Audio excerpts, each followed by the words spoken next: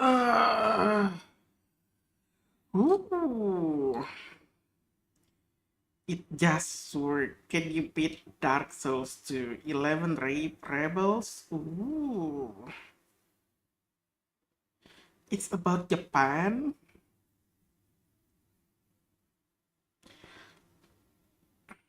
Perang terburuk di it's probably. I mean, it's is it African?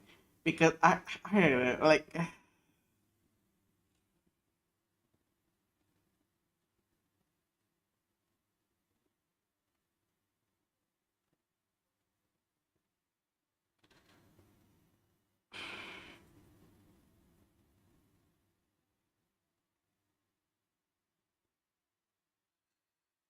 Oh,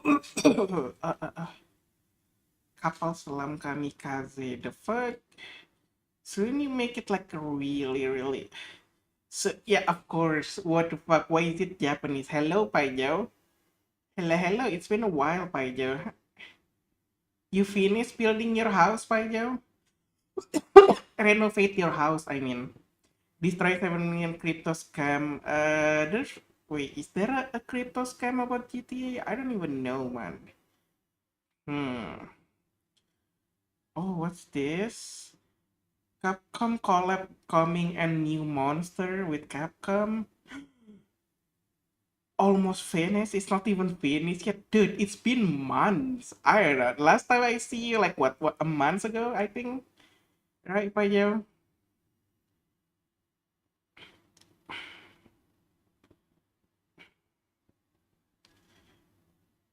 Ghost Recon Forever. No, I don't really care about Ghost Recon. Space Marine is an amazing game. Yes, it is.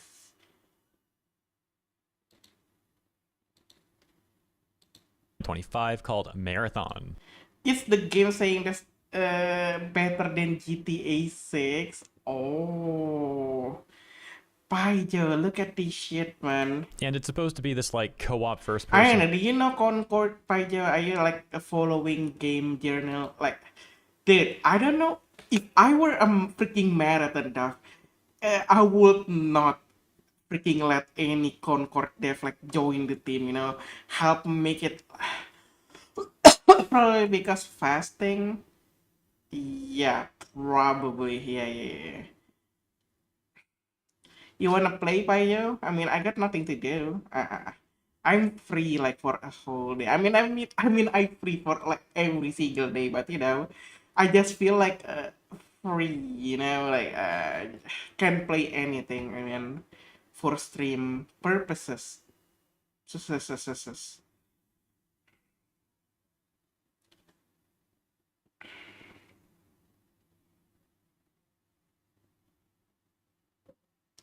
Oh yeah, let's see the playlist. I delete most of your game. You can play anything.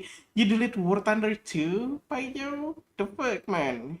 Lagi viral di medsos. No, not this. This is like my old video. How do you like instantly like delete all of them? I want to make it. I have so much video here. Dude, you know what, Paijo? Maybe we should do this, man. So basically, I think this is in Philippines or Myanmar or somewhere. It's in an Asian country, but I forgot like exactly Did you where know it you is. can now I'm in Unhan test. The freak is that? I don't know. So yeah, basically there's actually a racing for monkey, dude.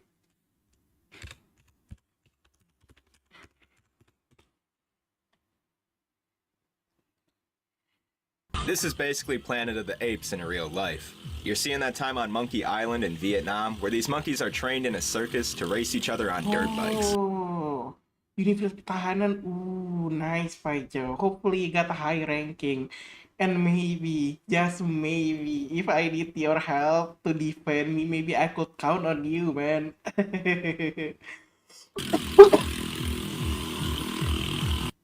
This is basically Planet of the Apes in real life. You're seeing that time on Monkey Island in Vietnam, where these monkeys are trained in a circus to race each other on dirt bikes. Yeah, dude, this is Do you know that horse racing now we can do monkey racing? All right, if you wanna bet peyote, oh my god, yes man, yes, monkey racing.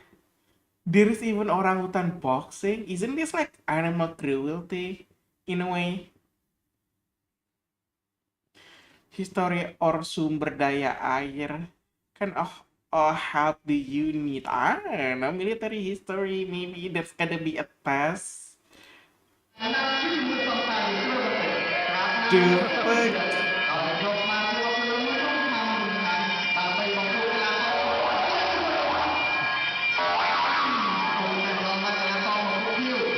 Isn't it kind of cruel in the way though? Like,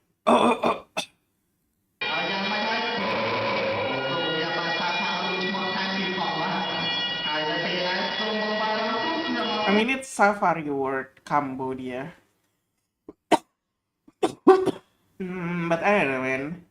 When I'm looking at this, it's kind of cruel, but it's kind of good too because if they're in the wild, people probably already killed them. All right. At least here they could actually get food, you know.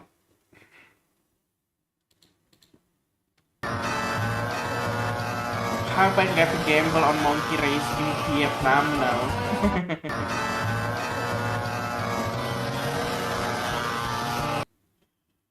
Dude.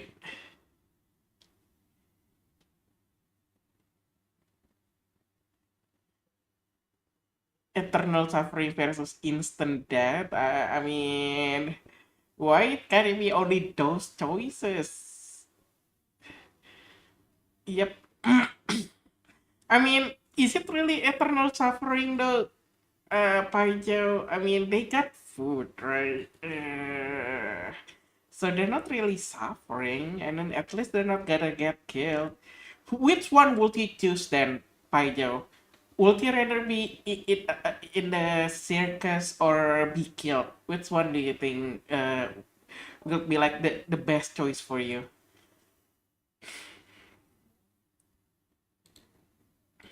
Lagi viral di medsos, seorang bule nyebut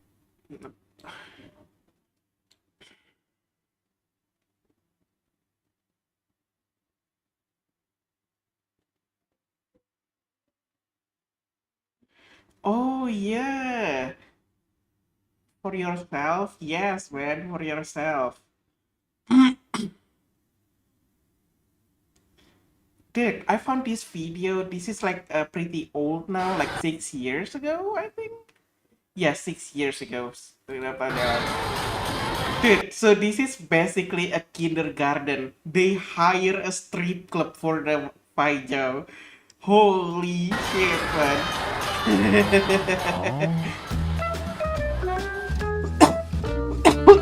And look at her. Sissy, what do you think? Are you feeling? At least it's not bikini, or at least. But, dude, it's like. Oh my god.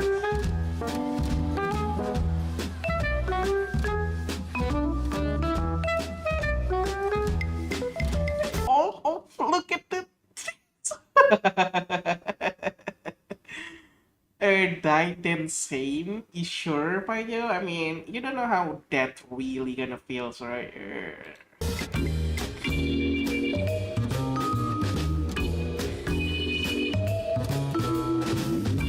I found out, holy shit, I was, is this real? There's no way this is real. This is 6 years ago.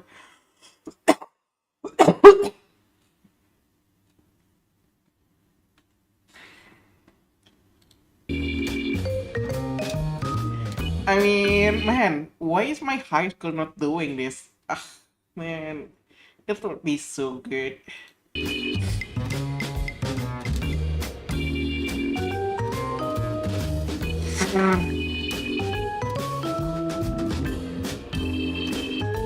What the fuck are they smoking up there, man? Like, this is just parents and then their kid watching people like strip dancing. Pole dancing, I should say. Yeah, pole dancing.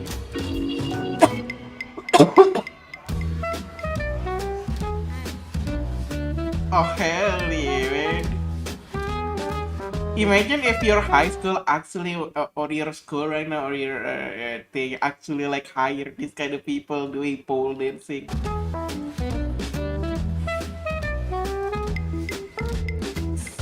What the fuck is that dancing? The fuck? Is that supposed to be like a freaking cat, like angry cat or something?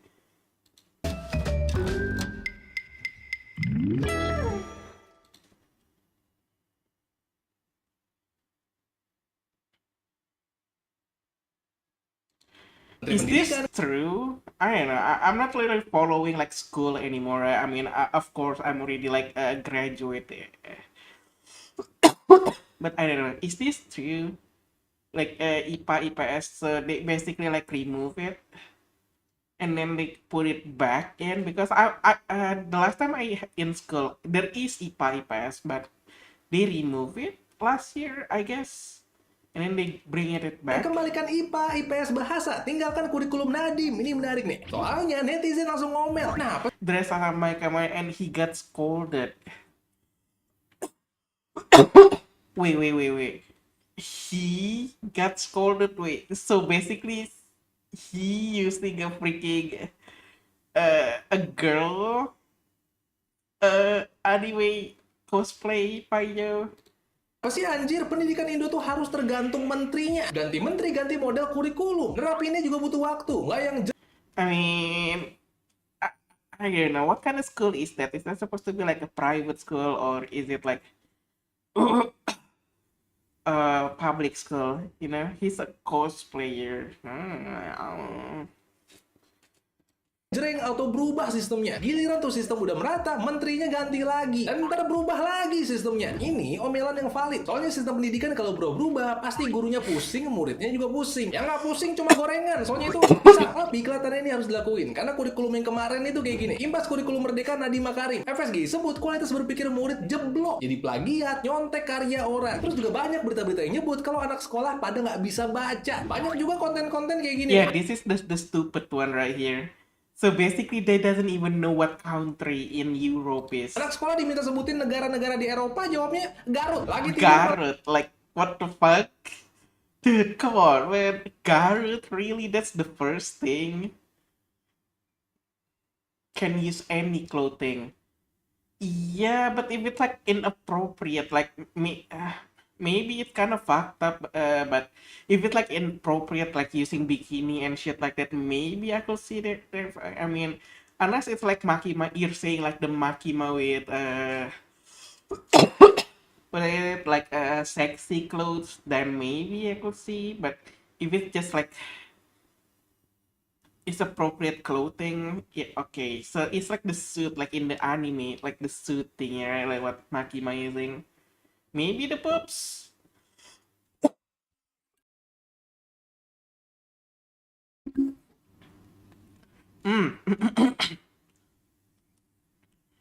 Kalau inget ini jadi ketawa lagi. Makanya dihidupin lagi nih jurusan IPA IPS kayak dulu. Karena dinilai lebih efektif. Lagian ngapain kemarin pakai acara diganti? Karena kalau kita He lihat got negara no lain, pups. So basically, a suit, just a normal suit with a wig, then that's it, right? You say it's Baki, why? Are you sure?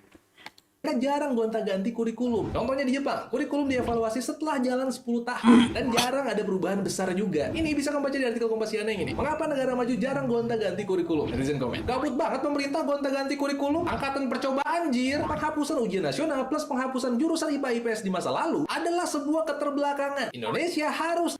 Man, if I'm in school, I feel like this curriculum, like removing IPA IPS, and then there is no freaking test anymore at the end of the test. I will think I was blessed. What the fuck is this? Am I really lucky? And it was COVID time, right? I think. Probably it was a COVID time. cerdas. Menurut kamu gimana? Saya mau dengar pendapat kamu. Palworld just made a dating sim. I repeat, Palworld just created a dating simulator. Dude, I want to play this. Yes, it's real, and it's called Palworld. Pal World. Alright, let's see. Pal World more than just pals. Oh, I kind of want to play that, man. You got a cosplaying event and people thought he's a girl. You know, Payo, maybe one of the teacher actually like having a feeling for her, like him. I mean, cosplaying into a girl. He thought he's actually a girl, and then oh, you got bamboozled, and then he's super angry. That's why he got scolded.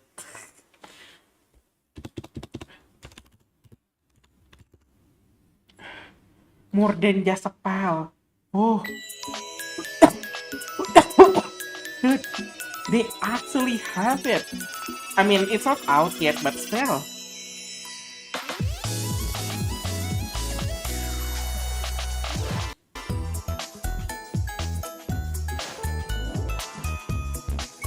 Catress. Shy boy timid unless provoked. Student ID kilat. I don't get it. Senpai who wants all the boys. Oh my god. All the boys.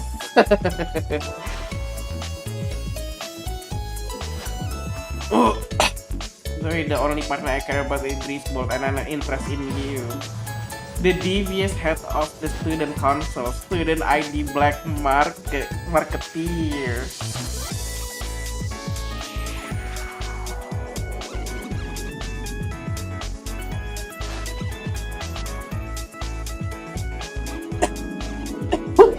Oh shit, man.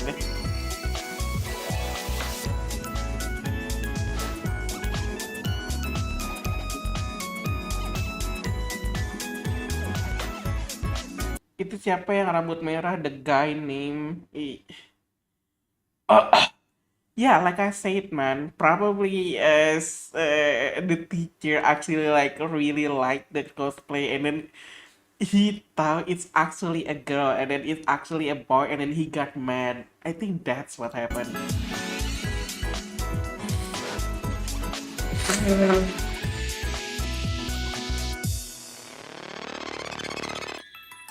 Oh. So this is gonna be our choices. I kind of wanna go with him. Just for the woman, the Black Musketeer.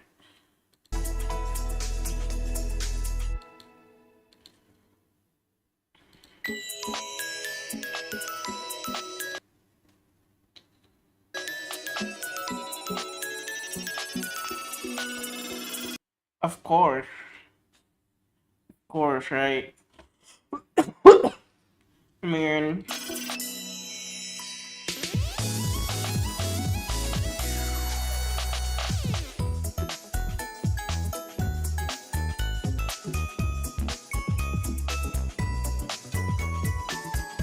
Wyvern, do you really think I look cool? Excuse me, have you seen my big brother? Saya, huh? No drinking at school, don't be so uptight. How about glass with me instead?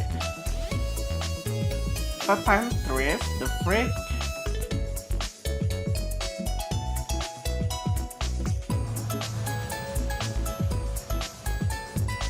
What?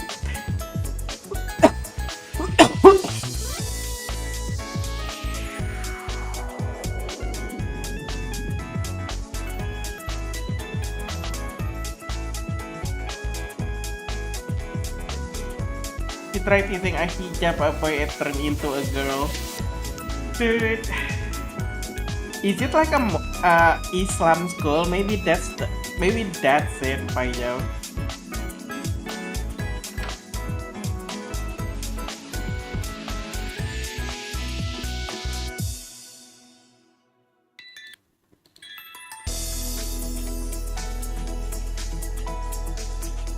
In development, so yeah, we need to wait till they actually release this game. I really want to play it, but what can you do? It's not out yet. Bang, bahas tilang elektronik yang suka ngaco. Menarik nih. Kita baca. By the way, have you ever got this? Lampu merah. It's his sister, I think. He was at home.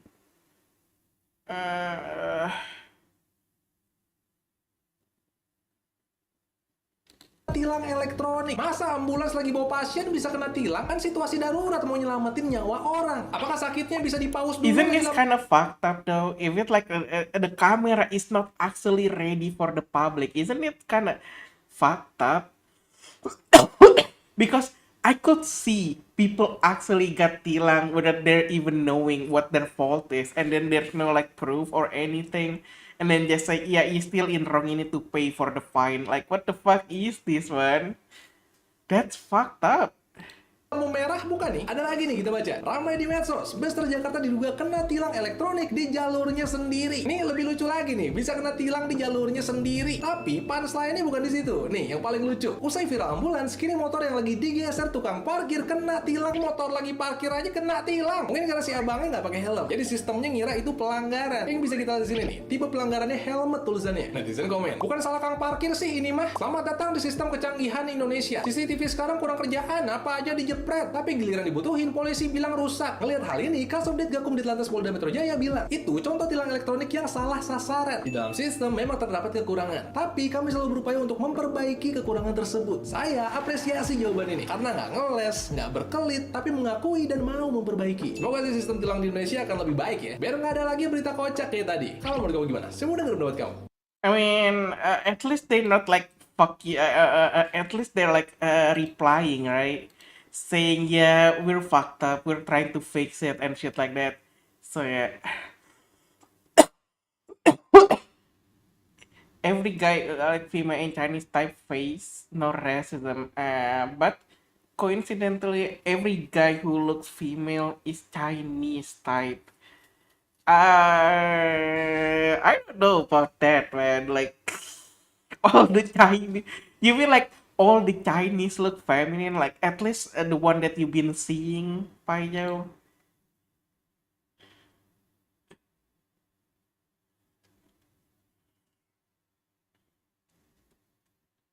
Nasi 185.000. Rice bowl what ini the harganya fuck? 185.000, tapi isinya pakai lobster coy. Ini tuh di Tenkaichi, resto yang ngejual berbagai macam menu masakan Jepang. Nah di sini gue nyobain menu barunya mereka, namanya ise ebi tendon. Jadi dia tempura don, cuma dia pakai lobster coy. Dan di atasnya If they disiram pakai use saus. wig, no. Payo, have you ever seen like a normal Indonesian guy like not like a descendant of Chinese, basically like normal Indonesian guy using hijab before? Because I see one before. There is so much Indonesian guy cosplaying as a female, and they look just as good as a female is.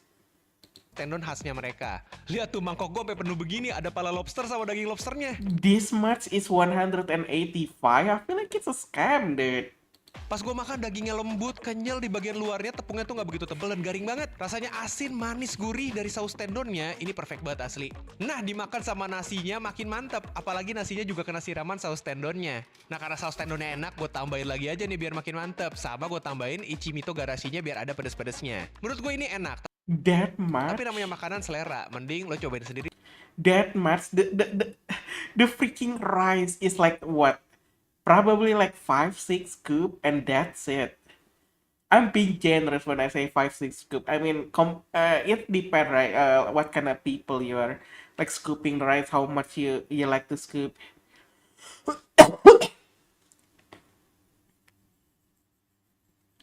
Don't forget the lobster. Yeah, but I don't know, man. Maybe it's just me that never really eat really fancy thing in life, but I feel like lobster and shrimp have a same taste, isn't it? Like, I feel like lobster is just a waste of money if you just eat shrimp. Like, eat a lot of it. Like, it just kind of feels like lobster. Oh, maybe because I actually freaking poor, man.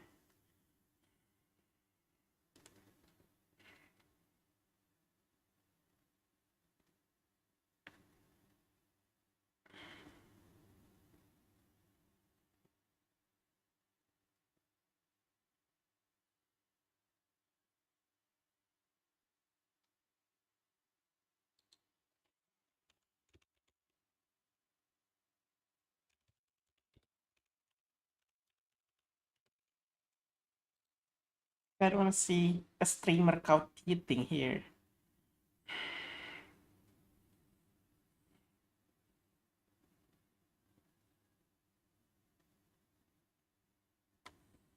I guess there's not a lot of this video. Me? I never cheat. The freak you mean? I barely even know how to freaking add what is it called? A mod, man. And you want to blame me?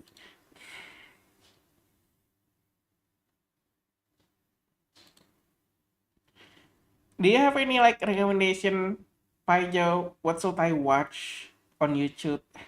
Mega Ghost City Myanmar. Mega Ghost City $4 billion. Billion VBN. Spooks Tune.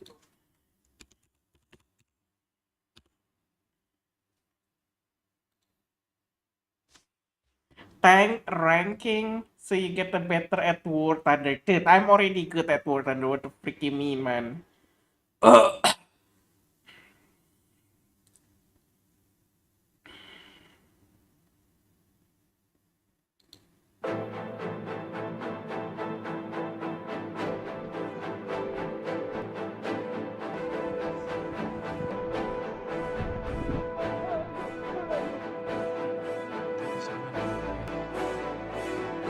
Mas, oke mas.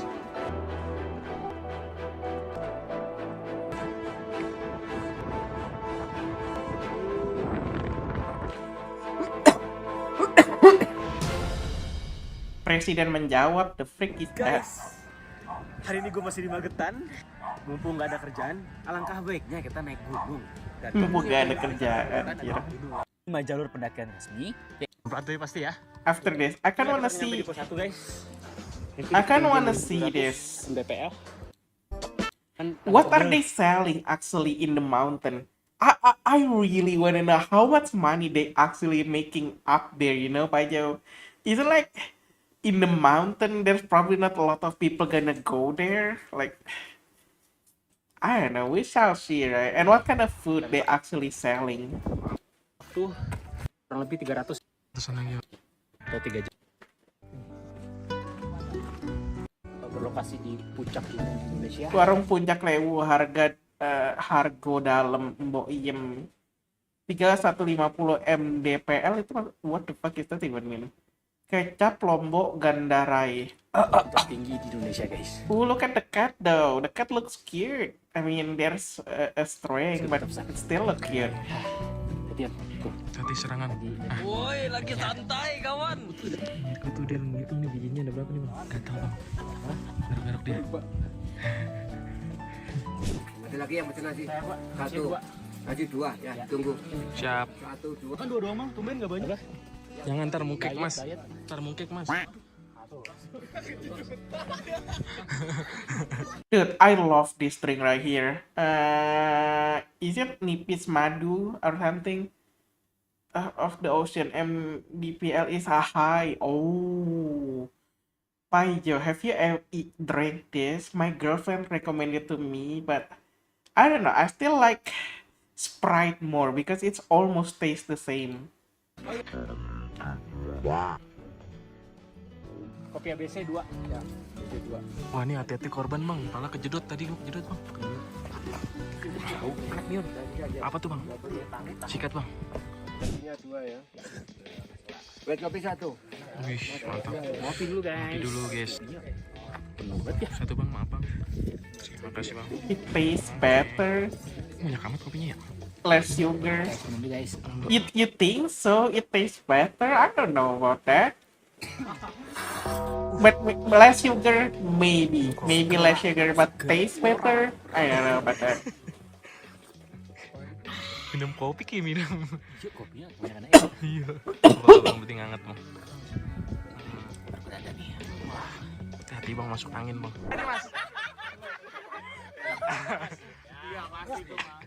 It doesn't have soda. What do you mean? It's literally a soda drink. What do you mean it doesn't have soda? Ah ngantuk mas. Tahu mas. Ayo mas. Kehidupan itu seperti Yes, it is. kadang berada di fase up dan down. Semua itu ada fasenya mas. 2 nasi nih buat Leon. What is that, Paijo? I know this is egg, but what is this? That's supposed to be like soup, maybe some kind of soup or something. Ini dia guys, menu makanan di warung Boyem. Gue nggak tahu harganya, gue belum tahu harganya. Nasi sayur pakai kuah dan telur nih guys. Gue telurnya kenapa kuningnya 2 ya? Langsung lagi guys ya, sebelum makan kita baca doa dimulai. Amin. Langsung kita makan guys. Bismillah. Enak loh. Karena kita lapar kali ya, jadi enak aja gitu.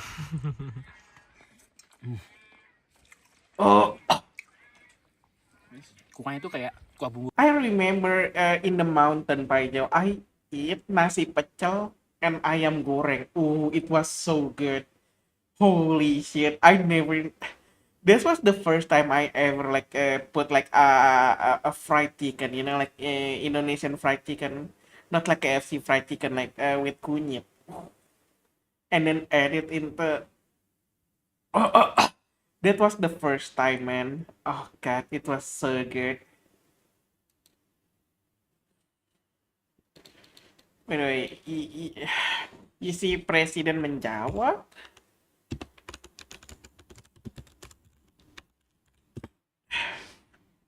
Presiden Prabowo menjawab, oh god, 3 hour Pak Jo, you want to watch 3 hour of this?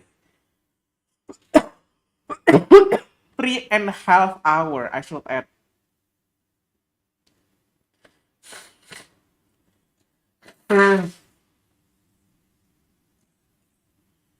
Jokowi temui masa TPU menjawab tuduhan ijazah palsu. Ini sudah menjadi fitnah, ijazah palsu. Karena ini sudah menjadi fitnah di mana-mana, pencemaran nama baik, saya mempertimbangkan untuk melaporkan ini, membawa ini ke ranah hukum.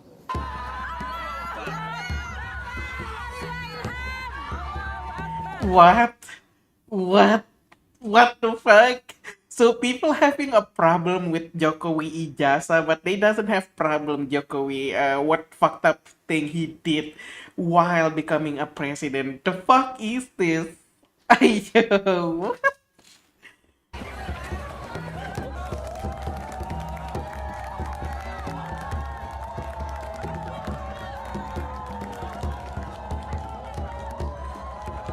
Sudah kita sampaikan bahwa dari UGM tidak bisa menunjukkan ijazah. Ijazah hanya bisa ditunjukkan oleh pemilik. Oleh karena itu kita datang ke pemilik. Gitu. What you need even? Oh my god! What you even need the degree for? Pak Jo, I'm super confused, man. What the fuck?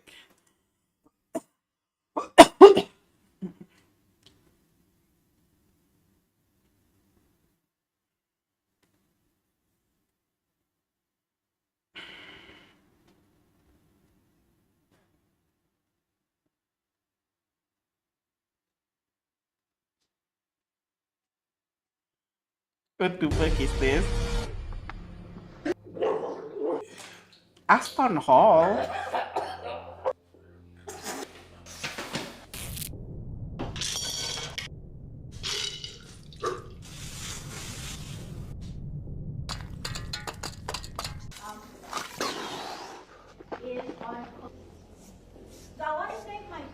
Looking at the board, we got to get to at least 10,000. I don't know. I don't even know who Aston Hall is. I don't watch him.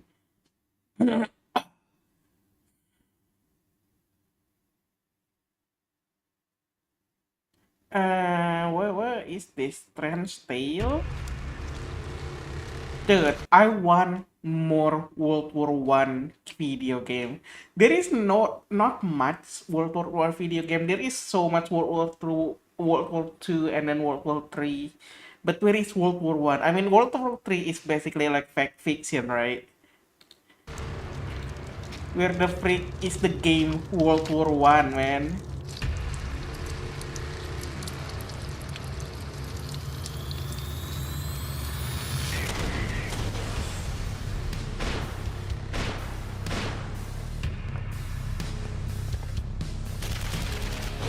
Is it zombies? World War II zombies game?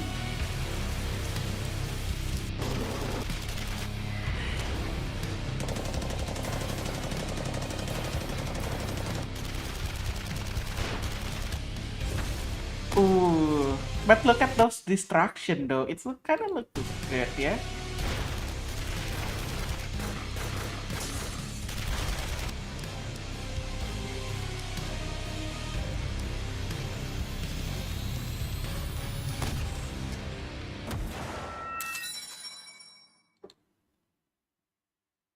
I don't know. I think it's some kind of an indie game or something. If that's really sounds like interesting to any of you guys. Hogwarts, no.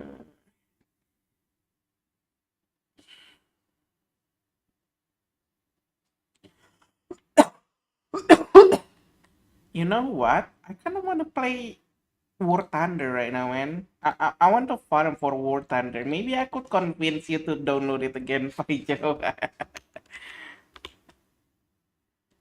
War Thunder. This is just to convince you to download it again, man.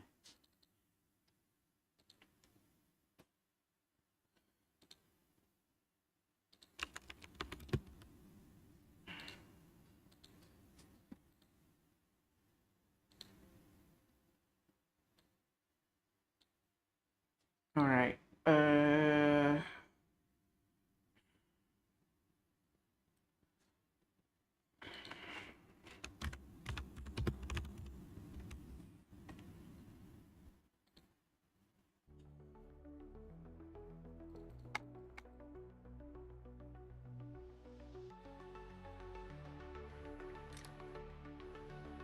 Dude, I'm in love using this Paijo, by the way.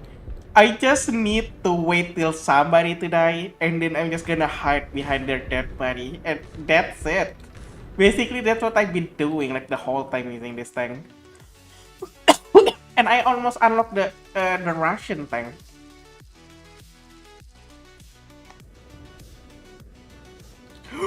Oh, this is perfect. I'm just gonna go here. Alright.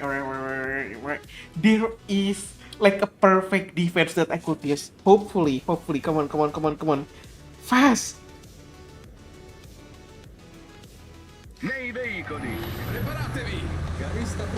Dude, that one, T-72. What the fuck you doing, man?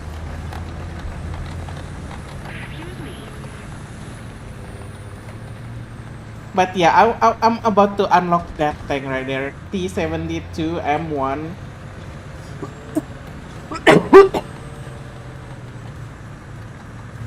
Why am I like playing with World War II tank?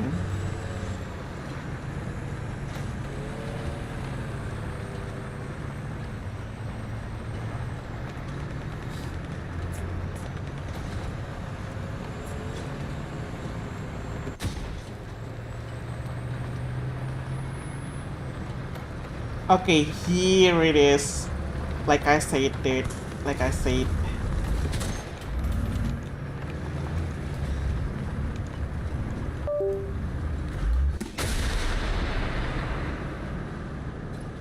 Oh! He knows. I'm retreating. Nope. I'm not about to die.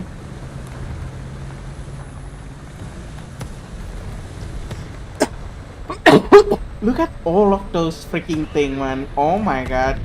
I'm just gonna wait. Because I'm an open top, you know?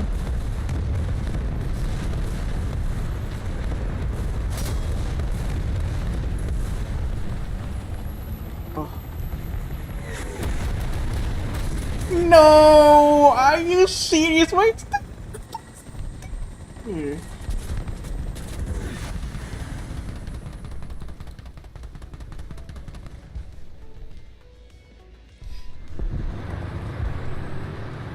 Oh, the helicopter died. Why it can't be me, man? Why?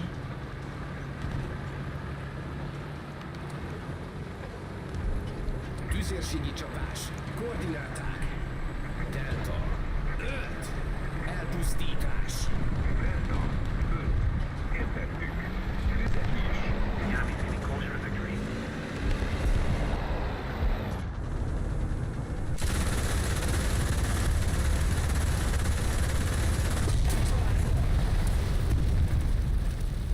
Please, somebody kill him.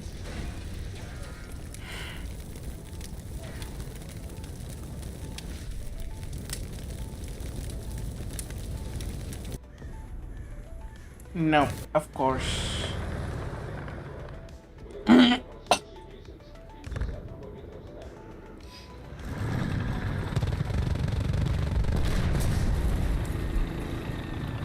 Oh shit.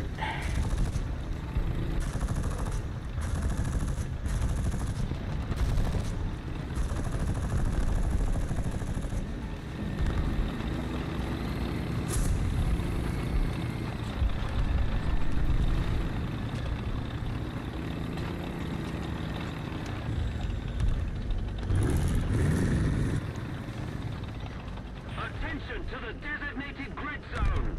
Attention to the designated grid zone. Allied forces have captured the zone.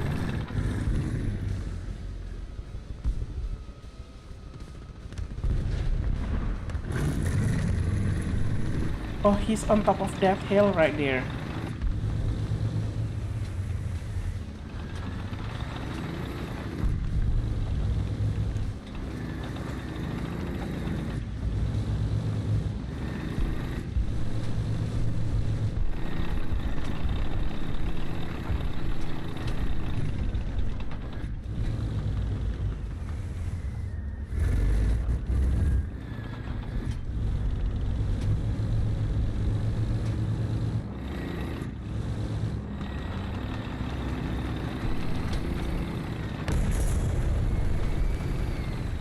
Thank you very much.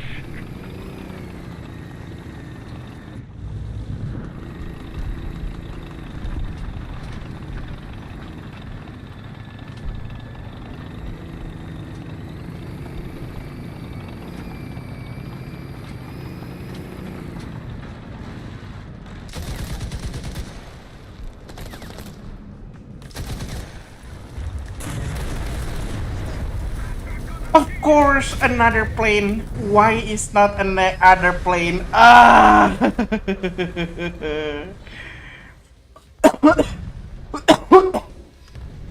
What the freak, man?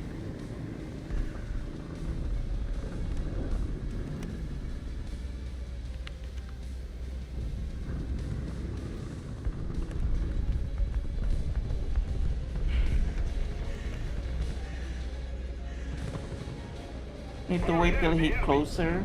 Yeah.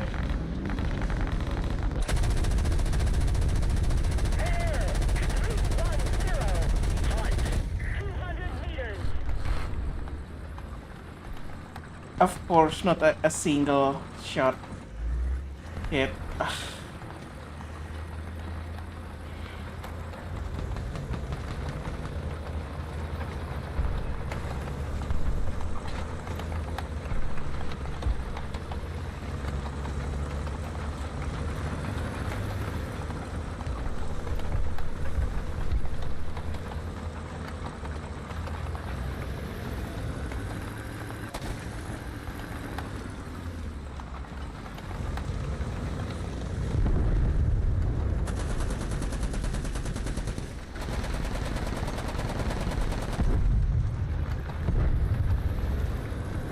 Hi, Joe. Wow.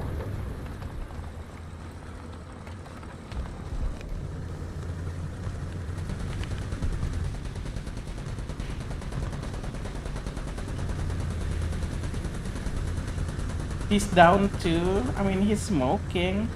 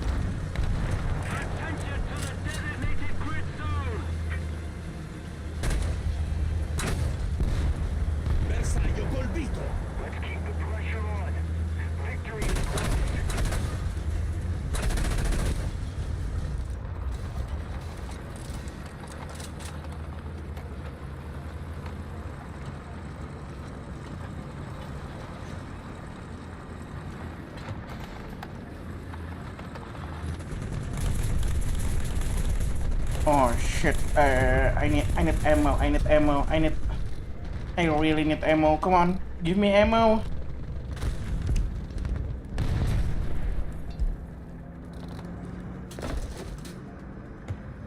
Come on.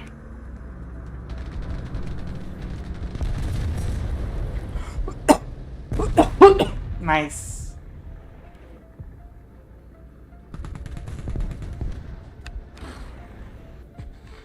Nice. That's what I need.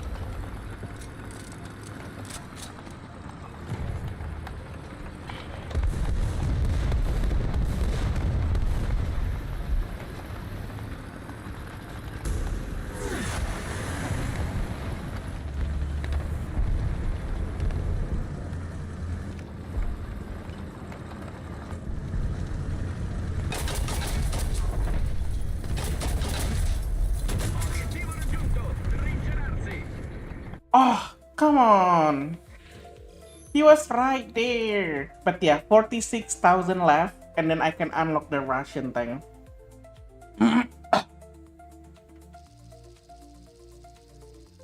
The same map, but yeah.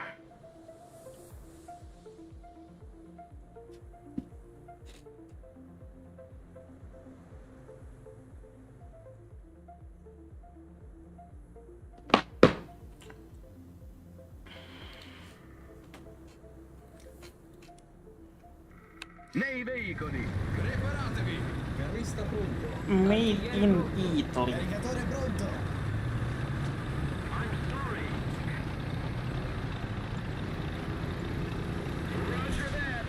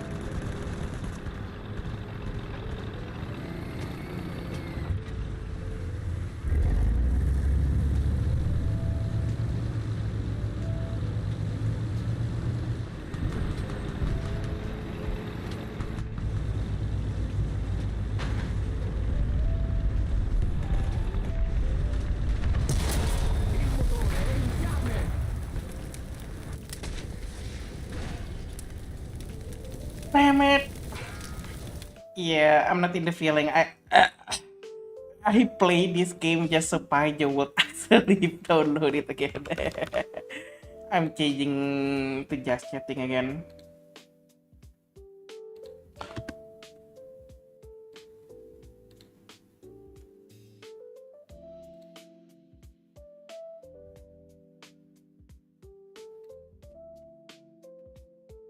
Billionaire house tier list? From a $2 billion mega This is good. mansion to a $50,000 tiny home, this is the billionaire house tier list. Why is he looks like that? The fuck? Jeff Bezos. Queen, alright, shit.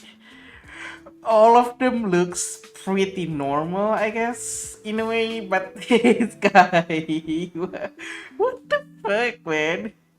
Vladimir Putin has a net worth of $200 billion and he's got a palace with an underground bunker.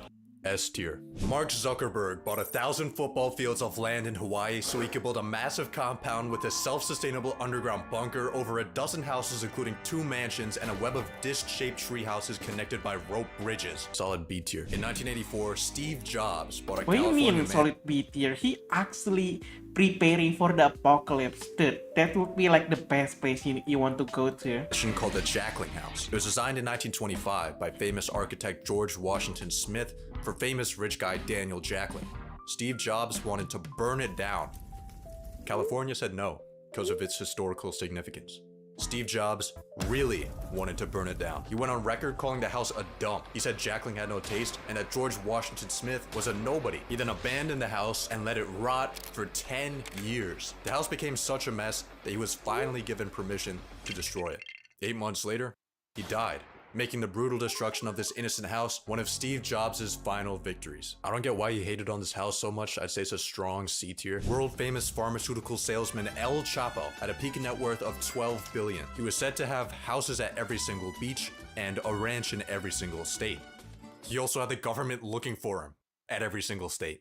So rather than living in his luxurious mansions, he was forced to stay in discreet safe houses to avoid the law. These unassuming homes had hidden escape routes connecting Chapo to a network of underground tunnels that allowed him to escape capture and keep his drug empire running. This man was a Harriet Tubman of crack. Solid F tier. Donald Trump's official residence is a 17-acre Florida resort called Mar-a-Lago. After buying it in 1985, Donald made a few changes. In his yard, he put an 80-foot tall American flag. In his bathroom, he added a few classified documents from the White House. But the biggest change he made was turning the property into an exclusive club. For a $200,000 entry fee, you could become a Mar-a-Lago member and hang out with rich people, like Jeffrey Epstein. He was a member of Trump's club until 2007, when he got kicked out for hitting on a teenager.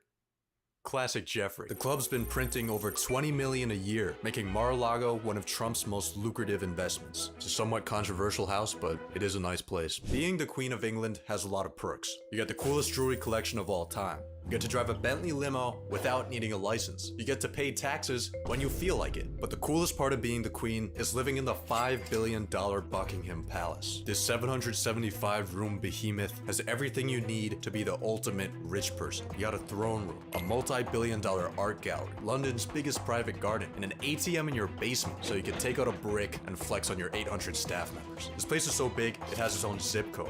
I think I'm too poor to even be looking at this house. Larry Page, the co-founder of Google, has 5 private islands. Holy What shit, is Larry man. Page doing on his 5 private islands? Nearby locals haven't noticed anything unusual except for a few helicopters. But in a 2013 conference, we may have gotten a glimpse into the answer. So there's many exciting and important things you could do that you just can't do because they're illegal. So maybe we should set aside a small part of the world where we can try out some new things and figure out what is the effect on society, what's the effect on people.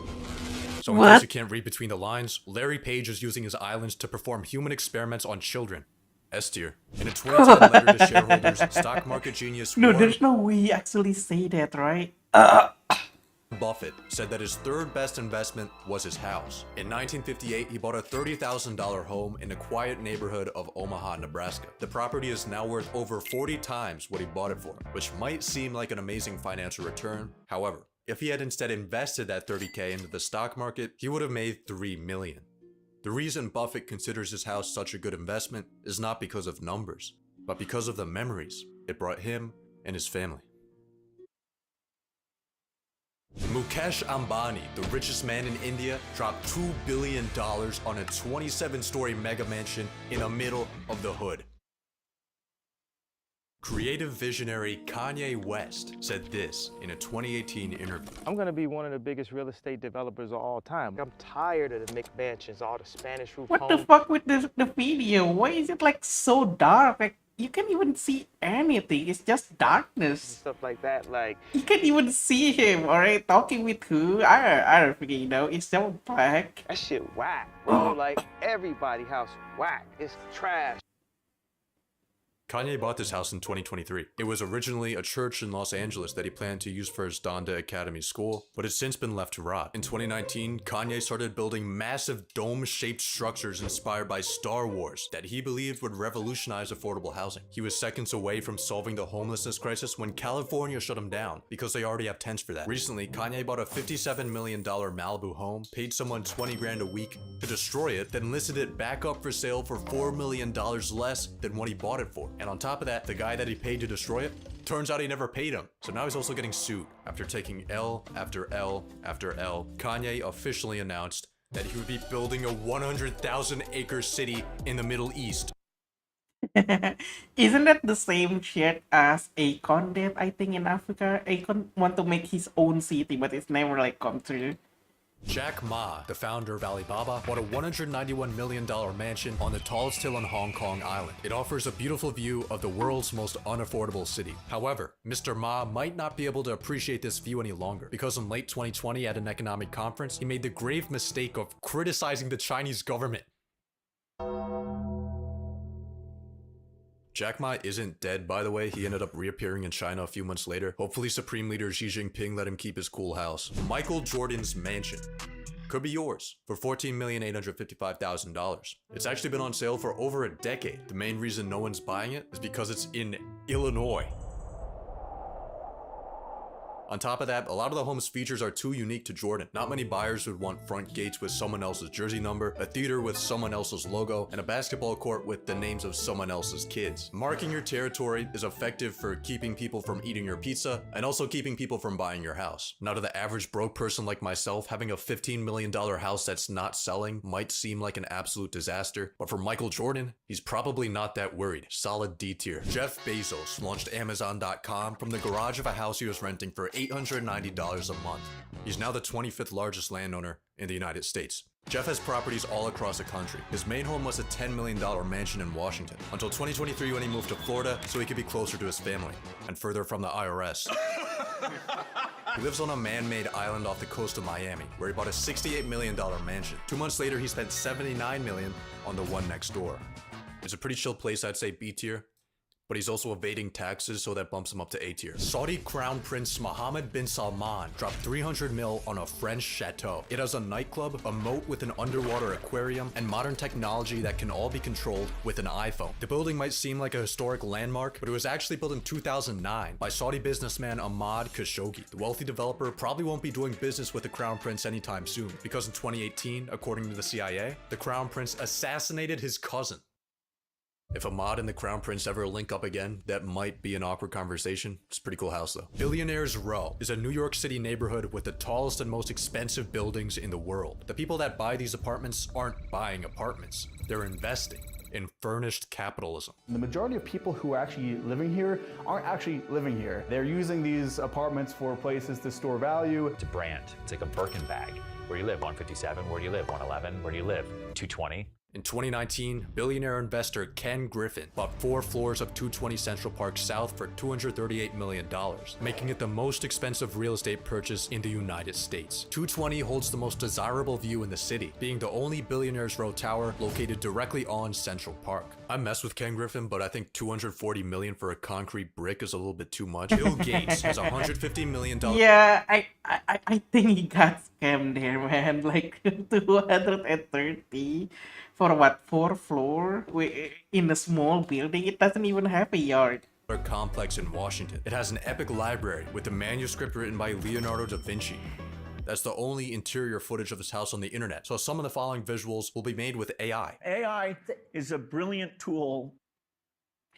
Bill Gates has a 60-foot indoor swimming pool. Inside of it is an underwater sound system, but that's nothing compared to his personal Lake Washington beach that has sand imported from the Caribbean. He also has a trampoline room, walls covered in screens, and his favorite tree that he monitors electronically 24 hours a day. There's some cool tech in this house, I'd say a solid B tier. In 2002, Larry Ellison, the co-founder of Oracle, got a letter from his accountant. It listed a few of his expenses, like his $25 million villa in Japan, $194 million yacht, and $200 million Japanese temple in California. Larry's net worth at the time was $23 billion, but his accountant was still concerned. I'm worried, Larry.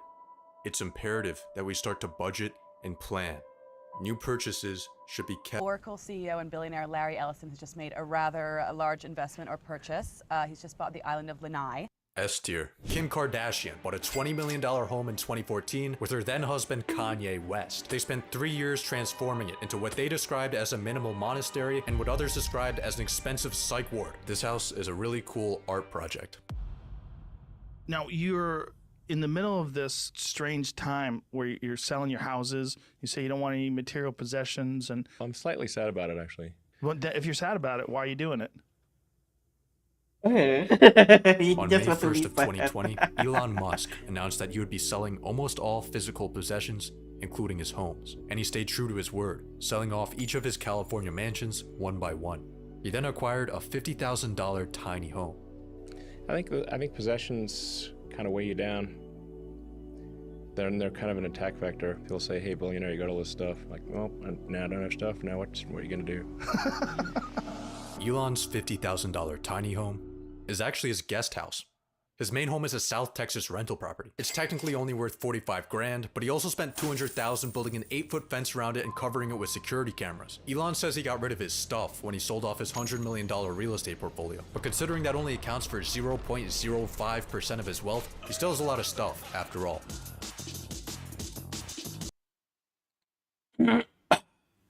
I mean,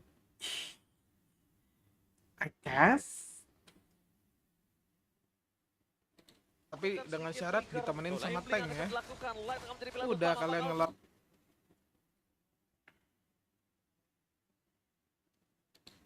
Also, by the way, do you remember that girl that worked at Kotaku and then she wrote the big article, the Kabrutus article?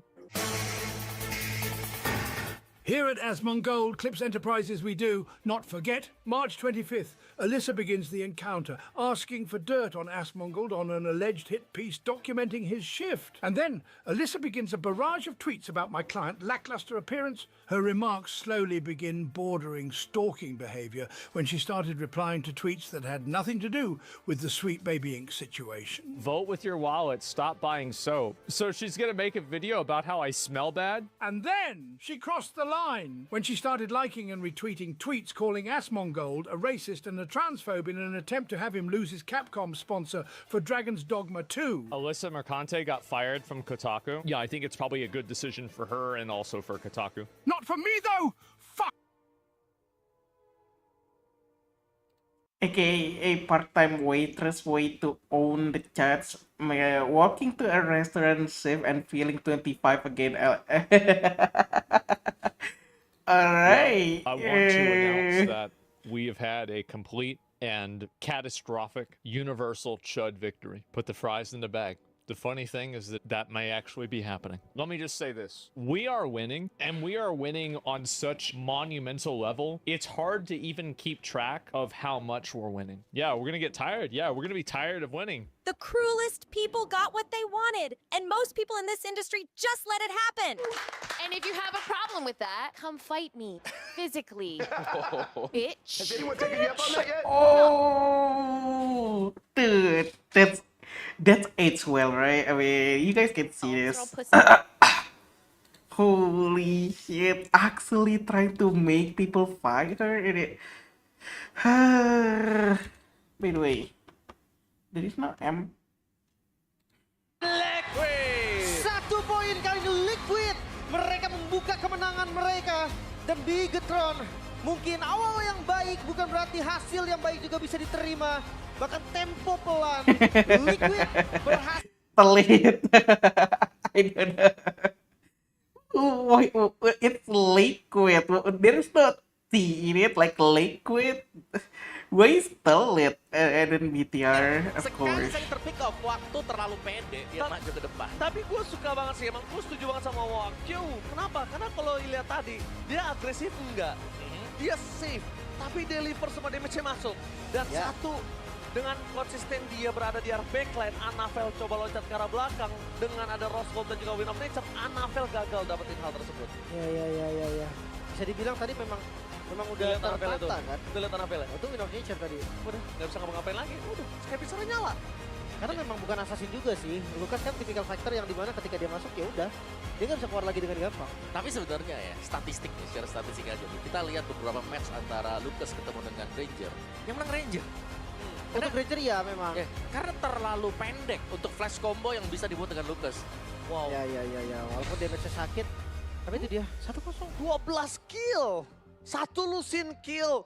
Di pembuka untuk game hari ini itu udah cukup terlalu banyak menurut gua untuk di level MPL Indonesia. Tapi kalau untuk Granger ya, gue jujurnya ngeliat Granger tuh emang rata-rata nih banyak banget kill Ji. Oke, banyak karena banget kill. Karena dan dia range jauh banget. Betul, No, tapi sekarang kita Granger is ngomongin just too OP. They actually need to nerf Granger. Granger is just too dengan OP, adanya man. Q yang datang lagi, merubah segalanya dengan gameplay yang kalau menurut gua I didn't watch this. Maybe we should actually watch Berarti kalau this, dengan right? juga mainnya sama masih banyak belum berkumpul para pasukan dari tim Bigetron-nya, dia lebih sering keburu-buru Lim dibanding agresif menurut gua. Nah itu makanya. Man, I don't know why. Hello, Azar. Disiplin, apalagi dia punya I don't know why these people never use Min Sitar. I feel like Min Sitar is so underrated. Why is FPL never use it? Tahan diajakin late game, hasilnya kan beda lagi. Benar. Oke. Tapi nampaknya I still think Granger is so overpowered, man. Like, at least give it like a cooldown because there's no cooldown. So basically, Granger right now, it's basically like Sicilian. It's stack. The more stack he have, he can actually spam his ult. I remember when a Granger have so much stack, so the Granger just spamming ult like ult. Mencoba untuk berubah menjadi bully jeruk belum ada yang ditunggangi dan Aran nampaknya harus ter-take down. Tidak ada yang bisa menyelamatkan dan Aran hilang di saat adanya Turtle untuk yang kedua. Kondisi Joy tangan dari seorang Fabian kali ini agak cukup sulit. Dia bisa mendapatkan Turtle. Dan kali ini kita lihat reaksi apa yang harus dilakukan tim Liquid, Amawa. Ya, ini mereka harus melepaskan center Turtle-nya dulu ya. Karena mereka sudah kehilangan setupper, yaitu Glue tadi. Another hero that need to be nerfed at least. This one, how is it? Lucas? I think it's Lucas. Lucas, Granger, what else? I don't really think this girl, who is it? Like, I forgot her name is Azur, do you know? The new hero doesn't really need to be changed. I don't really mind about his ult and stuff like that.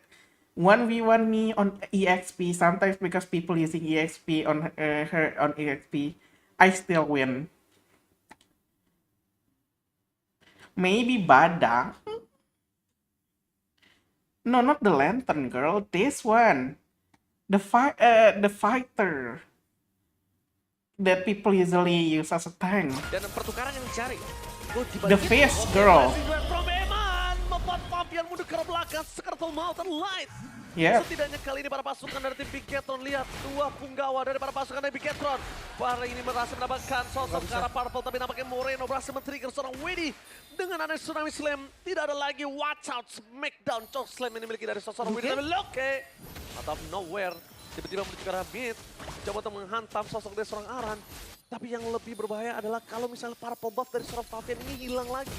Iya, ya masalahnya tadi kayak dia mirror, dia mau dapetin Purple tapi ketahuan. Iya. Bukan Aran. Dia berusaha buat nyari trade tadi ya. Cari waktu lagi tapi Aran akan menjadi point kill yang selanjutnya untuk para pasukan dari tim Bigetron. Dan langsung di arah belakang sana Aran masih bisa selamat. Aran still survive. Dan para pasukan dari tim Liquid. I mean, of course. Berhasil. Ditolongin dikit. Halo, Bang Kirokun. Menimbulkan impact yang dimana Willy bisa melakukan satu trigger teamfight kalau mereka berani. I don't know. I still think, oh yeah, Joy need a little bit of nerf too, by the way. Any hero that can attack at the same time as moving need nerf, I think. Tinggal dibandingkan dengan Anavel. Cuman untuk front to back-nya yang mengkhawatirkan. Like Cici, any hero. I don't know about Iritel. Iritel basically doesn't even have any damage, right? Buff Iritel a little bit. Kali ini ngomongin Kara Yehes, masih agak terlalu jauh sih untuk menjangkau Kara Yes. At least for saat ini kita lihat cuma ada one. Kara Luke ataupun Kara Cloud dari seorang Eman. One is jumping, it's not like moving. Itu kasusnya di luar. Brody is. Gimana kalau lagi di dalam best startnya mereka? No need to buy shoes, yeah, I guess. Makanya tugas dari tim Liquid ini defense dulu pertama. Dan gue rasa dengan perbedaan gold yang gak jauh, ya mereka berhasil. But Granger is like the main thing need to be nerfed. Like it's so OP, man. Mereka baik-baik saja gitu loh. Holy shit. Defense, satu hal yang mungkin harus mereka perhatikan adalah Bigetron dari tadi. The movement is so fast and he can shoot while he's moving too. The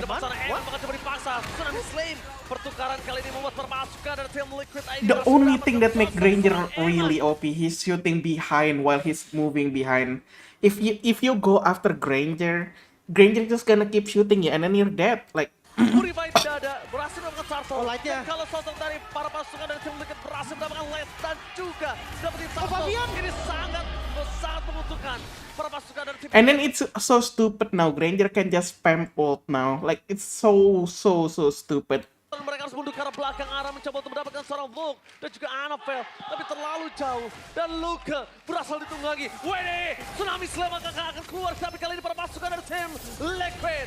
Mereka lebih fokus menuju ke arah turret. Berhasil mendapatkan satu turret dan Ara terperangkap di depan sana. Tembakan Atata dan Sonata mencoba untuk menyelamatkan seorang Aran dan bahkan one last hit. Aran. Kali ini take down. Tidak ada jawaban untuk para pasukan dari tim Liquid bisa menyelamatkan Aran. The best thing yang sudah bisa mereka lakukan dengan Bang Kirokun main Mobile Legends juga. break. Lagi-lagi satu tembok yang menyelamatkan. The damage on Joy is so stupid too, by the Ada way. flicker sebetulnya tapi nggak mau di-commit. Dan tiba-tiba mid turret hilang dan gold dipegang Liquid. Ya banyak. It sees fast, the damage is high, and the sustainability. Basically, like, she could survive a war. Dude, oh my god. Any hero that can move while attacking while moving need to be nerfed. Top turretnya, mid turretnya juga. Turtle-nya. Dan bahkan menurutku di sini Aran ya, meskipun dia tumbang 2 kali. Tapi itu jasa dia adalah dengan mendapatkan waktu yang begitu besar untuk teman-teman yang lain. Semua store skill terbuang buat Tapi Fabian mencoba untuk mengejar ke seorang Emat. Blessing dua ke seorang Emat karena Fabian terlalu sakit damage dengan face crack dan Fabian terperangkap. You see that? You see how fast she could actually survive that? Like 3 people attacking him and he survived. Like, you see how OP Joy is? Come on. Mencoba membalikan kembali keadaan. Masih mendapatkan tsunami slam. Dan Emat tertikdat. Wabak kamu Jambro. Looking for triple kill. Para pasukan dari tim Liquid. Mereka berhasil mendapatkan Moreno. Tapi nampaknya Annabelle versus everybody mengamuk. Unless the pace. Lana Annabelle tertikdat. Oh! Kali ini nampaknya Annabelle still ternyata saya salah. Annabelle benar-benar berhasil setidaknya mendapatkan double kill di arah top lane. What a play from Annabelle. 2 poin kill yang memang ditukarkan tadi tapi Fabian di bottom lane. Fabian mencoba untuk mendapatkan Moreno. Walau tidak Fabian. See that? Joy could easily kill anybody inside a tower. If you say that's not overpower, I don't know what is. Holy shit. Terlalu lincah. Lihat permainan jungle dari tim Liquid. Terlalu lincah dengan Joy-nya. Kita sudah melakukan reset tadi di saat draft. There's a reason why people using Cici, Joy, and then who else? Cici, who the Granger, yeah, Granger. Nama assassinnya pakai lifesteal Joy-nya. Ternyata masih berani dilepas oleh para pasukan dari tim You see, there's a reason why people using those hero right now. They are the meta right now, kayak Hero Hanzo sama Fanny. Yeah, Fanny is depend for the people who use it, right? Liquid ID itu power pick. Dan Lord sekarang mulai terbuka juga. Udah ada vision dari live. Oke, tapi nampaknya live akan coba digendong. Dan ada Luke di sana seorang diri mencoba untuk menemani. At least paling nggak kan gini ya, Zer. Berhasil menunggangi live. Haya itu kan kayak di limited. Kalau misalnya habis ulti, kalau misalnya dia nggak ada bayangan, dia udah mati, nggak bisa ngapa-ngapain. Joy masuk ke dalam turret, bunuh orang, atau misalnya nggak ngebunuh pun, dia tetap bisa lari, dash, udah selamat. Sana dan bahkan Q dengan unstoppable berhasil menghantam, menghilangkan seorang light sky pixel sudah menyala. Luke di depan sana, tsunami slam. Watch out. Oh diterusin? Udah bakal diterusin. Dengan adanya engage yang benar-benar dilakukan seorang Annabelle. Berhasil mendapatkan poin kill tambahan, tapi lihat. Ini sustain teammate yang dimiliki dari tim Liquid terlalu kuat. Bigetron nggak boleh kepancing. Iya, walaupun damage dari Annabelle sakit banget tadi Om. Dan Q down. Ya untung bisa dapetin kill ya. Karena nggak pakai bayangan, iya. Bisa kebalik juga. Masih bisa dimenangkan dengan kill. Dan so far sih kita melihat team fight yang sangat panjang ya. Panjang banget. Dan leadingnya ini dari tim Liquid karena mechanical play mereka juga. Benar. Dapetin Lord dan mereka dapetin point kill juga. Sebenarnya agak ragu tadi ngelihat light yang udah. Kan kalau misalnya yang bisa ngebuda dalam turret kayak Haya, kayak Argus itu kan masih make sense lah ya. Kayak Haya kalau nggak ada bayangan pasti mati. Argus ultinya habis masih di dalam turret pasti mati. Cici atau Joy kalau masuk ke dalam turret nggak mati, musuhnya 3 lari doang jalan, habis itu sambil serang-serangin musuh juga yang ngejar. Kan kayak nggak adil gitu loh, kayak perlu di nerf kayak kecepatannya atau apanya gitu. Mau di backup atau enggak nih? Tapi tiba-tiba mereka paksa backup, mereka terlambat sedikit, poin positifnya cuma nanti Granger nggak mati dalam turret, tinggal mundur sambil nembakin ke belakang. Semua assassin bisa masuk turret. Tadi tuh triggernya dari Dead Sonatanya Q sih. Kalau Dead Sonatanya Q nggak following up, mungkin dari tim Liquid kayaknya bakal ngelepasin sih. Harusnya. Tapi ketika Q tembak langsung ke arah sana, itu pertanda kalau Liquid wajib untuk following up. Karena ada Sky Piscer. No problem, ada Sky Piscer di tangan. Iya, tapi Widi tuh first item fleeting time. Iya, dia initiate power aja. Tapi sekarang nggak ada high ground defense. Oke, nggak ada high ground defense seperti yang sudah kita sampaikan sebelumnya. Tapi ngomongin ke arah high ground defense, kali ini para pasukan dari tim Bigetron mereka kembali lagi struggle dengan ketinggalan. Kalau si Cloud aja kan masih harus nembak-nembak gitu kan, dia nggak bisa sambil nembak gerak, nembak jalan. Sudah sempat mereka pimpin masuk ulti terus kalau menang. Jadi harus lebih sabar sekarang untuk Bigetron Esports ya. Kayak mereka selalu Itu meladeni juga ya. Dan mereka berusaha untuk menangkap apa yang dilakukan oleh tim Liquid ID dan ini berimbas cukup buruk untuk mereka sekarang. Kalau mereka mau mencoba untuk bermain front to back, setidaknya coba buat tangkap satu dulu atau melihat bagaimana posisi dari pemain-pemain tim Liquid ID. Lihat 2000 gold difference loh Mawa. Gold ini ya. dan bahkan kalau ngomongin ke arah seorang Q, dia nggak takut untuk menghadapi sosok seorang Eman, nggak ada Win of Nature untuk di item utamanya. Mungkin baru menuju ke arah Win of Nature saat ini. Sekarang lagi metanya 2 tank ya, kayaknya gitu deh. Soalnya dari kemarin aku lihat ini kan kayak Kaela sama Blue 2 tank tuh, itu kan dua-duanya tank. Kalau tinggi ini kan Badang sama Hilos 2 tank lagi tuh. Tapi memang nggak bisa buru-buru juga sih menurut gua. Si tank. Dia butuh damage kan? Kalau kayaknya lagi meta 2 tank ya. Bakal susah nantinya. Tetap nggak bisa ngebalikin apa-apa juga. Dan lihat pressure map. Badang tanjir. ID. Mereka pegang jungle-nya dari teman-teman Bigetron, nggak bisa keluar sama sekali. Jadi tinggal nunggu waktu nih sampai respawn time dari Lordnya udah selesai. Ya, meskipun memang sudah menyelesaikan Trinity attack speed ya buat Cloud. Tapi Badang itu kan digunainnya buat Kaela support, tapi dia tank juga build-nya, liatin aja nanti di akhir. Ekstra waspada untuk bisa maju. Mungkin ada beberapa kayak item supportnya, tapi itu lebih ke tank. Mereka nggak boleh yang buka untuk tim fight-nya. Jujur, kalau ngelihat sekarang kondisinya adalah di mana mereka ya maksud aku dibikin jadi tank gitu lah. Punya satu chance untuk ngebawa Bigetron support sama warrior ya tank lah. Kalau chance ini berhasil dan kalau Bigetron kemakan perangkapnya, ini kemungkinan besar game pertama bisa datang dari tim Liquid. Tergantung sih. Ini kalau ngeliat dari Lord yang udah spawn di bagian atas, visionnya sih dibuka om. Oke. Kalau saran gue sih mereka lepasin aja sih. Walaupun memang kalau ngomongin ke arah high ground, mereka nggak punya high ground. Tapi dorong itu lebih baik di arah bottom lane. Dan para pasukan dari tim Liquid akan coba melakukan sedikit trigger. Gambling akan coba dilakukan. Light akan menjadi pilihan utama. Bakal terjadi team fight di depan sana. Tapi nampaknya lu kemenangan serang Aran. Para pasukan dari tim Liquid akan coba diserang. Para pasukan dari tim Bigetron tidak akan kenal diam. Dan lihat blasting red from Eman. Badangnya nggak guna banget anjir. Aku liatin dari tadi badangnya. No light, no Eman. Ini bencana. Fabian bahkan memaksa dengan adanya sosok dari Retribution di depan sana. Dan itu dia yang gue bilang. Perangkap satu-satunya yang berhasil memancing Bigetron keluar dari kandang dan termakan oleh Bigetron, Lim. Oh no, Fabian. Oh my god, Fabian kali ini fokus menuju ke arah BS turret dari para pasukan dari tim Liquid. Mereka tidak peduli apapun terjadi di depan sana. Tapi nampak WD! Tsunami Slam! Watch out, watch out, watch out! The best thing yang bisa dilakukan oleh seorang Luke, tapi tidak akan lama. Setidaknya para pasukan dari tim Bigetron menahan dan memberikan nafas panjang untuk Lord yang selanjutnya. Tapi ini jadi nggak bisa di-end juga. Mereka bisa defense secara nggak langsung. Lord yang dituju oleh Liquid. Benar, bisa defense tapi nggak bisa untuk mendapatkan Lord yang menjadi masalah untuk Bigetron. Dan dia benar-benar di-kiting nih. Minus dari Lucas adalah ketika berjumpa dengan Granger akan cukup mudah untuk bisa di-kiting selama Granger yang memang bisa main tarik ulur. Udah pasti kalah sih, itu yang paling bawah. Dan sekarang kalau ada self defense kayak Argus sama Ministar, self defense maksudnya kayak gimana tuh anjir self defense gitu. Kalau ngomongin how to defense, ini gimana caranya Eman benar-benar targeting ke arah belakang lagi menjadi pilihan utama. Tuh liatin tuh, Badang build-nya tank, item tank nih 3, ini item tank semua. Ini Glue item tank, Kaela item ini cooldown, abis itu sisanya mau bikin tank ini kayaknya Argus absorb ini reduce damage.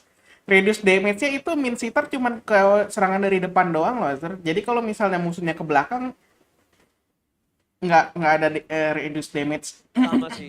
Tadi sebenarnya Eman udah bagus, tapi ternyata jalannya Eman itu udah terlihat banget, Cliff. Dia benar-benar harus flanking, iya.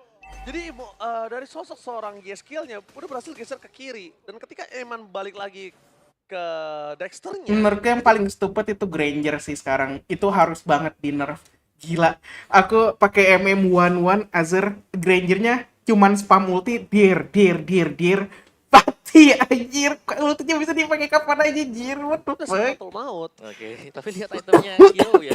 Full item yang diselesaikan, Rose Gold punya, si Halberd ada. Queen of Nature pun ada. Iya, kali ini udah respect karena mereka udah berhasil mendapatkan item dari Eman dengan Holy Trinity, tapi nampaknya berpasukan dari tim Liquid akan memasang dapat 1 point kill. Dan Sky Pistolnya berhasil berangkat 2 poin dan hilang Annabelle. Gagal mendapatkan kill. Liatin tuh Azir, kayak nggak ada damage kan? Si Joy-nya, liatin nggak barusan? Kelihatan nggak nih Joy-nya masuk nih? Masuk, masa bodoh tuh kayak kagak kena damage sama sekali, anjir. 1 poin kali ini Liquid. Mereka membuka kemenangan mereka. Dan Bigetron, mungkin awal yang baik bukan berarti hasil yang baik juga bisa diterima. Bahkan tempo pelan. Gila Azir, aku ya level sama. Dan aku aja tetap mati, padahal darah ini bikin shield sih kalau dash sama kayak Hari tiap. Makanya itu yang bikin OP, dia udah larinya cepet, abis itu damage-nya gede, abis itu yang bisa ngedash yang banyak. Perform dari Kyo tadi dengan Karena memang bukan assassin juga sih. Lucas kan tipikal fighter yang dimana ketika dia masuk ya udah dia nggak bisa keluar lagi dengan gampang. Tapi sebenarnya ya, statistik nih, secara statistik aja. Kita lihat beberapa match antara Lucas ketemu dengan Granger. There's a reason, alright. There's a reason why people using Granger, Joy, Cici, for a lane. Untuk flash combo Alright. bisa dibuat dengan Lucas. There's a reason. Damage sakit. Tapi itu dia 1-0. 12 kill. 1 Lusin kill di pembuka untuk game hari ini itu udah cukup terlalu banyak menurut gue. Annabelle juga. Like this, Badang damage dealt 31,000. I don't know, is that big? Dude, imagine being a tank build doing the same, almost the same damage as Lucas doing a damage build Azir. That's how OP Badang is. Well, I wouldn't really think Badang as OP as people say it. It is. I feel like Badang isn't really that OP, man. I mean, sure, it's annoying.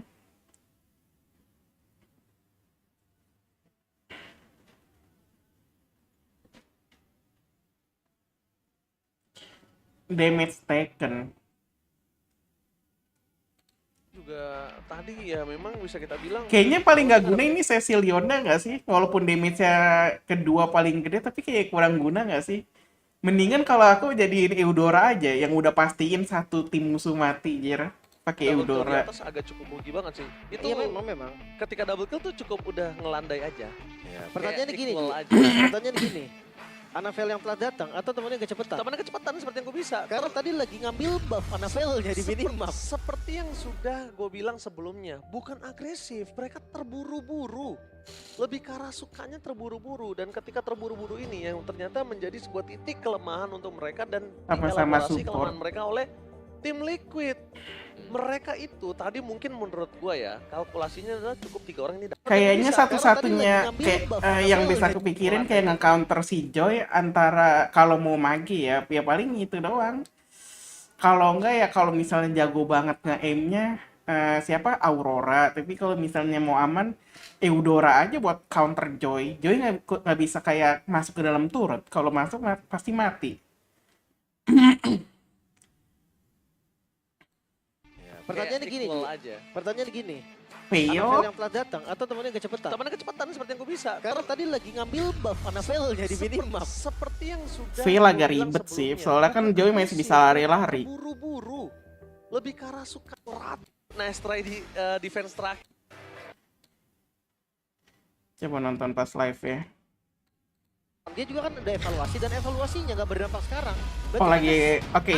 Mau drafting nih, Oke, jadi kita bakal melihat drafting. Mau taruhan nggak Azir? Salah satu hero yang aku bilang antara Joy, Granger pasti dipakai lagi. Mau taruhan nggak? Atau Cici mungkin ada. Tapi kayaknya Cici udah jarang sih dipakai di MPL. Ada game ketiga untuk di match yang pertama. Aku sih tim game 3. Tim game 3. Ini Enggak di ban. Jadi dia. Povius kenapa di ban ya? Povius menurutku kagak ada serem-seremnya anjir, what the fuck? berat sih. Game di mana? Apa tuh, Joy? Tapi kalau di ban menurut gua nggak bisa juga. Kalau memang ada opsi ban, menurut gua bannya sekarang. Kalea Granger mungkin lebih better. Kalau misalnya ini mending ngambil Kalea Granger diadu dua aja, Lim. Jangan Kalea Granger. Tuh kan? Cusinnya berarti. Granger. Itu tutup. Jangan digamblingin semua gitu loh. Berat banget masalahnya. Atau gini. Jadi ambil Joy-nya Kalea dulu kan, first pick Kalea. Ya pakai Esmeralda aja nggak sih kalau yang shield kayak gitu? Buat Bigetron. Buat Bigetron ambil aja udah. Jangan kasih ke Liquid karena itu enak banget. Tsunami Slam ditembakin Granger tuh enak banget. Cukup ya. Cukup. Karena waktu lagi diangkat ke atas, kan dia masih masuk tuh. Itu dia Om. Makanya follow up yang paling enak ya Granger lah atau Beatrix lah udah bilang langsung kan. SV nyusahin temen kenapa anjir? Oh karena ngasih shield ke musuh ya, tapi kan tetap aja darahnya berkurang. Oh Chip, Itu yang di band sebelumnya ya. Tapi sekarang kalau ngomongin ke arah sosok dari Stun nggak bisa kalau shield. sebelumnya. Emang iya ya kalau musuh ada shield itu nggak bisa nge-stun. Ini ingat bisa. Oh maksudnya tim nggak bisa. Waduh, ya bisa berubah. Iya. Kalea XP dong nih. Masalahnya ngomongin Kalea XP adalah salah satu hero yang bisa mengcounter chip. Kayla nggak seserem orang yang bilang, anjir menurut aku. Kagak serem-serem amat. Menurutku Lukas itu over damage banget, Azur. Aku 1v1 ya, lawan Lukas. Lukas menang, anjir. What the fuck? Jadi yang bisa di-spam itu yang ledakannya itu loh. Yang 3 serangan, der, meledak. 3 serangan, der, meledak. Gila itu, anjir. Rata-rata menang malah. Iya, rata-rata Valentinanya menang. Kalau jungle, damage Lukas jungle ini. Hero apapun, battle sama si... sama Lukas yang lagi berubah. Itu rasanya. Pokoknya digaruk 2 kali, diputar flash combo, selesai, tamat. Sebenarnya gini, itu parah banget Om. Parah banget. Masalah menurut gue ya, sebenarnya yang cukup berbahaya ketika dikejar sama Lukas jungle itu satu. Tuh, Granger pasti di-pick. Granger, anjir. Ini gitu kan. Hilang. Parah banget itu. Tapi sebenarnya itu berlaku kalau kena ke marksman atau mage aja. Gak ada defense kan soalnya. Iya sih. Jadi kenyang. Tapi lawan warrior sama tank susah. Ya kayak kalau aku lawan Kayla nggak ada serem-seremnya anjir. Misalnya kalau hybrid itu tetap bersenjata tinggi banget. Item defense sampai bener win of Be right back lah, mau BAB dulu. Kalian nonton J. Selamat, nggak bisa. Karena dia ada hunternya juga pasti. Iya. Jadi menurut gua sebenarnya yang bikin dia sakit banget itu adalah kita kadang suka nggak calculate gitu loh. Oke, ngomongin Alpha nih. Nah. Dia true damage kan, terus kan. Ya. Tapi kelihatan Tapi gitu loh. segitu ya udah. Iya, kita kelihatan calculate-nya. Nah, dan menariknya kalau ada War X-nya nih, darahnya balik lagi. Nembak banget langsung, belum killing spree. Udah lengkap lah pokoknya. Serba salah sebenarnya ya. Tapi untuk jungle-nya Anavel berarti ini udah mulai ditutup, Hayabusa ditutup, Joy juga ditutup. Larinya bakal kemana nih? Mungkin agak berbeda di sini adalah Lukasnya ini ada guidance-nya, ada tour guide-nya. Ya kan? Ada sosok dari Matilda yang ngebuat dari Lukasnya ini in and out-nya gampang banget. Justru gue penasaran nih Anavel, dia mau kemana? Nolan kah? Oh berat dong. Ke Assassin kayaknya berat deh. Jadi dia mau fighter lagi apa? Julian? Fighter? Fredrin, oke. Bisa buat pegang juga Fredrin. Oke, sebentar. Ini gue bukan masalahin Fredrinnya sih. Nah. Gue mempermasalahkan ketika ganking dari Ki, mereka ingin eksekusinya pakai apa? Mau Granger? Gak ada opsi lagi, mau Granger? Iya, Granger dalam kondisi dia punya owning nggak? Nah itu yang harus di make sure dia harus owning. Owning dia punya item cukup nggak? Enggak juga ya, dari 4 pick Bigetron ini. Aku kelihatannya mereka harus defense di awal sih. Gak boleh terlalu kasar. Iya, mereka bakal ditabrak terus-terusan. Karena dari sisinya tim Liquid, mereka bisa nabrak semuanya. Oke. Tapi ya ini permasalahan dari gold lane-nya nih. Ke arah mana Iritel ditutup? Apakah akan Cloud lagi? Atau mereka cari asuransi late game seperti kayak Bruno mungkin? Beatrix. Lumayan santai, Beatrix juga masuk. Dan ternyata Bruno ya, lebih safety. Oh, Faramis nice banget. Nice pick banget sih Faramisnya. Ya, ini untuk menanggulangi chip juga. Shortcut-nya. Kalau memang mau ditabrak, bakal ada Netherrealm. Bro, sebagai sosok Valentina, dibandingkan lo untuk ngadu ke arah Lukas, gua ambil Netherrealm. Iya, gua ambil Netherrealm. Gua kasih aja 2 pilihan buat lo nih. Lo mau yang mana? Lo ngambil Lukas, lo bisa tumbang. Yang following up lo belum tentu ada. Lo ngambil Netherrealm, ya udah Lukas gua bakal membabi buta di depan sana. Tapi ya, karena better Netherrealm sih Jim menurut gua. Seenggaknya Lukas yang membabi buta dia bisa selamatin pakai Netherrealm Jim. Setidaknya at least. Setidaknya. Dan last pick-nya berarti XP lane. Apa? Luke, hero power kah? Masya? Damage gak sih? Gak bisa. Gue butuh dia damage sih.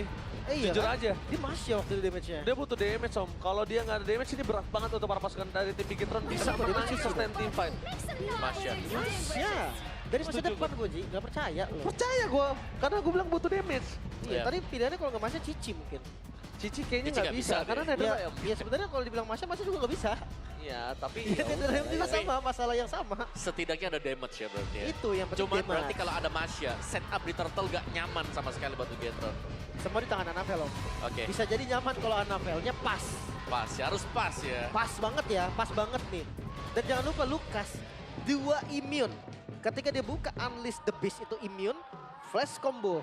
Immune juga. Immune juga. Nah hati-hati Fredrin ya, kena immune. Iya kak. Tetap masuk damage-nya. Kalau kita kekeh. Tapi skill kita cooldown itu yang keselin. Tapi kalau gue hati-hati satu tetap. Hati-hati miskalkulit Fredrin. Hati-hati. Iya. Dikira tebal tapi hilang. Oke. Bigetron sedang kebakaran dengan kehilangan game mereka yang pertama. Dan tim Liquid sedang berada di dalam keunggulan dengan 1 poinnya mereka. Mampukah Liquid menyelesaikan series ini dengan 2-0 atau Bigetron akan membawa ke game yang ketiga? MPL Arena, mana tepuk tangannya? Let's go to the lean of down. Nah, mungkin banyak yang bingung kayak, wih Masya nih serius nih, ini hero power 1. Yang kedua ya konsepnya sama, intinya butuh damage di XP lah kan. Butuh. Itu dia. Gua Ya, sih, mungkin pilihannya Benedetta bisa juga masuk sebenarnya kalau memang mau. Tapi balik lagi ke playernya. Oh yes. Seperti biasa, early game pressure Om. Ya, kecil Early lagi game pressure, karena lightnya akan ada di tengah, dia punya damage tambahan, tebal juga. Tapi kalau ini kita akan melihat di mana emblem dari seluruh tim. Iya, gila Masyanya ya. Full damage itu. Wajib Om, wajib. Emblem Assassin, Master Assassin, Lethal Thrill. Vision, Thrill. Wah itu kurang apa lagi tuh. Kalau bisa tambah 1 emblem lagi udah pasti damage juga tuh. Warcry damage lagi tuh. Tapi ya memang perlu damage kan intinya. Harus ya. Karena mereka mengandalkan Fredrin nggak bakal bisa juga untuk memberikan damage. Hanya bisa menjadi badan pasti. Dan Granger juga cukup lama buat bisa jadi. At least ya kalau kita punya Masya, 1 heptasis itu sangat membantu untuk bisa memberikan damage. Oke, dan rata-rata pasti langsung ke damage item juga. Untuk laning sebenarnya nggak terlalu kuat Masya sendiri. Ya lumayan berat malah kan untuk Masya, apalagi lawan hero sustain nih kayak Kalea kan yang pasifnya heal. Wanafil. Kali ini tentunya perpasukan dari tim Bigetron mencoba mendapatkan kill skill. Masih ada satu flame, kita bakal lihat. Wanafil gagal untuk mendapatkan Favian. Damage-nya terlalu sakit depan sana. Dan ini dia Lim yang sudah kita sempat ingatkan karena Nafel jangan sampai 1 miscalculate damage yang dia terima dari seorang Lukas. Tapi Favian bukan Unleash the Beast loh tadi. Iya. Lumayan lama tahu kalau buat Lukas jungle ya. Bener lama. Karena kadang-kadang kita harus nunggu juga kan. Kalau nggak mau nunggu ya harus teamfight berarti. Tapi kali ini kita lihat Anafel juga di depan sana bakal coba dipaksa. Dengan sosok dari seorang Aran yang sudah berada di atas. Akankah ada tsunami flame untuk sosok seorang Anafel? Kita bakal sebaliknya tapi lihat Moreno. Bakal coba diselamatkan dengan sosok seorang Freddy. Dapat respon dari sosok seorang Aran. Mundur ke arah belakang dan itu dia. Retribution from Anafel. Berhasil mendapatkan 1 turtle. 2 poin kill yang hilang membuat para pasukan dari tim Bigetron kembali mendominasi di early game yang mereka miliki. Mereka lanjut ke orange. Mereka nggak kenal gentar. Selama Yeskiel belum ada net rare, mereka coba berhasil mendapatkan 1 poin kill dan shotgun telah dibuka. Wedi, pribadi yang bisa berdiri dan Aran. Tidak ada yang bisa diselamatkan. Tsunami Slave! Berhasil meluluhkan 1 hit juga sosok seorang Wedi. Nampaknya berhasil mendapatkan poin kill untuk sosok seorang Favian. Setidaknya at least pertukaran antar Romer dan juga Yeskiel didapatkan oleh tim Liquid. Itu dia Tsunami Slave. Azir. Di mana itu bakal menjadi awalan yang begitu baik. Tapi Luke memanfaatkan situasi tersebut untuk dapetin poin kill. Flicker tadi ya, langsung ada Thunderclap dia juga. Berarti rugi sangat untuk tim Liquid ID. Mereka hilang objektif, mereka harus kehilangan buff juga. Dan di bagian topnya seharusnya masih bisa menang ya buat Kyo-nya. Eman ini masih bisa adu head to head juga. Tapi So who's winning here? This guy BTR winning I guess. Damage-nya terlalu besar dari Luke, bahkan Aran juga cukup sulit untuk bisa menahannya. Melihat pergerakan di arah EXP lane kayaknya nggak akan cukup kondusif untuk Pakai masa, jarang-jarang anjir orang pakai masa. Ada baiknya mereka coba untuk reset dan coba untuk dapetin Masa itu jeleknya nggak ada CC-nya anjir. Itu doang yang bikin jelek masa. Cuman ya gimana ya, kita bisa bilang juga dari Bigetron mereka pasti ada persiapannya untuk maksudnya nggak ada kayak stunnya gitu. Juga sendirian dan dia bisa jaga dirinya. Bahkan berhasil mendapatkan keuntungan dari Wedi. Lihat di depan sana, Light is coming menuju ke seorang Kyo. Shotgun telah dibuka, flicker telah dikeluarkan, tembakan hilang. Langsung dapetin double kill dan itu dia Anafel. Dan tendangan Freddy poinnya. Set. Langsung berhasil melakukan poin kill tambahan dan Luka kembali Skip langsung ke anjir, lapangan what untuk the bisa fuck. mengamankan posisi Satu terhadap tim Lenny langsung ini, datang ke situ Azer. Sangat masalah buat Chip. Gak bisa dihandle Skip. sama sekali. Ditabrak. Oke, akan ditabrak. Meanwhile dari bottom lane, Luke langsung ke takedown. Gak akan kuat nahan seperti bisa diberikan oleh seorang Fabian. Alice the Pigs. Terlalu sakit sih tadi. Tapi masih ketutup kayaknya. Shortcutnya masih belum ada sih setahu gua. Tapi nampaknya membuat para pasukan dari tim Bigetron mereka kehilangan Luke. Tapi Moreno, surprise! Udah ke arah belakang, Tsunami Slam! Oh! Imitasi yang berhasil dilindungi oleh seorang Yaskiel. Udah ke arah belakang, Fabian mampukah dia selamat dari kick yang dilakukan dari Bigetron? Dan tidak bisa terlalu Disipit. Anafel. Coba ditutup jalannya. Menuju ke arah satu buat turret tambahan. Dan membuat para pasukan dari tim Liquid kali ini setidaknya 1 damage dari sosok seorang Anafel. Terkena shutdown. Meanwhile di belakang sana, Sky Piercer-nya mendapatkan 2 poin kill Lim. Dan Luke lihat Luke. Oke, Luke menunjukkan seorang kill kembali dan itu dia. Sedikit terlambat untuk melindingkan dari Seeking Eagle yang dimiliki. Oh my god, tim fight tanpa henti, bahkan atas, bawah semuanya maju. Dan ini poin kill banyak banget untuk Bigetron, 10 berbanding 3 Om. Ya mereka sangat menjalankan ya strategi mereka. Mereka akan main rusuh di awal, ada shortcut. Mereka punya damage yang cukup berkat si Luke-nya, bener. Dan ini berarti kayak mereka udah yang kita bilang tadi misalnya kurang di early-nya. Tertutup semuanya sekarang. Level mereka dapat item, mereka dapat. Dan ini tinggal bagaimana mereka mencegah agar si Fabian gak bisa farming. Itu dia, Emang gak bisa farming sampai sekarang lihat deh. Jangan boleh ada space lagi, itu sakit banget astaga. Oke, tapi Lihat Azer 2 kali ult. Cing. Anjir, damage-nya 50% loh. 50% karena dia 2 kali ulti. Hilang. Dipegang ya. Tanpa hilang apa-apa, dia bisa pakai ulti lagi itu sebenarnya. Emannya juga sudah punya item-item yang cukup penting. Skypear selesai, Hunter Strike tadi ada untuk first item dia. Dan lihat Luke-nya sudah mulai join team fight. Karena yang dibutuhkan dari Luke adalah bagaimana hantaman pertama dia. Langsung dibanting lagi. Oke, tapi nampaknya di depan sana Lu bakal coba target utama. Permasukan dari tim Bigetron. Mereka berhasil memancing Netherrealm. Dan bahkan Moreno. Sayang banget kagak mati. Masih full darahnya. Oh iya, itu kan ada itu ya. Paramis lupa. Makanya hati ya, karena cepet banget itu. Terus Thunderclap dari Luke nih, ini yang paling penting. Dia nggak boleh buka duluan juga, karena ketika ditarget, jangan lupa ini masih damage loh. Ulti, lihat itu, ulti lagi habis ini. Oke, tapi lihat di depan sana, satu buat turret, tapi target utama mereka berikan sosok Eman yang purify yang dibalikin. Ulti. Dan lihat perpasukan dari tim Bigetron. Mereka berhasil mendapatkan Fabian dan bahkan 2 tim yang berbeda berhasil dilenyapkan. Tim Liquid. Mereka benar-benar pora-poran dan di 2 tim fight yang berbeda, bahkan Yeskiel gak bisa menyelamatkan dirinya. Oh my god. Kali ini mau gak mau dia harus gunain flicker daripada dia harus tumbang di depan sana dan wipe out. Gak baik untuk tim Liquid. 7.000 gold Om Bigetron. Wah, jauh banget. Di menit 7 loh. Sangat leading ya, karena ada 2 penghancur luka sekarang. Valentina, satu Granger yang kedua yang kita mention. Secara adu head to headnya ini bakal susah untuk Fabian kali ini. Dan bahkan sampai buff-nya pun diambil tadi. Iya, ini kayak mau dikumpulin juga kayak stick team fight agak susah. Susah. Tapi kalau mau dibawa split push, gak bisa. Liquid ya 3-2 paling, mau gak mau 3-2 bareng sama Matilda gak ada opsi lagi. Dan lebih seremnya ya karena chip kan ini. Bisa jadi dijebak tuh. Betul. Oke. Tapi lihat nampaknya di sana Fabian lagi harus merelakan. Tapi kok kalau di MPL kayak gini, Azer, kenapa nggak ada yang kayak split push gitu loh? Aku nggak pernah lihat ada yang split push. Lihat, ada Anafel di depan sana. Dan untungnya nggak ada flicker untuk sosok Aran. Kalau ada Anafel bisa dipaksa Tsunami Slam sih. Buset, Moreno. Lumayan loh. Moreno Starlium ya. Wah, ini damage-nya bakal dahsyat banget sih. Karena ada, ya itu Unleash the Beast yang bisa diambil. Iya, dan ini goalnya sangat-sangat jauh sekali. Bahkan BOD hampir Split push di game kayak Dota juga nggak ada. Tapi itu kayak worth banget gak sih? Musuh jadi kayak nggak fokus, mereka lagi battle sama tim. Habis itu ada yang cepat-cepat balik, jadinya kan timnya kepisah. Dan ya, mungkin dari Liquid sendiri, tugas mereka sekarang defense dengan high ground defense yang nggak terlalu kuat. Ya mau gak mau ya, mereka harus main pick off sih. Kayak di depan ambil coba satu dengan Tsunami Slam. Meskipun memang bisa dibalikan seandainya Moreno punya Netherrealm. At least mereka mencoba dulu. Lihat tuh, Q-nya sampai dia pakai sosok dari Maleficent untuk setidaknya menjaga jarak untuk dirinya sendiri.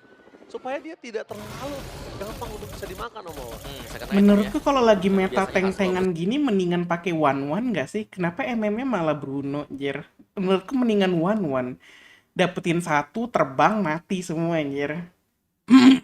Ya beda cerita kalau mereka beli crown ya. Oke. Free sih, free. Nggak Free bisa. sih, nggak bakal bisa lah. Dan dia nunggu detiknya nih. Dia nunggu detiknya terlebih dahulu. 11 tuh. Iya, dan pasti Aran depan sana juga tetap eman. Dan nampaknya nggak baik, dan itu dia. Lordnya langsung muncul. Shit, Moreno. Untuk ke 941. Ini enak banget sih, Moreno ngambil untuk buang 2 skill, terus dia revert lagi. Iya. Almost tertakedown, tapi lihat di sana Aran one man situation yang gagal. Selamat. Flicker for defensive telah dikeluarkan oleh sosok seorang Aran. Meanwhile, di arah bottom lane tadi Q-nya hampir tertakedown. Chip dari seorang Light benar-benar menyebalkan sekali dan Iman memberikan tembakan peringatan atas di game yang kedua ini. Ada purple chipnya. Oke. Tapi ada pasif juga dari Pestarat, gak gampang untuk menjebol. Iya, dan ini 941 karena sudah muncul arah Lord di arah top Ini lane. jeleknya di tim ini nggak ada yang ngetengin sih. Matilda itu kan bukan tank, jir. Faramis bukan tank, satu-satunya tank ya ini doang Kayla. 10 bahkan. Yes. Musuh ada Mereka nggak ada initiate power lagi ketika Masa, ada ada siapa ini? Lebih Fendrin, terdominasi juga ada kehadiran Chip gitu loh. Chip, Chipnya Chip. yang bawa masalah Chip. dari tadi. Oke. Shotgun, pressure early yang sangat jadi sekali. Dan mereka lihat di depan sana, Anafel membuka badan di RPS turret, tapi nampaknya tim Picator memaksa ke belakang. Anafel tertarik, damage-nya masih ada. Night Ray berpasukan dari tim Picator memaksa dengan Light di arah bottom lane. Anafel kali ini masih maju di depan sana. Mereka tidak kenal gentar, ada energy erosion. Tapi lihat terlalu sakit dia bisa memberikan Fabian. Jangan sampai mereka miskalkulate, ingat disiplin adalah kunci untuk tim Bigetron membawa game ini ke game yang ketiga. 2 Bestart hilang dan gak mau mundur hampir. sepertinya. Bigetron mereka masih mau coba tapi mereka juga harus sadar dengan kondisi HP mereka. Oh, mereka jangan lupakan kalau Anafel nggak ada, mereka nggak punya badan sih. Shortcut tenang. Oke, tapi lihat nampaknya perpasukan dari tim Bigetron. Standby on position. Memasang Luka, mundur ke arah belakang. Q menjadi pilihan utama dan ternyata Netherrealm. Gak sempat membuat Q bertahan dan bahkan ter-takedown. Anafel versus everybody di garis depan. Membuat perpasukan dari tim Bigetron mendapatkan momentum. Dengan ada Sunnah Slim tidak akan ada gunanya. The fuck, man? What the fuck is this fight?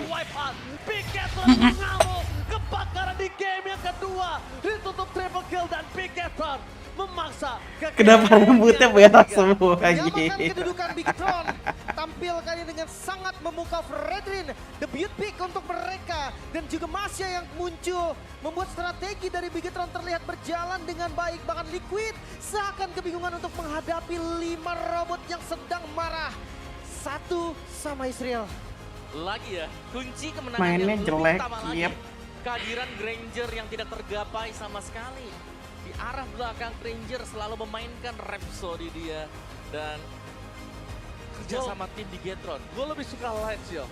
Light ini bener-bener dia momentumnya dapet, dia on the track. Karena sempat kita ngelihat dari sosok Light ini, dia ngebuka shortcutnya itu kan suka agak offside ya. Tapi untuk di game kali ini landai semua. Ini jeleknya nggak ada yang open war, jeleknya di tim ini anjir. Lulus ya semuanya. Dan memang shotgun positioningnya yang sangat tepat. Ini semuanya kayak lagi sinkron untuk Getron. Mereka di early-nya pegang tadi ya berkat blocking damage yang diberikan dari Chip. Terus juga sekalinya buka shotcut yang masuk semuanya dan langsung dibuka dengan Thunderclap. Langsung ditabrak dengan Frederick juga. Tapi awal mula pembukanya itu yang tidak bisa kita pungkiri adalah Luke. Luke ini pembuka atas kemenangan dari tim Bigetron. Sebetulnya gini Anjir rambutnya merah semua gitu, what the fuck. Jadi pink atau merah lah gak jelas. Nah, Anafel apa itu jadi reman di awal depan-depan. Jadi kayak semuanya bermain dengan sangat-sangat oke menurut gua di game kali ini. Sama seperti Liquid di game yang pertama. Kita nggak bisa bilang satu orang yang menonjol. Betul. Tapi benar-benar semuanya itu ya bersinergi dengan baik. Tapi yang kalau dari sudut pandang gua, Luke pembuka semuanya. Ketika rotasi top dan bottomnya dia bagus banget. Dan dia ngebuat Aran ngeluarin flicker untuk defensif aja. Itu ngeredam permainan agresif dari tim Liquid. Dan setelah itu terjadi baru. Dari 5-5-nya mereka benar-benar bermain dengan satu suara. Akhirnya setelah game pertama kita lihat kiri kanan itu agak cukup berbeda gameplaynya. Tapi kali ini dengan Anafel yang bisa dipanggil ketiga nanti. Karena kayaknya mereka harus tetap selalu berdekatan untuk bisa memenangkan team fight. Masih nunggu masih lama anjir. Yep, just like that Azir, like I said man, it's so weird. Yeah. Bang pun ya gak ada masalah, karena yang di belakangnya dapat makan semuanya. Mungkin dari look yang dapat makan, Paramisnya yang menurutku kagak guna, atau Jir. bahkan mungkin untuk live-nya sendiri yang bisa menciptakan peluang-peluang biar hadir ini si Fredrin. Alright, tapi nampaknya kita bakal menyaksikan MVP kali ini di tangan Light. Wih, Light ya. Jadi MVP tadi, ya memang sih kalau ngomongin soal shortcut, ini solusi terbaik untuk Bigetron nih.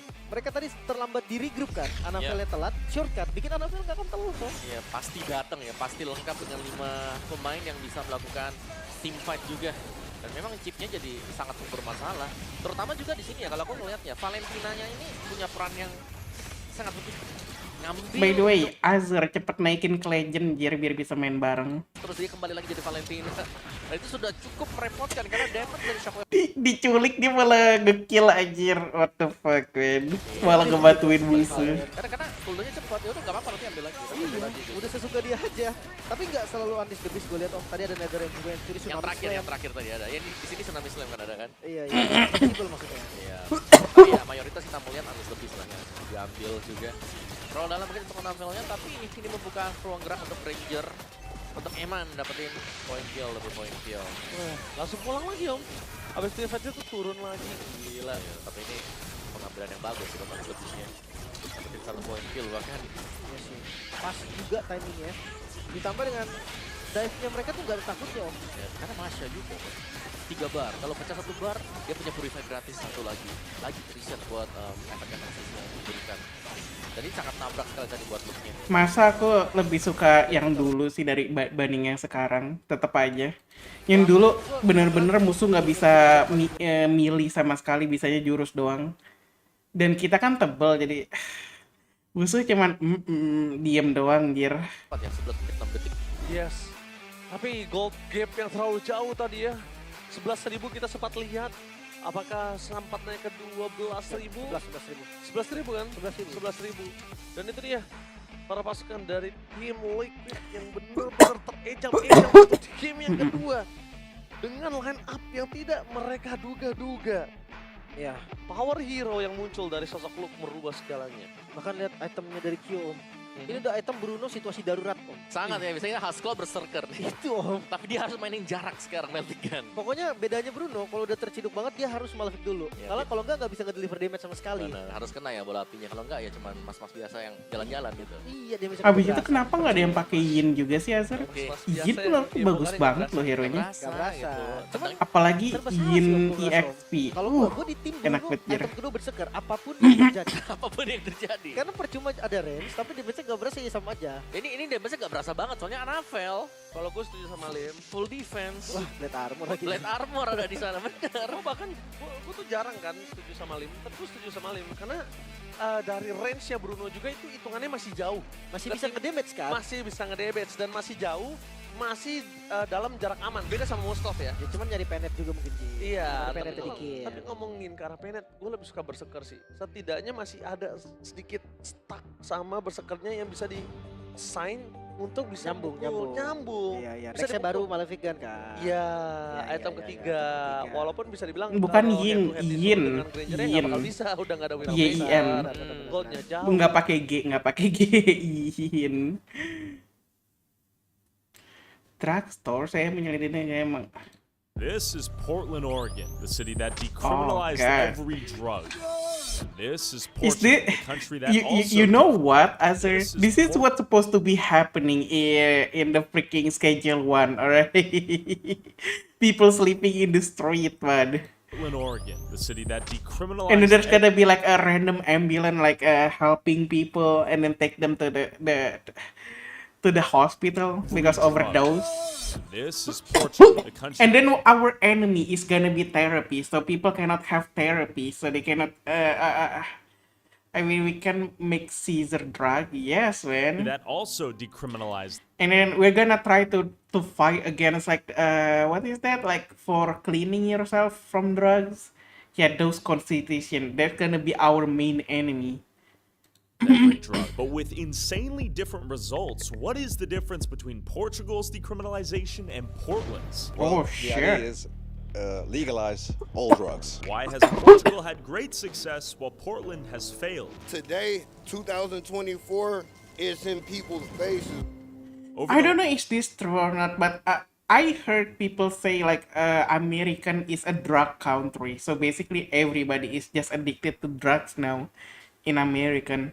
Last year, I've documented the deadliest drug in human history, fentanyl, infiltrate nearly every major city in America from Honolulu, Hawaii.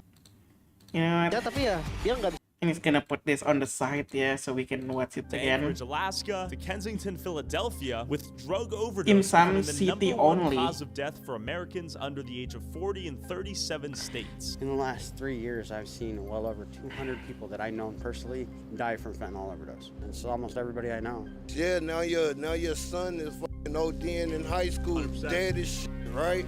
Is he alive right now? Potential overdose. What can be done to stop this overdose epidemic? In 2020, Oregon passed Measure 110, decriminalizing the use and possession of all drugs, hoping it would help I drug feel like drug is so much.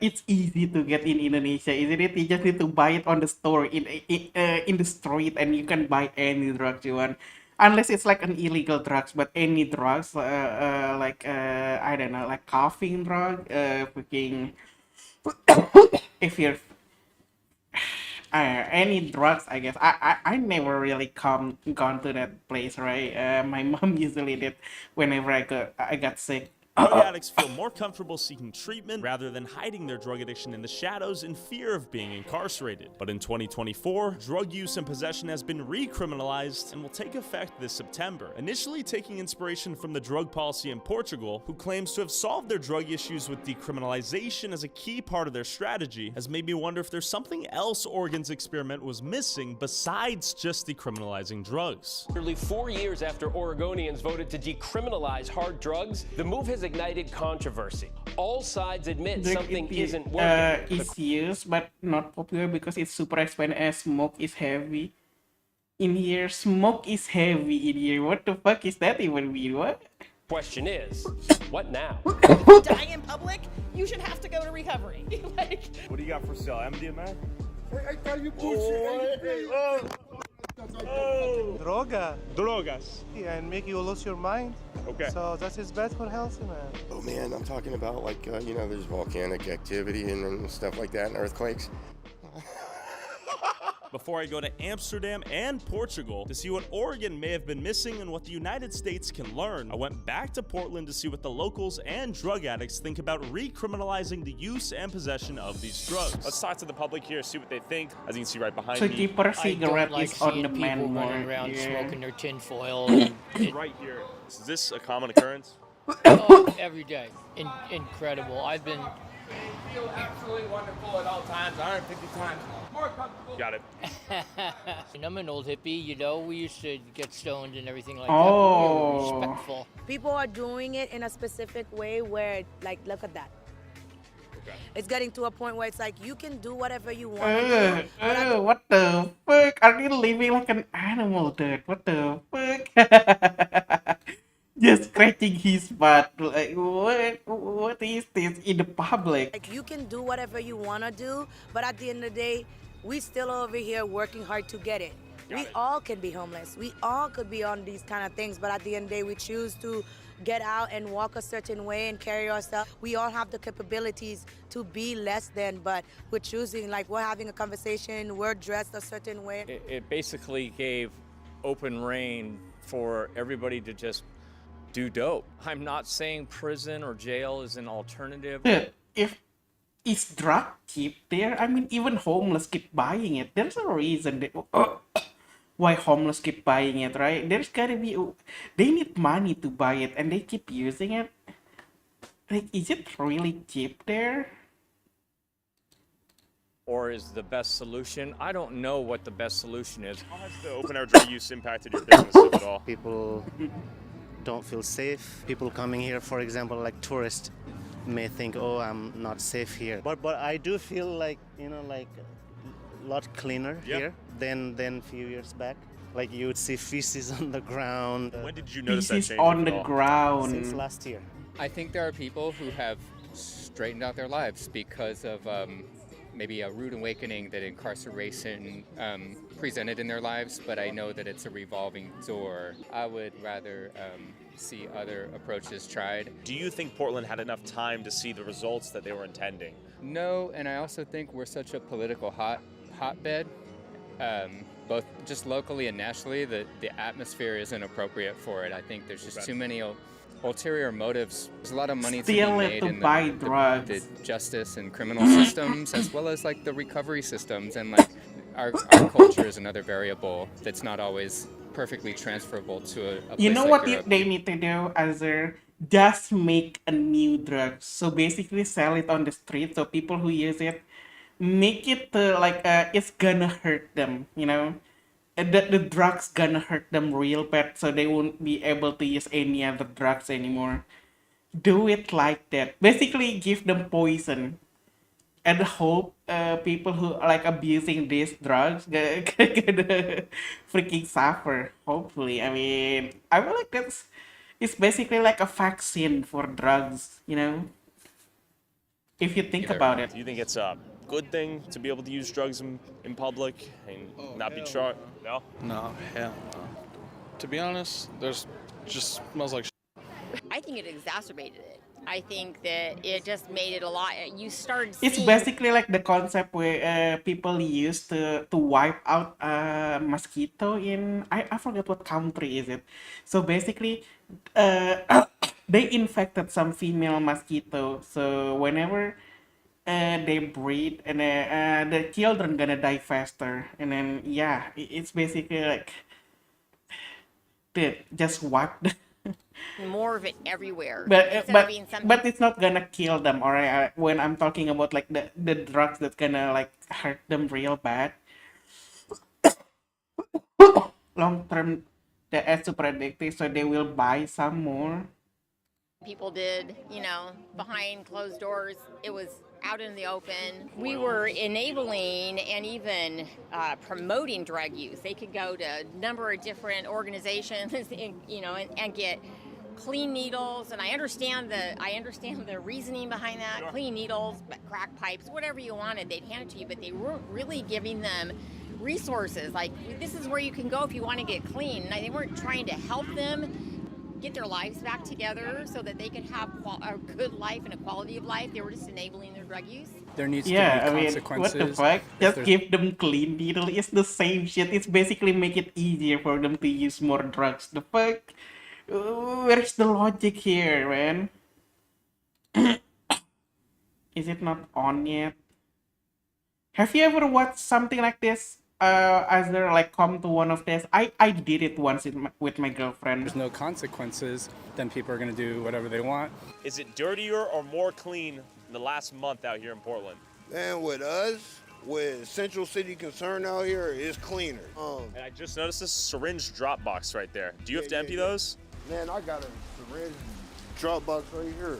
Do people even use those, or do they just throw them on the ground? I don't know. Okay. I know that people do throw them on the ground, though.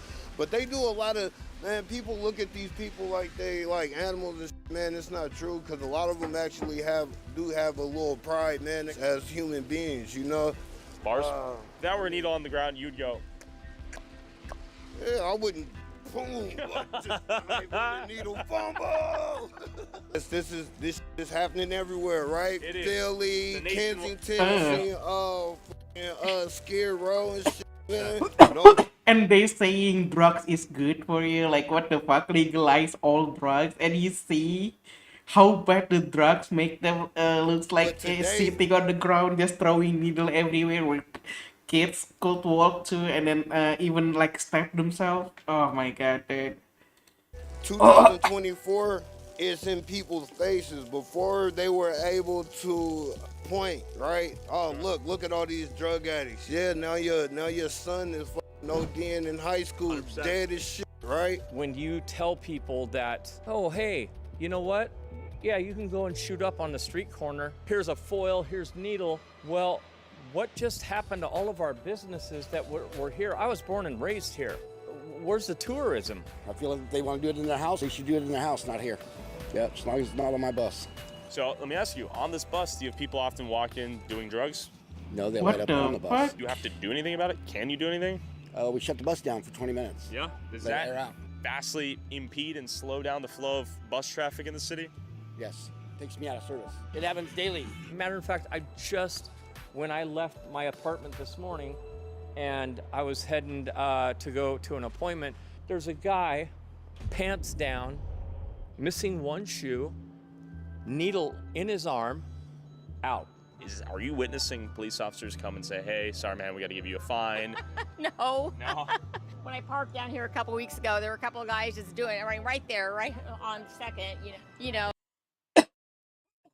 No, Azar, my proposal is basically the drugs that they already confiscated, poison them a little bit, not like a deadly poison, like a poison where it's gonna hurt them, like the lung, so they wouldn't use any more drugs, and then like distribute it, like, even though I know it's kind of fucked up, they already just freaking confiscated the drugs, but in the long term, people will actually start stopping using the drugs, isn't it? Oh, whatever that zombie drug is, like Frank? Yeah. And you see it still openly. And I walked up and I kicked his foot because I'm not going to touch him. Make sure he's alive, right? Yeah, make sure he's alive. Sure. No response. Called 911. 911 didn't show up. What they did was they sent this street mental health group. They're just gonna use different drugs. No, but they're gonna instantly paralyze if they use No, these they drugs. didn't do anything. They walked up and they're like, hey. And he just... I guess make them... I don't know, man. I maybe killing... I mean, it's mean you killing them. I guess it's better, right? Dude, think it at least this way. If they died, at least they cannot suggest other people to use the drugs too. Happened to move his... I was standing there and he just happened to move his head. And she's like, oh, well, fine. And they got back in their van and left. Sure. What is that? Would you suggest forcible rehabilitation? Is that a solution? Some people I don't like the word forcible. You can't force anything on anyone. And I'm just shocked at what Portland has turned into. It goes both ways, but it is a... I mean, if it's illegal, why not just catch them then? Well, it's freaking illegal. They're using illegal substance. Illegals mean you need to go to jail if you're doing it. Like, what the fuck? A result of the opioid epidemic, and that goes back to the pharmaceutical companies and the doctors. They're just pushing that stuff on everyone, As someone who works in a restaurant, it's terrible. Yeah. It affects business, it affects everything, seriously. We had a guy come in one time, I kicked him out for wanting to do fentanyl in the bathroom. Like, if you want to be like humanitarian, like, capture them. Stop letting them use more drugs. It's just kind of fucked up. The society gonna feel uncomfortable having drug user on the street, literally like lying around, taking a shit on the freaking walkway. At least catch them, like, that's probably like the most human way you could possibly like stop this. Maybe the fucked up way, like I said, give a poison to a drug and then let's see if people just start dying. Fucking vaccine, And he punched something off the wall, came back, and then threw poop on our window. If they're going to recriminalize, is anyone going to go to jail from the Sackler family? Is anyone going to go to jail from the pharmaceuticals who started pushing this stuff? It's just a horrible situation. I think decriminalizing it has definitely enabled people. You can see it. You see the overdoses, the spike in fentanyl. Asianya ini dia nggak akan peduli sama Lukas yang lagi maju. Oke, berarti nggak bisa datang. Berarti sekarang udah nggak bisa, karena chip di band. Iya. Oke. Alright. Lo juga di band. Oke. So this is the final round right here. Between Khalid. I still think that name Khalid is so stupid. Why is it Khalid? The first thing I freaking thinking when I see Khalid is titit. Wah, ini berarti ngasih Cusin sama Joy ada, Hilda ada. Cusin atau Joy? Ya. Sebenarnya bisa diambil juga nanti kayak Matilda kan, Om? Atau udahin aja Matildanya, Om. Stop Matilda kan? Stop Matilda aja nih apa nih? Mereka bisa main lebih This is why agresif mungkin it's kalau so ada Matilda, ya. stupid. Why is the lead? Why is the name the lead? You know? Ya. Oveo sana. Oke. Tapi Moskov cukup agresif nih pick Moskov di 2 pertama. Tapi oke lah karena Eman juga power lah ya. Betul, Moskov. Dan Moskov kalau ada Joy yang diambil bisa didorong mundur. Tapi ini dia Hilda yang keluar bersama dengan Joy yang kembali ya meskipun berhadapan dengan Moskov tidak gentar sama sekali. Joy. Oke Lim, tadi kan kita Of course, sempat it's either Granger, Joy, Kiki, but they never use fit in Kiki dengan in kondisi this sebelumnya. MPL. Maybe this team is not like specialized on Dia bakal Kiki, coba you know? lagi dengan draft yang berbeda. Ya, untuk Moskov sini sudah jelas kan konsepnya. Iya, sudah jelas konsepnya. Ini hero power dan ya match up-nya aja bahkan belum kelihatan Ji, tapi dia udah ngambil duluan. Jadi dia nggak peduli apapun yang Karena terjadi. Grangernya udah apalagi udah ditutup. Walaupun nanti match up-nya kita lihat mungkin ada Cloud atau Iritel atau mungkin ke arah Kari. Kita nggak ada yang tahu. Kari make sense sih. Iya. Untuk follow up juga kan. Tapi nggak tahu ya Kari dari kemarin lagi negatif ya Om ya. The lead or BTR. I'm just gonna use the lead because it's basically remind me of the lumayan sulit untuk bisa mendekat. The name is so stupid. Oke. Mungkin untuk head-to-head Hilda bisa. See other Sebenarnya kalau glue bisa, is jawabannya scared. Di bawah area glue. See, there's a reason why I'm keep using glue Azir. Nih kira-kira apa yang fit nih? Yang bisa ngelawan Hilda dari awal? Jawabannya mungkin kalau ngepok iya Cici bisa. Dirot bisa. Oke. Tapi kalau misalkan clear-nya dipaksain clear sama Hilda ditinggal, udah jawabannya paling bener cowok XP. Cowok XP ya. Cak bareng, sama-sama jalan bareng. Tapi kalau sekarang ngomongin Kalit bahkan sekali ya. Kalit. Karena EXP udah kebuka ke arah glue yang kondisinya akan sangat jarang untuk ada di arah rogue. Ya. Ya mungkin kalau ngomongin soal Like pilihan a warrior glue-nya, ya mereka alone. lagi-lagi gak mau untuk menangin match up sama Hilda. Tapi dia cuma mikirin, ya udah biarin deh Hildanya jalan gak apa-apa. Tapi tim fight What? sebenarnya kita enak. Why you pen Tigreal? What? Why? Dari jungle. Iya, di arah jungle ya. Bisa aja itu Alpha juga. Ya, Alpha bisa keluar sekarang. Iya, karena ngomongin Suyo udah Granger di pen. Gitu. Alpha Matilda we never know. Tapi kayaknya Alpha bisa menjadi sebuah jawaban sih kalau ngomongin ke arah sosok dari Annabelle, Hilda. Nah, kalau ngomongin ke arah nanti jungle-nya kelihatan nih. Ini dari Hilda sama kaliannya itu bisa di-switch lagi. Oh, Hildanya di roamer gitu. Oh, Hilda bisa di XP, bisa di roamer. Menurut gue ini Hilda 90% XP. Karena Aran tuh power banget Hildanya. Oke, tapi Matilda di ban ya. Tadi aku kira mereka mau nge-ban Chow. Oke, sekarang pilihannya ada di Bigetron. Iya. Oh. Ambil roamernya dulu kan. Chow ya. Tadi aku kira mereka mau ban Chow sih.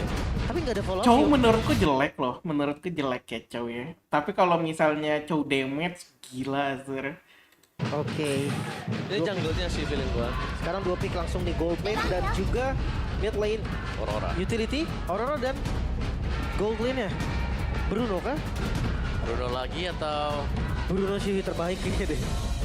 Buat lawan ini ya, Moskov. Ini juga jauh juga, apalagi kalau ada glue dan juga Chow. Dia butuh yang purify sih menurut gua. Bruno atau Cloud? Cloud oke. Tapi CC-nya cuma satu, jadi kalau war ya sama aja kan Chow fokus tendang-nendangin, sisa timnya nanti mati. Oke. Masih dalam jangkauan sih. Kalau Kari emang masih dalam tadi dari jangkauan kita. Iya. Tidak purify juga ya. Tapi Kari lumayan pendek sih range-nya ya, dan secara track record statistiknya tidak mulus-mulus banget ya buat Kari sebenarnya. Lagi turun aja. Lagi turun. Sementara tapi dari Bigetron mereka butuh damage yang bisa follow juga nih. Hari lagi turun atau hanya situation aja? Lagi turun. Kemarin di pick terus. Ya, Hayabusa ada? Hayabusa, Nolan atau jangan Hayabusa. Hanzo? Ini kalau Hayabusa udah sengaja dipakai nih. Core-nya siapa? Kayaknya mereka core-nya ini ya. Kayaknya core-nya bakal jadi Moskov nggak sih? Core Moskov. Tapi susah gak sih Expo Kari, Hilda? Gak ada opsi lagi. Kalau ditanya yang Assassin lebih susah. Dan Lancelot. Oh, nggak ada yang. Lama sudah tak kulihat Lancelot. Ini dia. Tapi biasanya damage ya sekarang ya. Udah bukan tank slot lagi. Iya benar. Tapi nggak tahu sih bisa jadi Om. Tiba-tiba terobos. Tuh, iya kayak lagi metanya itu 2 tank sekarang Azur. Pasin nih di depan Hilda lagi-lagi. Chow itu pasti bikinnya tank juga. Apakah bisa gitu kan? Buat dipakai. Bisa ya. Oke, kita bakal melihat nanti ini Lancelotnya akan seperti apa. Kita juga jujur penasaran, udah lama banget kita nggak ngeliat Lancelot. Bukan begitu? Gue sih penasaran. Build-nya dulu Sumpah, nih. kenapa Min Sitter nggak ada yang pernah pakai sih, Acer? What the fuck, man? Min Sitter itu bagus banget, cuy. Tetap menurut gue Warx ini Ada, Warx ada. Warx-nya baru yang diganti. Ya, tapi ya Fury paling oke deh. Fury kayak first lah. Boleh nggak sih aku main di belakang panggung aja? Males deh kalau misalnya aku ikut FPL, misalnya ya terpilih FPL. Series ini, apakah Bigetron akan menyala dengan pakai VTuber merah atau bahkan Liquid yang merangkak dari zona merah? So langsung saja FPL ini, mana tepuk tangannya? Let's go to lane of down. Power hero Hilda Aran nih yang menjadi mimpi buruk bagi beberapa tim juga ya, bahkan mancanegara, bukan hanya dari tim Indonesia saja. Tapi mid lane selalu tim fight besar. Menurutku glue itu nggak enak di XP, soalnya kan Azur tahu kalau misalnya aku naruh yang di tanah itu aku harus datengin dulu, dan kalau misalnya musuh nempel sama aku itu nggak akan kena. Gampang banget counter glue. Si Hilda tapi Kalea Hilda. Makanya aku lebih suka glue itu dipakai buat roam. Dengan flicker defensifnya, tapi Favian kali ini dia nggak mau kalah agresif seperti di game sebelumnya. Langsung ya, dan dari emblem pull yourself together untuk Moreno. Dan Swift ya yang dipakai oleh Annabelle, bukan Trill tapi Swift. Lebih memudahkan untuk basic attack. Oke, tapi Eman last hit nyaris sekali. Kita lihat abis wallnya berhasil menyelamatkan diri dia daripada first blood. Tidak dapat lane bisa dapatkan suara Favian. Really? Oh enggak, gue kira mau digas tadi. Gila Favian, ini bisa dibilang gas rem no belum nih. Maksa anjir gak mau mundur, what the fuck. Soalnya kan ke arah depannya. Benerin dulu, gas belum no rem. Oh iya, gas. Oke, tapi lihat tentunya di depan sana Annabelle gagal untuk memberikan peta execution ke arah belakang. Dan masih ada life steal yang didapatkan oleh seorang Widin untuk bertahan di arah mid lane. Bigetron kali ini gagal mendapatkan point kill juga. Sama-sama Almos. Almos ya, nggak cukup sih. Almos doang masih belum cukup, Ji. Almos itu never enough. Karena kalau ngeliat turtle pertama, setupnya harusnya Bigetron dulu main PD nih. Dan dia hasil udah pernah habis-habisan. Dan dia juga masih punya pasif, jadi dia tidak harus terlalu takut sama Mbak. Dan mereka bisa coba untuk setup sekarang ya, turtle yang pertama yang dimana dari light-nya sendiri yang kalau membuka dia tuh butuh level 4, tapi dia belum lihat di level 4. Jadi otomatis untuk Luke bersama dengan light sini hanya akan ngebayang time sementara menunggu kehadiran Annabelle dulu ya. Tahan di belakang karena itu adalah assassin. Oke, tapi Lil Wei di standby menjaga secara Luke. Bilang first blood stun kill membuat permasukan dari si Bigetron, tapi Annabelle mencoba untuk berdasar dengan peta execution karena damage yang bisa diberikan. Permasukan dari Lihat Azur se-OP apa Joy, selamat loh. Dari 4 orang kayak nggak kena damage sama sekali, 4 orang nyerangin di tengah-tengah 4 orang. Watch out! Again, well, what a play from life featuring Annabelle. Take over menuju ke arah Turtle mendapatkan satu poin yang sangat penting dari kekalahan tim fight yang mereka miliki, tapi Favian tergonceng begitu saja. Widdy mencoba untuk menyelamatkan Favian dengan life yang dimiliki, dan itu dia Loka. Gagal mendapatkan point kill. Almost again. Hanya di depan mata, tapi ternyata tidak terjangkau, membuat Aran para pasukan dari tim Liquid mundur ke arah belakang. Apakah worth it 2 point kill dengan ditukar ke arah Turtle ini? Harusnya mereka dapetin turtle-nya juga, tapi tadi play yang bagus banget gitu Light kan. sih. Light yang bisa beli waktu juga. Tapi ngeliat setup-nya Om, tadi sebenarnya Moreno tumbang tuh udah bagus banget. Ya itu sudah bagus memang, tapi ya gagal sih buat dapetin turtle-nya ya. Tapi kalau kita bisa kembali ke pembahasan kita di awal nih, Annabelle sekarang dengan Assassin kembali. Berarti dia harus make a play. Yang beda jelas dengan tank yang bisa untuk jadi leader nih buat teman-teman yang lain, nanti bisa follow up.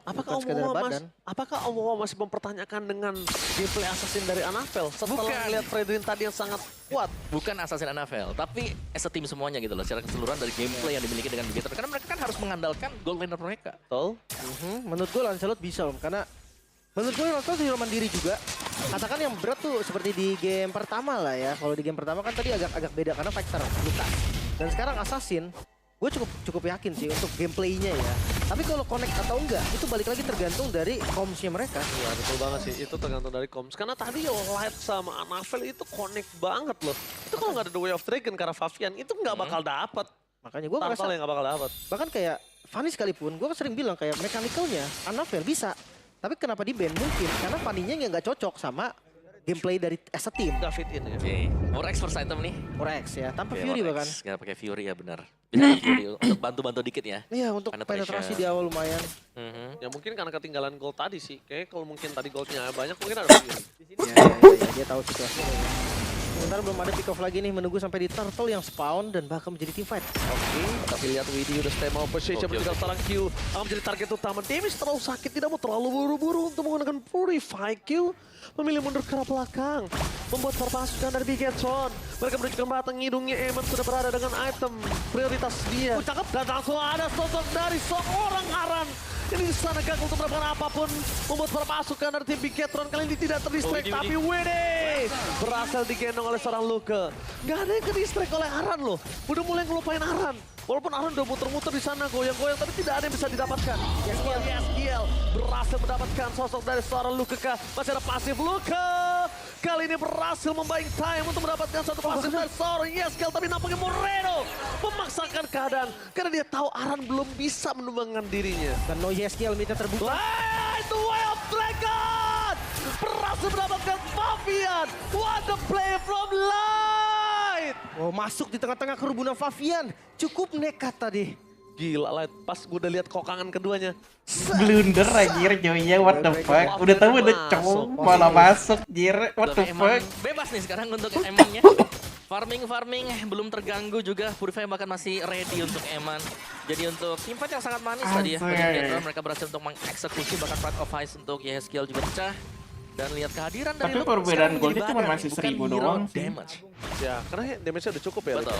Ya, dalam slot juga bahkan kalau memang kurang ya. Jadi oke, tapi lihat di depan sana. Tsunami Slam bakal berhasil melakukan satu point kill. Tapi Luka! One last hit, Luka still survive. Dan Eman di sana membuat para pasukan dari tim Piquetro memberikan damage dengan maksimal. Meanwhile, Fail mencari di mana Fabian yang mencoba untuk melakukan flanking. Mencoba untuk melakukan one by one situation. Yang kondisinya kali ini bahkan Anavel dia nggak ada takut-takutnya ketika ngeliat seorang Fabian loh. Makanya, tapi belum cukup ya. Satu item masih kurang banget tadi ngeliat damage dari Karinya. Makanya apakah memang pilihan Kari ini tepat tuh? Iya, karena secara statistik berbicara juga ya. Sedari kemarin, kayak range-nya dia pendek dan juga Kari ini adalah single target hero. Betul. Jadi yang single target ini nih yang menjadi masalah. Memang dia bisa cepat untuk ke-meltdown, tapi kalau gak ada yang set up akan berbahaya. Memang sekarang ada Kale ya. Tapi seberapa lama nanti Kale bisa bertahan juga kalau di hit di atas ketika sedang menggunakan Tsunami Slam. Sama jangan lupakan juga bahwa ini stretch waktu untuk Kari juga nge-stretch waktu untuk Moskov loh. Bukan berarti untuk Kari doang. Iya. Nanti Moskov juga bisa menjadi sebuah jawaban untuk para pasukan dari tim Bigetron nantinya. Makanya itu gue bilang kan, kalau memang mau untuk collab dari sejak awal, gue rasa Betrix satu item Blade of Despair. Wah, dibiarin aja itu turtle-nya anjir. Nah, kalau ngomongin late game, ya memang Kari mungkin dia bisa make sure siapapun yang dimakan itu di knockdown. Tapi Perfect Turtle. Wah, Perfect Turtle sih ngebuat Eman sih udah berada di atas angin ya. Dia hampir sebentar lagi ke arah Holy Trinity untuk attack speed yang dia miliki. Boleh di atas angin, Ji, tapi jangan sampai lupa daratan. Jangan sampai lupa daratan, karena beberapa belakangan terlalu banyak hal itu terjadi. Nah, ketika lupa daratan, shutdown ya udah sama aja. Kari juga bisa ngelawan soalnya kan. Iya. Kari bahkan bisa nge-meltdown seorang Luke. Mau dia menjadi bulir-bulir itu nggak ada urusan. Ya, tetap jebol harusnya. Tetap jebol. Kalau item udah cukup. Iya, catatannya harus ada di bawah, di garis bawahi. Nah, kalau udah cukup itemnya. Dan Anavel, ini dia. Gimana dengan debut Lancelot di MPL Indonesia Season 15 ini. Ini terakhir kali digunakan oleh Hazel pada MPL Season 14 saat RRQ menang atas Rebellion nomor 1. Udah lama ya season kemarin. Hazel lagi kan memang Lancelot kan Hazel. User Lancelot ya. Dia emang apa ya, bisa gue bilang sih pure assassin ya. Pure assassin iya, bener. Kayak Lancelot, Fanny, ya semua yang disebutin bisa deh pokoknya. Iya, pure assassin banget hero-nya. Tapi sekarang nih gameplay dari tim Liquid terlihat lumayan patah. Mungkin di game pertama mereka dengan konsep yang mirip. Ya, tapi bedanya sekarang Gold yang diunggulin sama Bigetron tuh lebih jauh loh daripada game yang pertama. Tapi setidaknya Gold Laner mereka masih farming, beda sama sebelumnya. Di game kedua jangankan farming, mukul orang di jalan. Di game pertama maksud gue kayak Eman, hitungannya pakai hero Trinity juga loh. Ya, tapi beda kondisinya sekarang. Bigetron lebih ke kenapa Kufra udah gak kepake sekarang sih Azra? Aku gak pernah lihat lagi loh orang pakai Kufra. Dengan adanya proses seorang Aran terlihat kondisinya, kalau mau di komit juga nggak bakal worth it banget.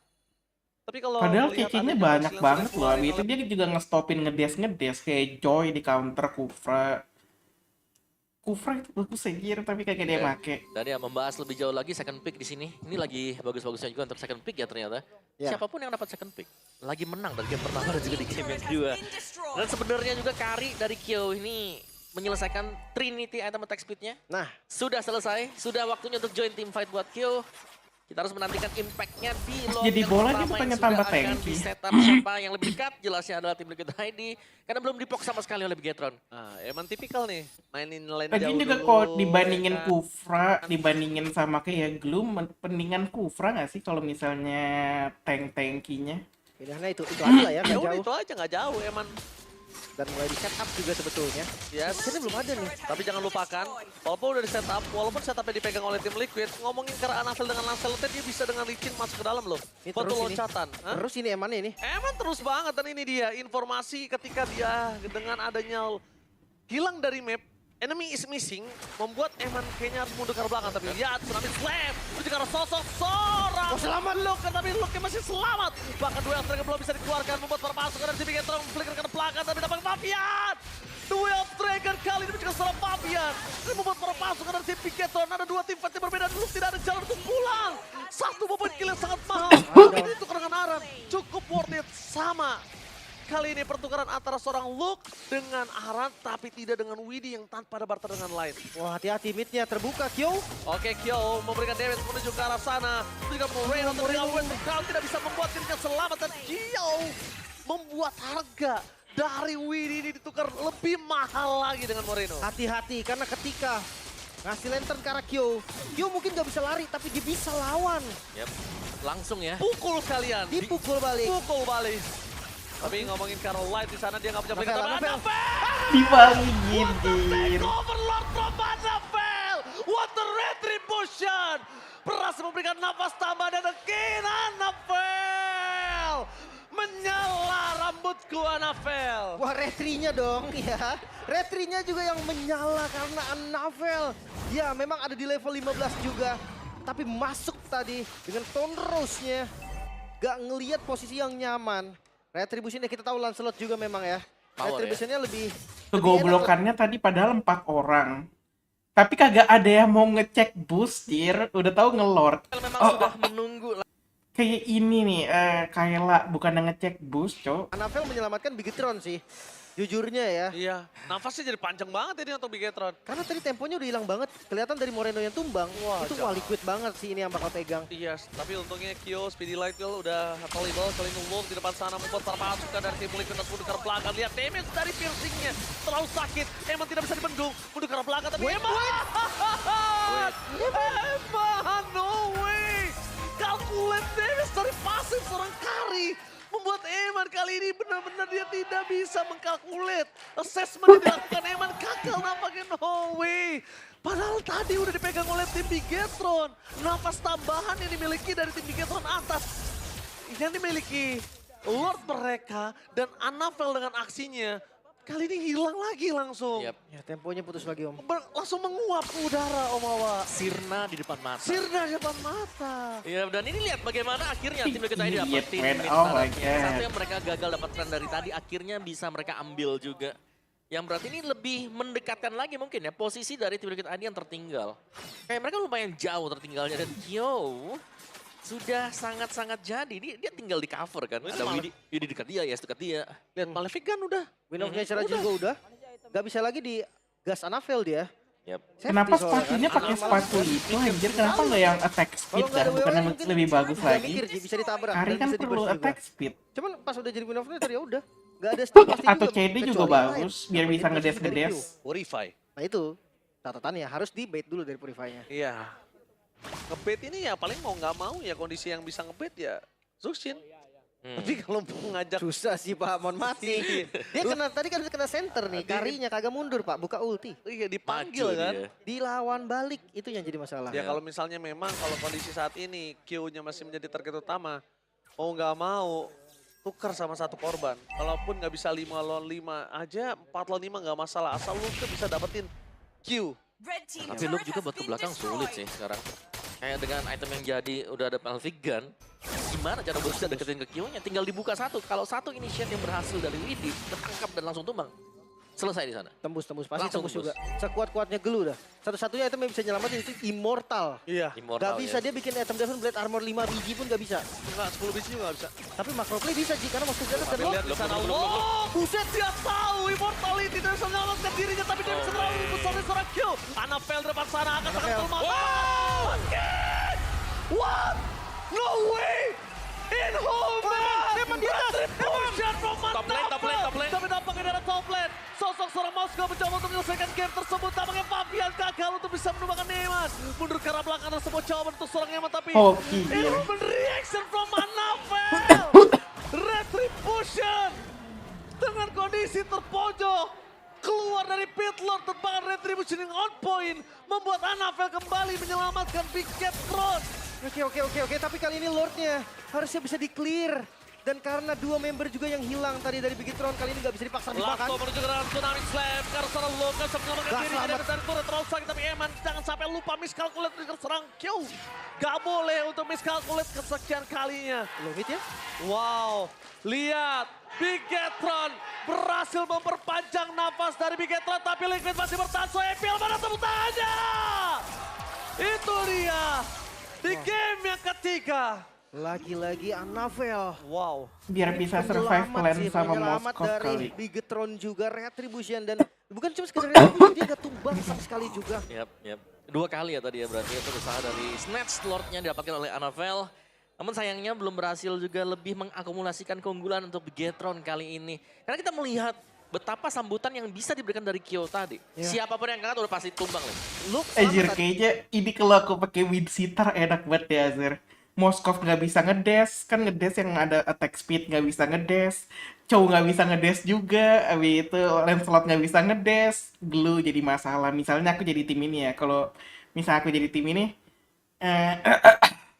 siapa ini Joy nggak bisa ngedash, itu ini juga dia nggak bisa ngedash juga, nggak bisa ulti, kayaknya nggak bawa, kayaknya nggak bisa deh. Kalau aku pakai Mincy ya, kalau di dalam ulti, ini juga nggak bisa ngedash. Oh ya. Jadi sangat-sangat sabar. Pakai Mincy enak banget aja ini kayaknya cuy. Nah, ini masalahnya dari landing jauh juga Om. Tadi kita udah lumayan deg-degan juga kan ngeliat Eman. Eman muncul di sana. Satu katapult doang yang datang Joy lagi kan, gak pakai retri, Joy-nya lagi cooldown. Digebuk sama Eman udah setengah HP, tapi ya untung aja masih ada turret tengah.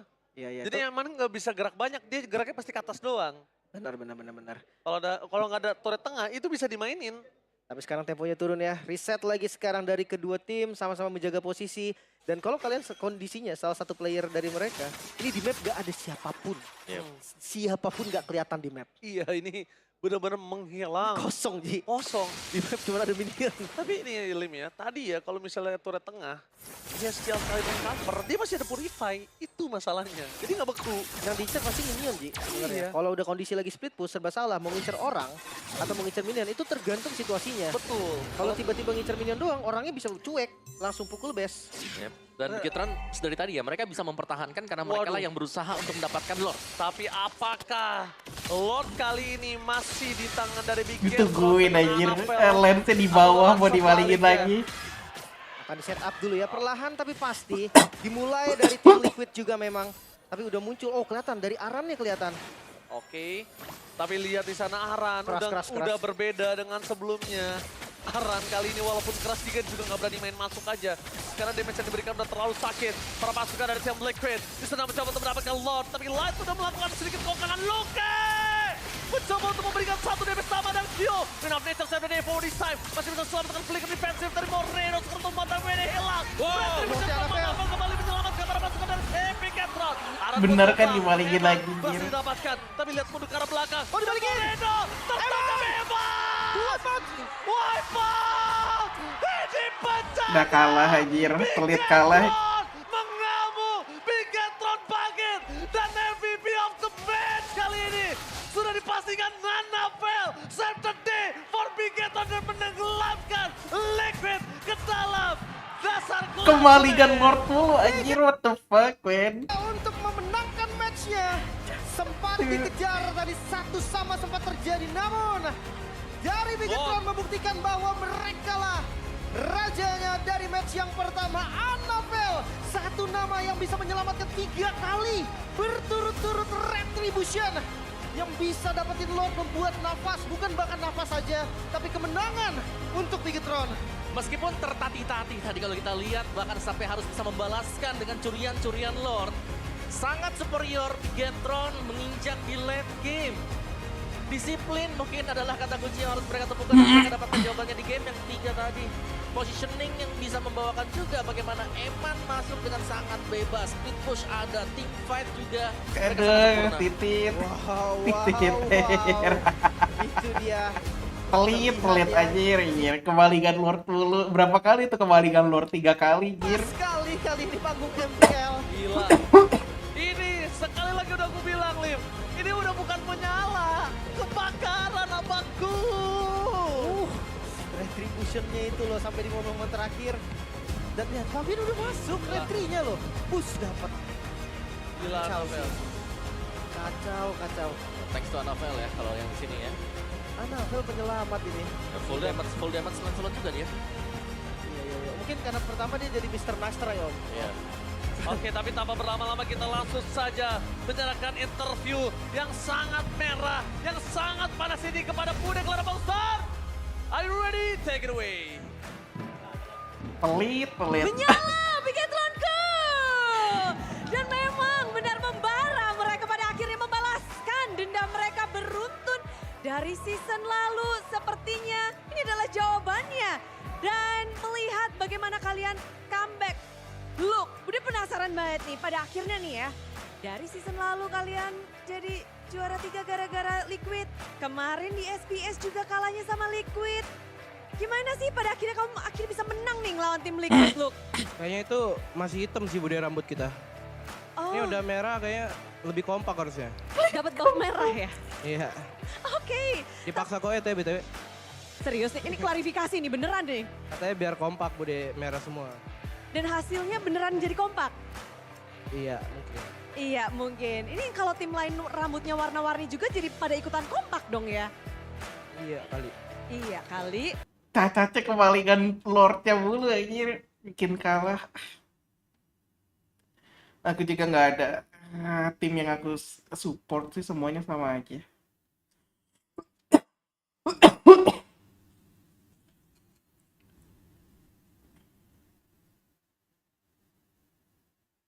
Fried chicken, Big Mac, Domino's pepperoni pizza, the fuck? Did you know that in 2012, Dude, this is kind of cool, man. KFC faced criticism in I mean, it's kind of fucked up, you know, like they bring the chicken like upside down like China this. for using growth hormones in poultry? But does it affect you? If you live in the US, is the KFC fried chicken you eat truly safe? Despite the controversies, KFC fried chicken remains undeniably popular. Can I watch this? I mean, is this count as animal brutality? I'm scared, Azur.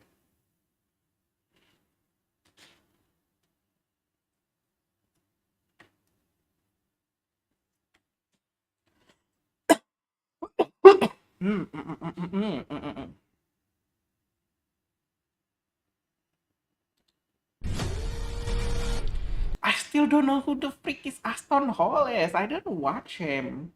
Why am I keep getting recommendation about Aston Hall? The freak is Aston Hall. Probably like a bodybuilder, right? I mean, from all the clip that I've seen so far. Jadi ceritanya video ini diambil sebelum rame-rame. Dan benar sekali, waktu itu saya makan di Madun Oseng warungnya Nyak Kopsa. Saran saya sih kalau kesini jangan sendirian, karena kalian wajib bawa keluarga, di mana menu di sini semuanya serba jumbo. Satu masakan bisa dimakan sampai 3-4 orang. Ayam seharga 65 kalau tidak 75.000 itu dapat sekitar 6 sampai 7 potong. Jengkol cabai bawang 35.000 juga porsinya banyak, ayamnya banyak dan semuanya toge goreng dan segala macamnya juga banyak. Saya memulai memakan masakan ini dan bisa Is that jengkol? I never eat jengkol. Ugh. But people say it's bad, man. Like, your breath is gonna be super, super bad. I mean, not your breath. I mean your fart. It's gonna be super, super smelly if you eat those shit. These are the worst enemies in Shadow of the Erdtree, and the method to eliminate one of their variants is complete balls. These giant fire things are called furnace golems, and they're basically walking mountains of fire who are ready to melt your butt hair. The regular version of them is pretty annoying to fight, but straightforward. Hit their feet until they fall and stab them in the eye. However, the ones with the armoured legs are plain stupid. In order to be able to damage these golems, you need to get to an elevated terrain and throw something inside their furnace. And no, it's not water nor ice. It's a freaking hefty fire pot. Who the hell thought that a giant fire golem weak to firebombs was an intuitive idea? But yes, once you throw a couple of hefty fire pots inside of them, they die. At the very least, the crafting materials for the bombs are easy to find, but that doesn't excuse the fact that these are the worst enemies in Shadow of the Erdtree, and the method to eliminate one of their It's not really that stupid. They usually just put like a high ground next to those kind of golem, you know. It's not really that stupid.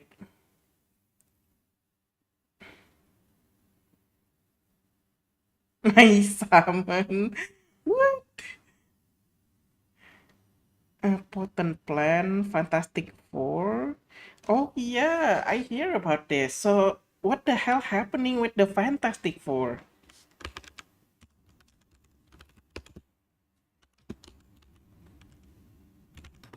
What is the drama all about?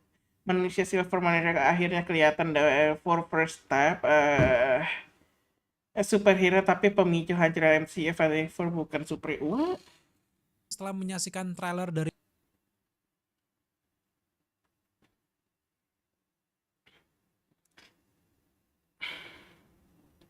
I still don't know why people have so much problem with this, with the Fantastic Four.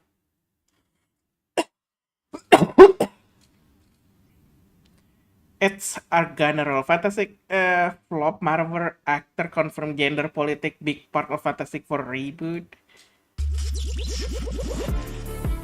Probably Marvel's biggest movie this year. There's a lot riding on this movie because I mean this is one of Marvel's biggest properties. I feel like the thing it need to be more bulkier, isn't it? I don't know. I really like this design, man. It need to be bulkier, make it more scarier. This is like the kid version of the thing. Yeah. And it's the first family of Marvel. This is what started it all, and they're kind of using this to kick off their new direction. I mean, they're going to be a big part of Doomsday and probably Secret Wars. So you really need audiences to go see this movie, number one, but you also need them to like the movie. You need this movie to be a hit, not just for Marvel's future, but for the future of comic book movies in general. I think there's a lot riding on this movie. I really do. This movie and Superman, we're really going to get an idea of where things stand with comic book movies when this comes out. But after reading this interview that they just did with Entertainment Weekly, I don't know how I feel about this anymore. I'm kind of worried. And I say that as someone that liked the trailer. I liked the trailer that we just watched. But there were a lot of rumors leading up to this movie. Pedro Pascal was not their first choice for Reed Richards. There's a lot of rumors out there that this is more of an Invisible Woman movie. It's more. Didn't in Doctor Strange they use who is it, like the actor from The Office? I forgot his name. Fuck, about man. her. Pedro Pascal is kind of gonna take a back seat if the rumors are true. You know, who knows if those are real or not? You never know. But in this interview with Entertainment Weekly, two of the stars said something that kind of threw up a red flag that makes me think, yeah, this is just standard course modern Marvel. One would be Vanessa Kirby's comments and the actor playing Johnny Storm, the Human Torch. Yes, this guy gonna be Johnny Storm. Number one, yeah. Johnny Storm, kind of a womanizer, ladies' man, kind of an a young, brash, alpha guy. That's who he is, and he's got a little bit of a mouth on him. It's always kind of been who the character is. Yeah. And there's always good banter between him and the Thing. That's some of the best This is the stuff Thing right in the here. Fantastic Four. Well, not in this version. They're going in a different direction, which makes me kind of think that those rumors that we were hearing are probably true. So we don't have to go over that whole interview. What I want to touch on is how the they rap update here. the Fantastic Four character from previous iteration. The version of Johnny is less callous and with other people feeling the strange thing alumnis. Captured. Joseph Quinn and Vanessa Kirby reveal how they updated their Fantastic Four characters from previous iterations. Because they have to make them different than the movies that came out for Fox. I don't mind that first Fantastic Four movie that Fox did. That one was okay. The one with Chris Evans. Second one, not so much. First one was all right. It wasn't anything special, but also wasn't terrible. I don't know about this movie, man. I want this movie to be good. I really do. I really want this movie to be good. But now, I was already kind of, we'll see. Now it's, I don't know. And Marvel needs this to be good. Before we can get into this, Daredevil, I actually like this show. It's not as good as a Netflix show, but I don't think it's terrible. No one's watching it. Didn't make the original streaming charts for Nielsen. Thunderbolts is projected to flop. Who the fuck wants Thunderbolt? Dude, if it's like really, really popular, it should be coming out in my feed, alright? When I'm scrolling on YouTube, sort. Never I see a Thunderbolt ever.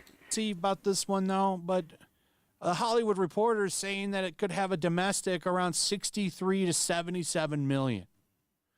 Box Office Pro says 65 to 85. Yeah, that's not good.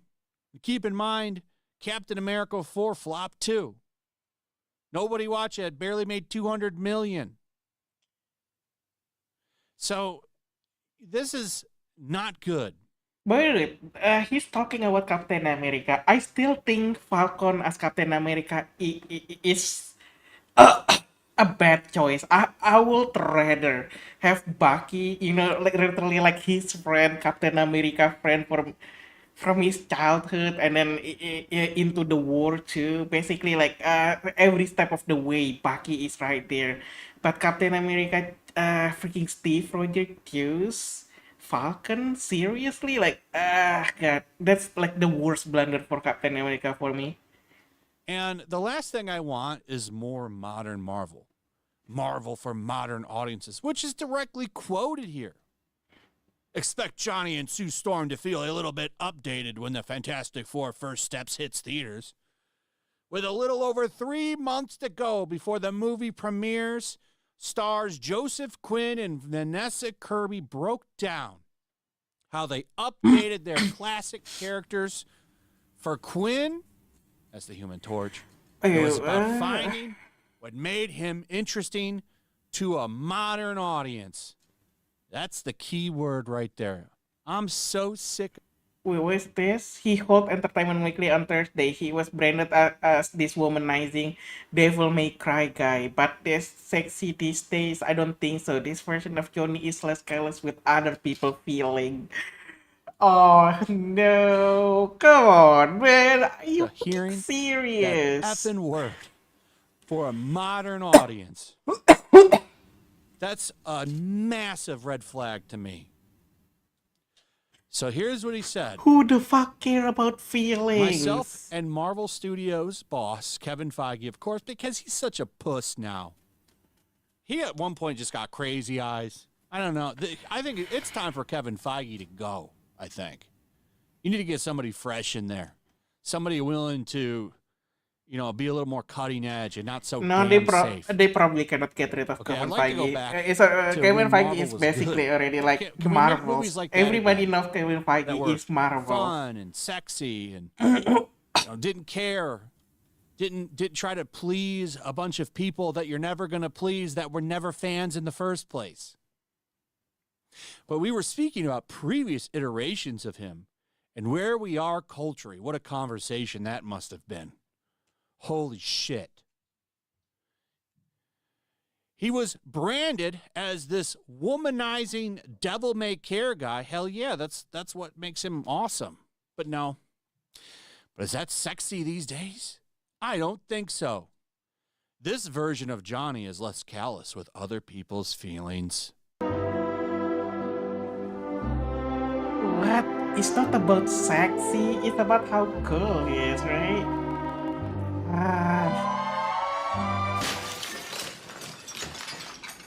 So that's what we're getting out of Johnny Storm, some cucked ass version. Some sensitive ass modern male. So basically it's not going to be Johnny Storm. This is going to be a Sue Storm led movie. I really think that now more than ever. And that's Fantastic Four should be about all four of them, number one. But if anybody is going to take the lead, it should be Reed Richards. Yeah, of and course. One of the reasons why I think they had such a Reed problem. Richards is always the leader of the group, and now they're trying to make Susan like the leader. What? Finding a Reed Richards is because he's a cock in the movie. If we believe those rumors, this is going to be a Sue Storm movie. All right. Now, here's what Vanessa Kirby had to say. If you played an exact 60s Sue today, everyone would think she was a bit of a doormat, Kirby said. So figuring out a way to capture the essence of what she represented to each generation, where the gender politics were different, and embody that today, was one of the greatest joys of this. All of this is just red flags to me. So, what are you saying with that? That I don't know. I mean, after Avengers Endgame, I feel like I'm already done with Marvel or Disney, right? At least it's for me, man. They already did. I don't know what they're trying to do with like the gender politic and shit like that. I don't know. It's not even gonna make me like hook me up, like it doesn't even hook me to watch that movie. It doesn't even like make me, oh yeah, I need to watch this, it's gonna be so cool.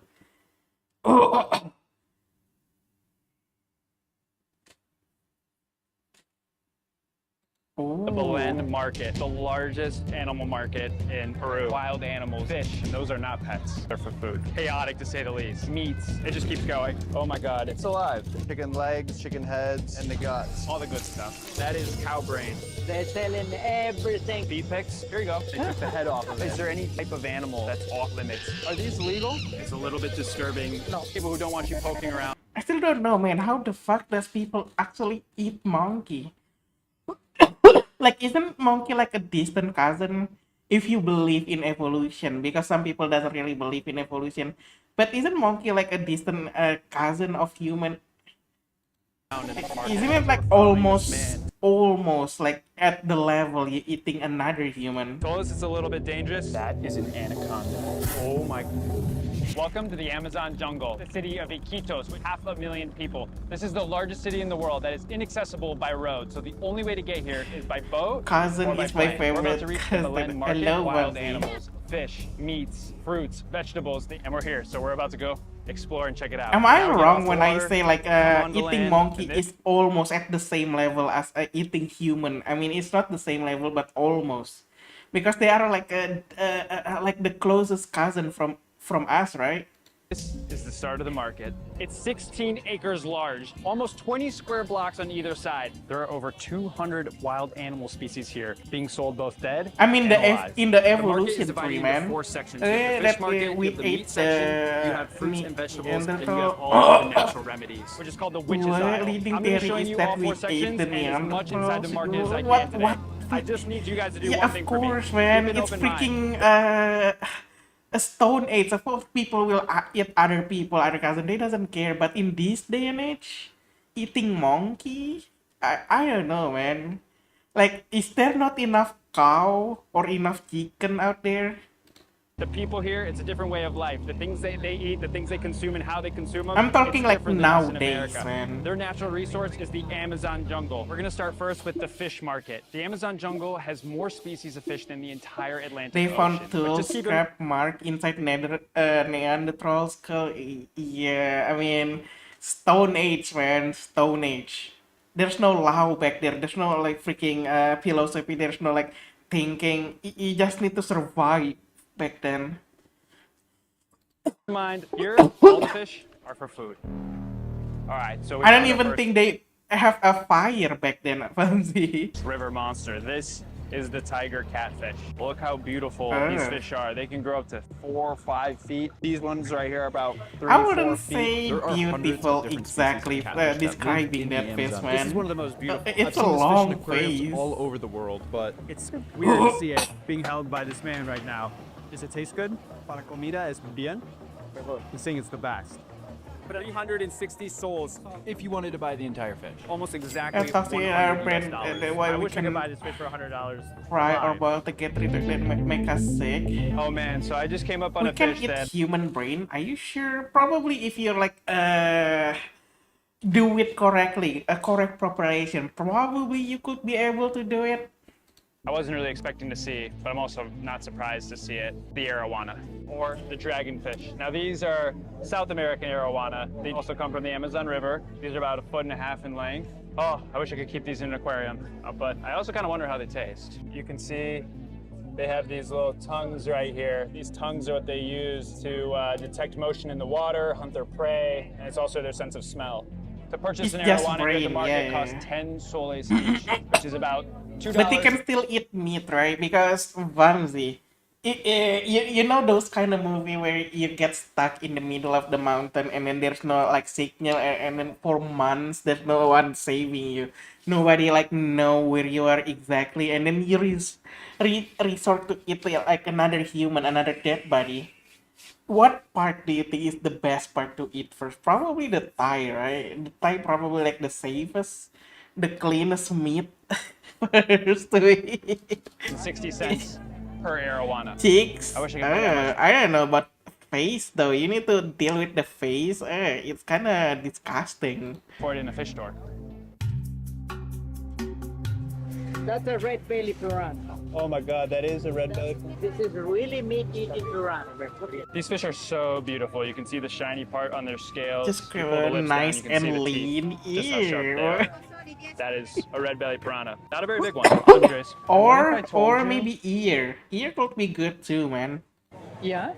If Yeah. you like Yeah. fry them, it could be In like an aquarium. crunchy, you know? Yeah, those of you who watch my YouTube channel actually know that I keep a pack of red belly piranhas in an aquarium in my house. So to see them like this, it's weird. Do they taste good?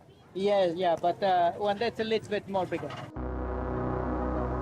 So right here on this table, you see a whole pile of armored catfish. Most of you guys know these as plecos. They're a prehistoric looking fish. They got this really thick because skin. it's I mean, kind if of you feel far their skin, to it's the really brain, so we can make sure the toxin that you're talking about, like the brain toxin, will not spread to the thigh meat, you know?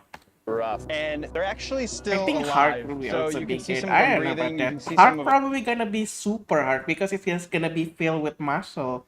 You know how it pump your freaking blood like 24 hours a day? Like every single day. moving. These fish can actually live out of water for 2 to 3 days. That's why they're prehistoric. That's why they've been able to live for centuries and evolve, because they have that crazy adaptation. Can you guys guess what fish this is? Or was? This was a juvenile arapaima. Before they can sell the meat, they have to descale this fish. These fish's scales is like a layer of armor. It's really, really thick. It's almost impossible to penetrate. So descaling an arapaima is not an easy job. They've taken the head off, and this is just the body and the tail, but you can see how large even a juvenile can be. Our guide Andres is saying that they do have local fish farms here for arapaima. He's saying the majority of the meat here comes from those farms. I don't know how true that is, but it's Will interesting they to see that pass? they're actually. Are you like Ramsey, are you like trying to find out in your own time which human body part should you eat? Like, what the fuck? How do you know all this information, man? Farming arapaima for consumption. This is what the local economy has here, so this is what they're given. Now these pieces are dried and rolled up. By the They way, do if this you notice something, none of this fish inside an ice. Alright, so they basically need to eat it like today, or it's gonna rot. because the arapaima is None of obviously the a fish huge fish. It's inside really long, the ice. and there's a lot of meat on it, but there's no bones in here. And they roll it up, and you can buy dried paiche or arapaima, just like that. Oh my gosh, this is a payara, also known as a vampire fish. Massive teeth inside its jaws. This is a small one. They can get absolutely huge. I've seen photos of monster ones. But quanta cuesta? Theoretically, of course, but I theorize about 15 most soles, things. Yeah. $4 US. So this is a peacock bass right here. The peacock bass is 40 soles, so a little over $10. This right here, this is a pacu, one of the bigger species of piranha, and you can even see its teeth in there. The pacu is 60 soles, or about 17 and a half, 18 US dollars. Yeah.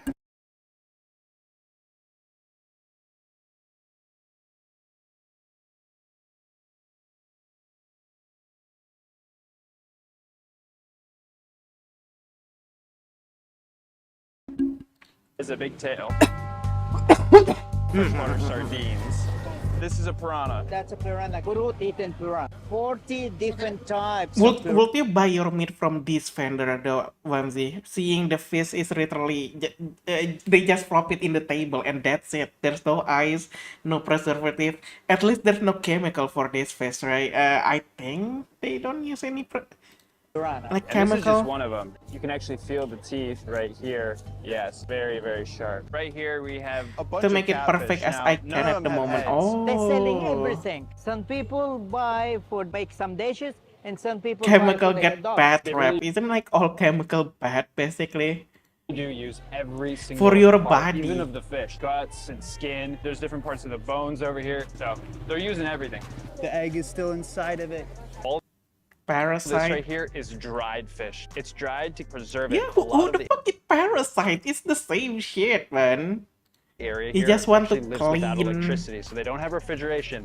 They can't buy ice. To get it I dried mean, like isn't Parasite just gonna die if you like boil them, like cook them? But chemical gonna stay still even though you cook them like properly. The chemical gonna still be in there, even a little bit. At least Parasite, if you like fried, if you boil the water like very high heat, they all definitely gonna die.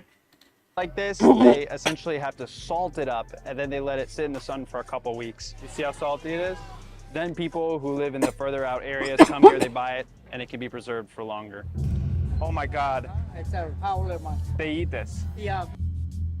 All right, so right here we actually have monkey, smoked howler monkey. This is a really beautiful red monkey that lives in the Amazon jungle. I've actually held a baby in a sanctuary before. It's crazy to me that someone would actually want to eat this, especially when you can see its hands, its mouth, its eyes. I don't know, man. It's I'd so rather to eat any of the fish out there than eating a monkey. It's basically almost cannibalism. Like I said, it's like the closest relative from human being. visceral because it really reminds you of the human part of you. Operating table. And, Lithium it's used for weird. mental issue, and people just find unless allergic. So this is a three-toed sloth paw. A lot of the There's probably gonna be a side effect from that though, Wemsley. locals believe that this has spiritual powers for healing. It can help quell anger from men. It's illegal to hunt and poach sloths in the Amazon jungle, but people still do, and they use them for this, to get good luck, and also to be kept as pets. Although sloths are actually known to not really make good pets, so it's unfortunate, the powers of the jungle, man. Toucan. Oh my God, that's a toucan. All right, so this is the beak of a toucan, and if you open it, you can actually see the tongue right here. And they put different kinds of things on the tongue and ingest it, and those are considered love potions for both men and women. But just think about it, those are the jaws of one of the most beautiful birds here in the Amazon. This is snake oil from a yellow boa, and it's meant to cure pain in your joints. So you're a snake oil salesman. I never actually met one in real life. She was wearing like a synthetic fake Jaguar pattern shirt, and I asked her, hey, like, do you know where they sell the actual ones? Because I heard they sell those here. She zipped away for like 30 seconds, came back, and brought the real deal. All right, so what you're seeing here is the skin of an ocelot, which is a type of jungle cat here. Now, they poach ocelots and jaguars for their teeth and their skin. Lots of Chinese people use it for traditional medicine. It's actually very sought after and in demand by the Chinese for that reason. Why is it gotta be Chinese, man? Why? How much the ocelot skin costs, and she told me that it costs 200 soles, which is about 65 US dollars. Still not very much when you think of how big of an animal that really is. You can see it's literally the entire body of the animal, from the top of the mouth where the eyes would be, the arms, the legs, and even the tail. Absolutely crazy. Oh my gosh, they took the head off of it. All right, so right here we have a caiman. They got alligator legs. This is a bigger caiman, and she's actually stripping the meat from the skin, and she's going to be selling them individually. You can see huge pieces of the legs, the arms, the skin. Okay, so let's talk about some of the dangers of the market. Most people here are extremely friendly. They're willing to show you what they have, even answer your questions or teach you about it. But there are illegal animals, there's wildlife trafficking happening. So of course there's gonna be some people who don't want you poking around in certain parts of this market. There's also a lot of petty theft here, and I've heard of people who have even gotten mugged. So, yeah. This lady, she had a monkey in a bag. You could see the bag moving. We tried to offer her money to show us the monkey, but she wouldn't do it. Firm no. She knows it's illegal. I'm surprised. She's the first person, though, who we've seen here who has actually opted to not show us something. Almost everybody else, even with illegal stuff, have been totally willing to be on camera, let us film. So that was kind of interesting. All right, so a guy just tried to grab my camera out of my hands. He wasn't successful because I'm guarding this thing like crazy, but it did just happen. He tried to grab it. It's 80, 90 degrees here, so I know I'm sweating more than Usher at the Super Bowl right now. Please don't make fun of me. I'm not used to this temperature. So over here we have a live turtle. Hi, buddy. Oh my God. And those are not pets. They're for food. These are yellowfoot turtles, and they have been chopped up. You got the turtle liver, turtle eggs. These are unfertilized eggs, and that is even a turtle penis. So you can eat the turtle penis, but also use it for... Damn, they have a big penis, holy shit. For a turtle that big. Putting it in sugarcane water, people drink it. If you've had a lot of girls and you want to have a boy, and they don't know how or they don't know why, but it works and it'll give you a... So basically people just drinking a turtle sperm if they boil it in the water, isn't it? It's the same shit. Boy. My mom had the opposite problem. She wanted a girl. She got 3 boys. So these are turtle eggs. Now, these are actually illegal, but there doesn't seem to be anybody enforcing it out here. So right over here, they actually have some restaurants so that anything that you buy, you can literally take it right over there. And if you've got a stomach made of steel, you can eat it right on the spot. But all of them who selling that things, they have to pay for tax. Every day, each of these vendors is actually paying the government the tax. See, guys, everyone's got to pay their taxes. Everybody pay for tax. All right, so this building that you see behind me here is what used to be the original Belen meat market. That building has been standing here for 75 years when the population was only 250 residents in the town of Iquitos. That was the local market for them. It's still being used as a market, although obviously you can see the market has extended more than 10 square blocks in each direction. Let's go check out the oldest part of this market. Okay, so this is called poponche, which is a type of egg that they're mixing with beer. It looks like your grandma's old pudding dessert, but it's actually a drink. Does it taste good? Yes, that's good. Should we try it? Yeah. Do you think I'm gonna like it? Huh? You should make some food, alright, maybe. Very frothy, very creamy. It's very good. It feels like I could be in Harry Potter world drinking butterbeer. There wasn't all this raw meat. Then with the full split and pile bunker, you think? All right, so what right did here, you change we actually about the have a little movie? buffet The damage, of marine the seafood. stun, the Everything that you're seeing stagger? on this table actually comes from the ocean, not the Amazon River. So it's imported here from Lima. You got some mussels, you got shrimp, you got prawns. Look how much bigger this claw is than this little claw. If a crab's arm gets chopped off or eaten, it can actually regrow one. This is like a type of snail, snails and mussels. And right here we've got octopus. This is the cuerpo, or the body of the octopus, and then these right here are legs. If you're really in the mood for seafood, Tracking speed this is where you're can coming. cancel We melee interrupt a this little episode to without bring you lock today's on, more video free sponsor, movement, stuff like that. Fishing How about against the seals though? On the dock, phone in my hand, catching big fish like a legend. Understand from deep What the seas to lakes that splash. Ain't no game like fishing clash. Over 50 plus spots, yeah. Where should I go? Just make it feel Amazon jungle really or good. ice cold snow. If you want to know about like melee, ask Bones. Like Bones is really like the melee guy, right? In the community at least. Worldwide spots, it's a global look. Ask him what do you think about the update. But when fish hit hard, don't drop the ball. Upgrade my rod, yeah, I gotta power up. Choosing epic gear, I'm leveling up. Tournaments popping, I'm climbing the ranks. Dropping these fish like money in the banks. Wanna be the GOAT? Now here's your shot. Use my link, claim a free jackpot. Use my gift code George Mavrakis on deck. That's $20 free. Now get your respect. Yo, grab your phone. Don't wait, don't stall. Click that link. Let's catch them all. Unique avatar, you get one of those two. Better claim fast and enjoy that dope view. So tap that link. Don't wait too long. Join 50 million other people. Come play along. Fishing Clash fam. Yeah, we cast, we win. Now, honey, go grab your phone. Let's reel them in. So all those heads that we're missing, yeah, I found them. They're selling the He brain, doesn't like the yeah. idea of the mod. So I this got right dread here, that is cow brain. when he has time. They're selling everything. I guess you could add Zozo too. Isn't Zozo like about to do like the turny thingy? I don't know if it's That's still the tail. happening or not. And those are the balls. Oh my. Oh god. Ah, very good, very good. Oh boy. All those people who keep asking me for feet pics, here you go.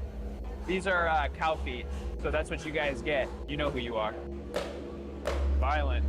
This is all different kinds of smoked pork. So anytime you see this like orange or red kind of meat, it means it's smoked. Intestine. And this is a bones for soup and also the feet.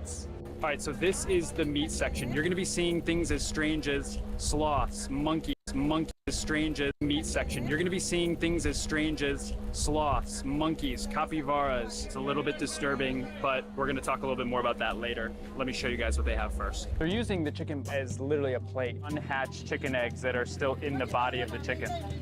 This whole table is chicken, and they got chicken legs, chicken feet.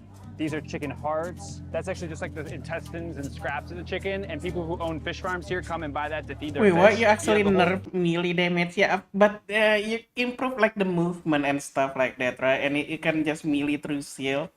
So yeah, the melee damage like got nerfed a little bit. That's fine, I guess. chicken thighs, but basically, chicken. Which Yep. combo you picking? I don't know if it comes with a You side of don't french want fries a and weapon cold to be too OP too, right? drink, but you can definitely get whatever type of chicken you want here.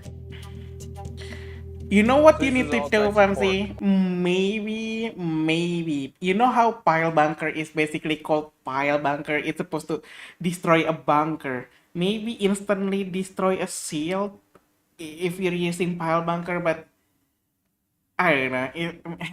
It's just me. It just kind of All right, makes so these sense, are cow isn't horns. Oh my god. ¿Para qué? Para el mal aire, el susto de los niños, de los bebitos. It's a little secret to curing babies. Babies. Some people they use for the like a shaving, burning the smoke coming up and then feeling okay. The horns can also be used to create unique Andean instruments. The easiest way to identify what animal you're looking at is to look at the feet. So this right here, this is a giant guinea pig, and then this is the boar. Look at that foot right there.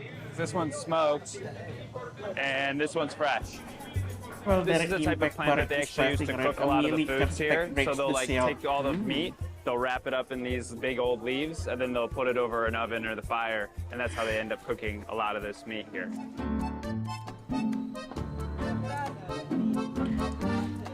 Surprisingly, I haven't seen any dog meat in this video. Surprisingly. Cat meat, dog meat. He say some local drinks. Some local drinks. She's selling the bucket over there. Not yet. This is a boar, and you can tell by the hoof right here. The police, the ecological police, they don't care. They don't care. They don't care. All of that wildlife are in dangerous species. If they get stuck and you press coral shield and someone hit you with the charge bug, you take reduced damage. But the coral shield is now on the cooldown. How long is the cooldown though? In the market that you can't eat, you won't see. What about dogs? What about cats? 10 seconds, 20 seconds. No, the person don't need that. By the superstition, nobody kill dolphins. The people here believe that dolphins are actually human. I don't know, is this better? I mean, in Chinese, I know there's a video about people selling dog meat, cat meat. At least these people doesn't sell dog meat, cat meat, I guess.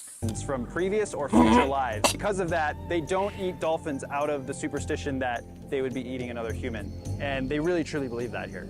All right, so we're following this man who has told us that he knows where they're selling wildlife. Oh, when you overheat, it's it's basically like the same as overheat. Alright, alright. Any person, because it's illegal. It is illegal. That's illegal.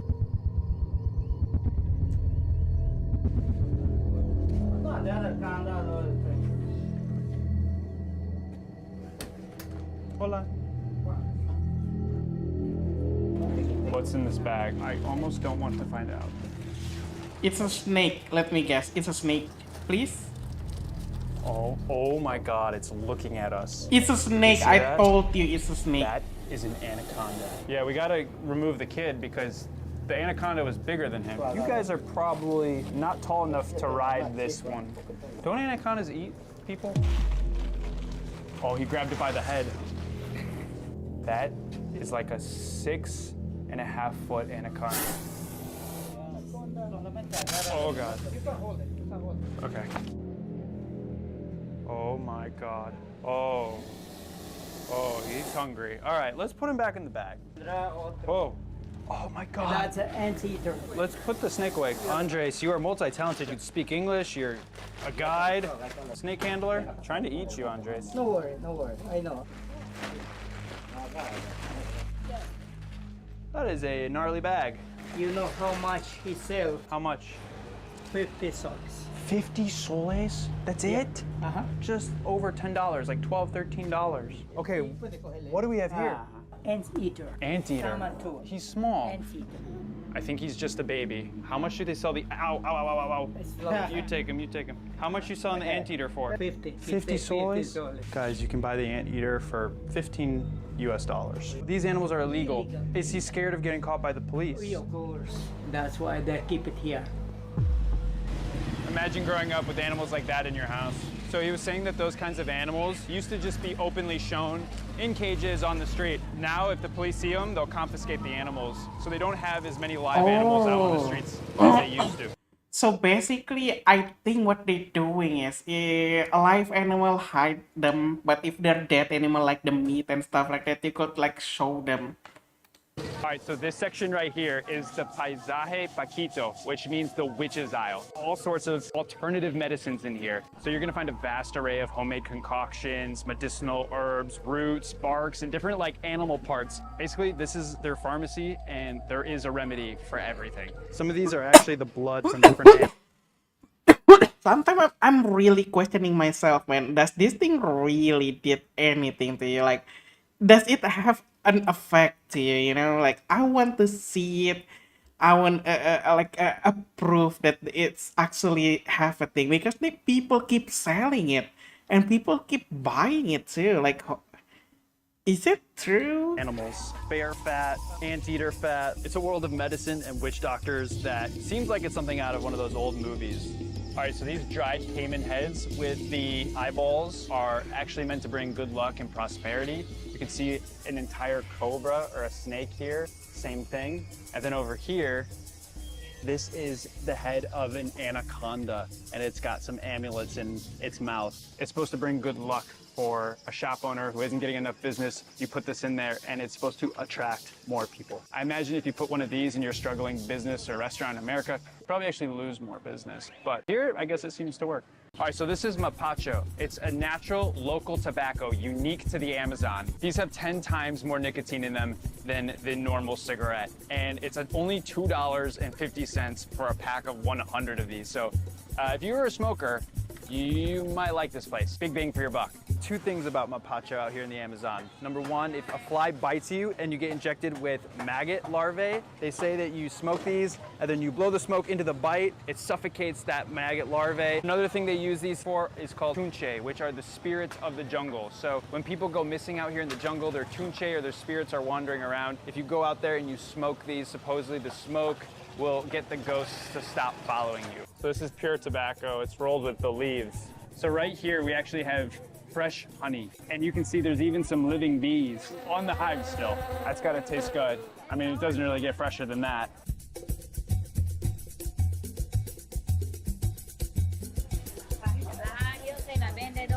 We got a bunch of pills for all you pill poppers. So right here, this is the spice cart. And if this is the spice cart, that must mean that she's the spice girl.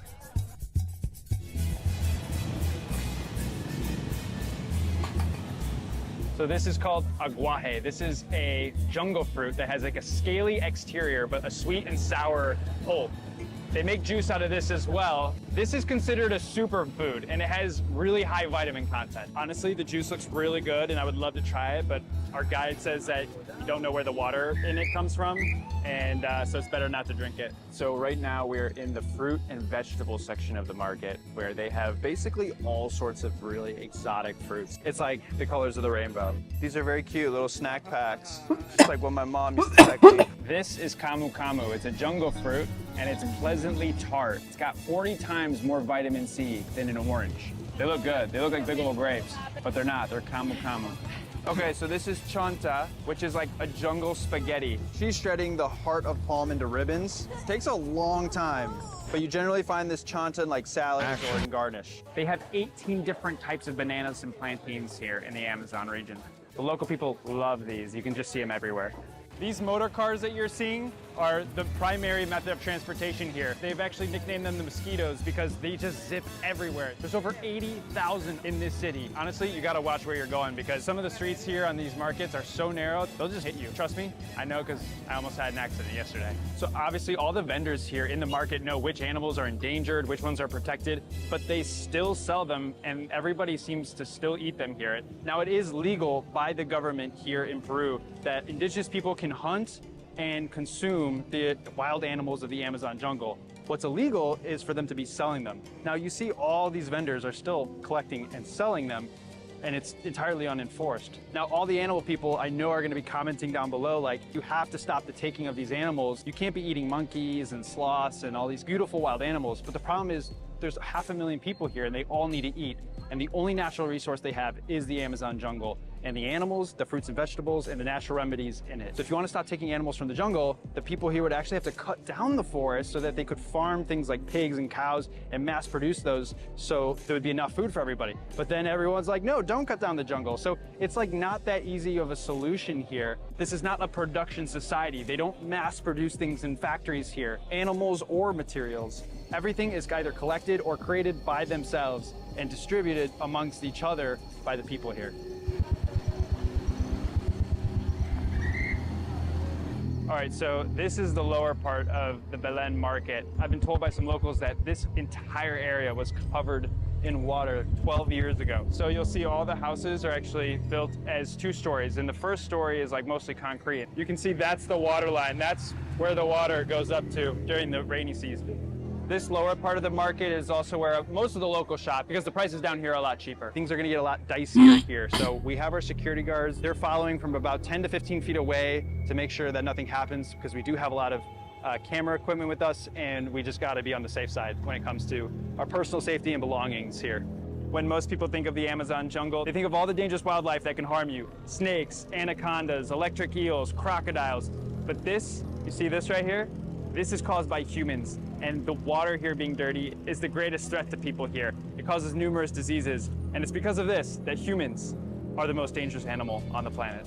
So this city, even though there's only 500,000 people living here, I mean, compare it to my country, it isn't that bad, man. That garbage.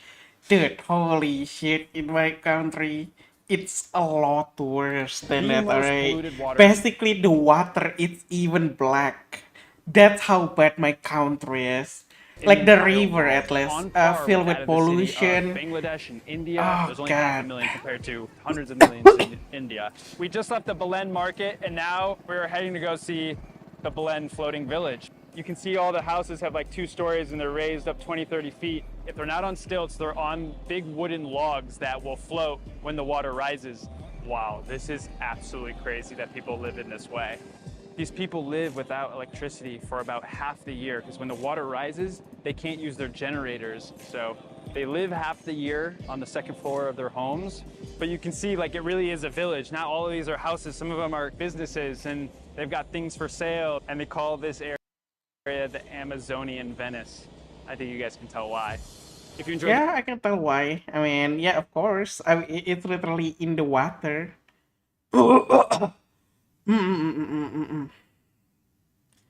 Let's see. You have anything for me to watch, Vamsi, or anybody else? Have any video recommendation for me to watch? The fuck?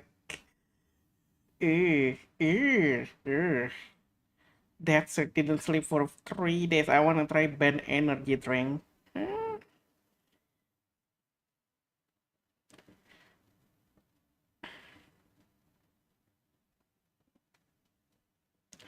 I don't know.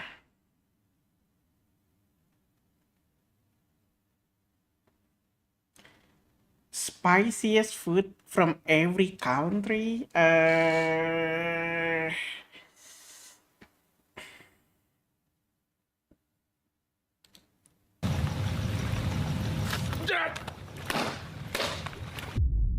What did the Dude, that's such a waste of a good freaking laptop, man. Oh my god. What's this? Sperm It's time to racing? talk about The it. fuck? There's a new sport on the horizon that's going to drop this month, and it's got more hype than Floyd Mayweather versus Manny Pacquiao all those years ago. It is a Wait, sport what? that, given What the enough fuck? time, maybe like 10 years, will probably be more popular than soccer. It's called sperm racing. I don't know. I cannot see that, Vamsi. I cannot see. The world's first microscopic racetrack. Sperm racing. Holy shit. April This is the trailer they 25. posted on So their we just gotta watch sperm basically like swimming to the like the Instagram ball announcing it. thing. It reminds me of that old anti-piracy commercial. You wouldn't download a car. The first event comes in like a week. It's got $1.5 million invested Oh, it's in in Discord this. It's now. going Okay, to be after hosted this, at the I'm gonna check it Hollywood out. Palladium in Los Angeles. LA News gambling event, live sperm racing. It's a gambling event too. Holy shit. Vamsi. Dude. Maybe I should enter this one. Maybe my sperm will imagine you're saying that, dude. It's so stupid. What the fuck? Which is a huge stage. This is basically like the Coachella for nut. As the name would imply, you are watching sperm race on a mic. So who's gonna nut first, right? Probably, if I'm gonna make this, probably I will take like the race. Who's gonna nut first? You're gonna have time, and then whose sperm gonna come into the freaking thing first in microscopic, and then they're just gonna freaking use microscope with camera so people could see who actually got to the egg first. I guess that's what people would do. Microscopic track as it tries to get to the finish line first. Now the sperm, of course, doesn't know that it's in an athletic competition. It thinks it's going to fertilize an egg. Those fucking fools there. But you as a spectator know, and you will be able to watch it and follow along on like a mini map, I guess. And you'll be able to follow the action, and you can even place bets. Honestly, it's eerily similar to that super stinker mega shitter movie I just watched like a month ago and made a video on called Rollerball from 2002, where they created a brand new sport whose whole focus was on betting, getting people hooked on like sports betting and making tons of money through that. I kind of get similar vibes with sperm racing here, even though they try and preach it as like a raising awareness about male infertility doesn't really seem to be the primary focus of this event. They openly acknowledge that they know it's goofy and silly, it's self-aware, but it's supposed to have a positive message about raising awareness on declining male fertility rates. But when you put betting in there, real money involved, no one's gonna give a fuck about what the message is as long as they can make some money off the meme. Will there be any gambling? We've been offered a lot of money from sponsors that are from casinos or a bunch of adult things, right? And they offered a lot more money, but we just haven't taken it. Most of our main sponsor is Nucleus, which is a DNA testing company, right? So we kind of want to veer away from the degeneracy and actually turn this into a health thing. So most of our sponsors are actually health. And especially with about health thing, but you put gambling in it. Of course, man. the betting, right? We're not partnering with a massive casino. We're partnering with a prediction market. We're going to give biomarkers and stuff like that. They did an interview with TMZ, which they did highlight multiple times about how the focus is on, trying to make this more of a health-focused event. But when the question of gambling got up, he said they didn't take any sponsorships from any big casinos or anything like that, Instead, they've partnered with something else in regards to betting. So there is still betting. It's just not, stake-sponsored sperm race or anything like that. I don't know why he didn't just say, yeah, there's gambling, but we're not partnered with a big casino. Instead, he started by making it seem like, no, there won't be gambling, but at the end he does mention they have partnered with someone for betting. And in multiple sources now, I've read that it's going to be gambling through something called Polymarket, and long-term... this could be fun, man. Dude, why didn't I think of this? Holy shit, dude. Sperm racing. Would you watch this from the April 25? Is it I think April 25. So we got freaking 6 days, a week from now, 6 days from now, till we can watch the sperm racing. I don't even know that's possible to even see on stream, man. Is that not possible? I could not watch it. Is that gonna be TOS? Am I gonna get banned if I watch that?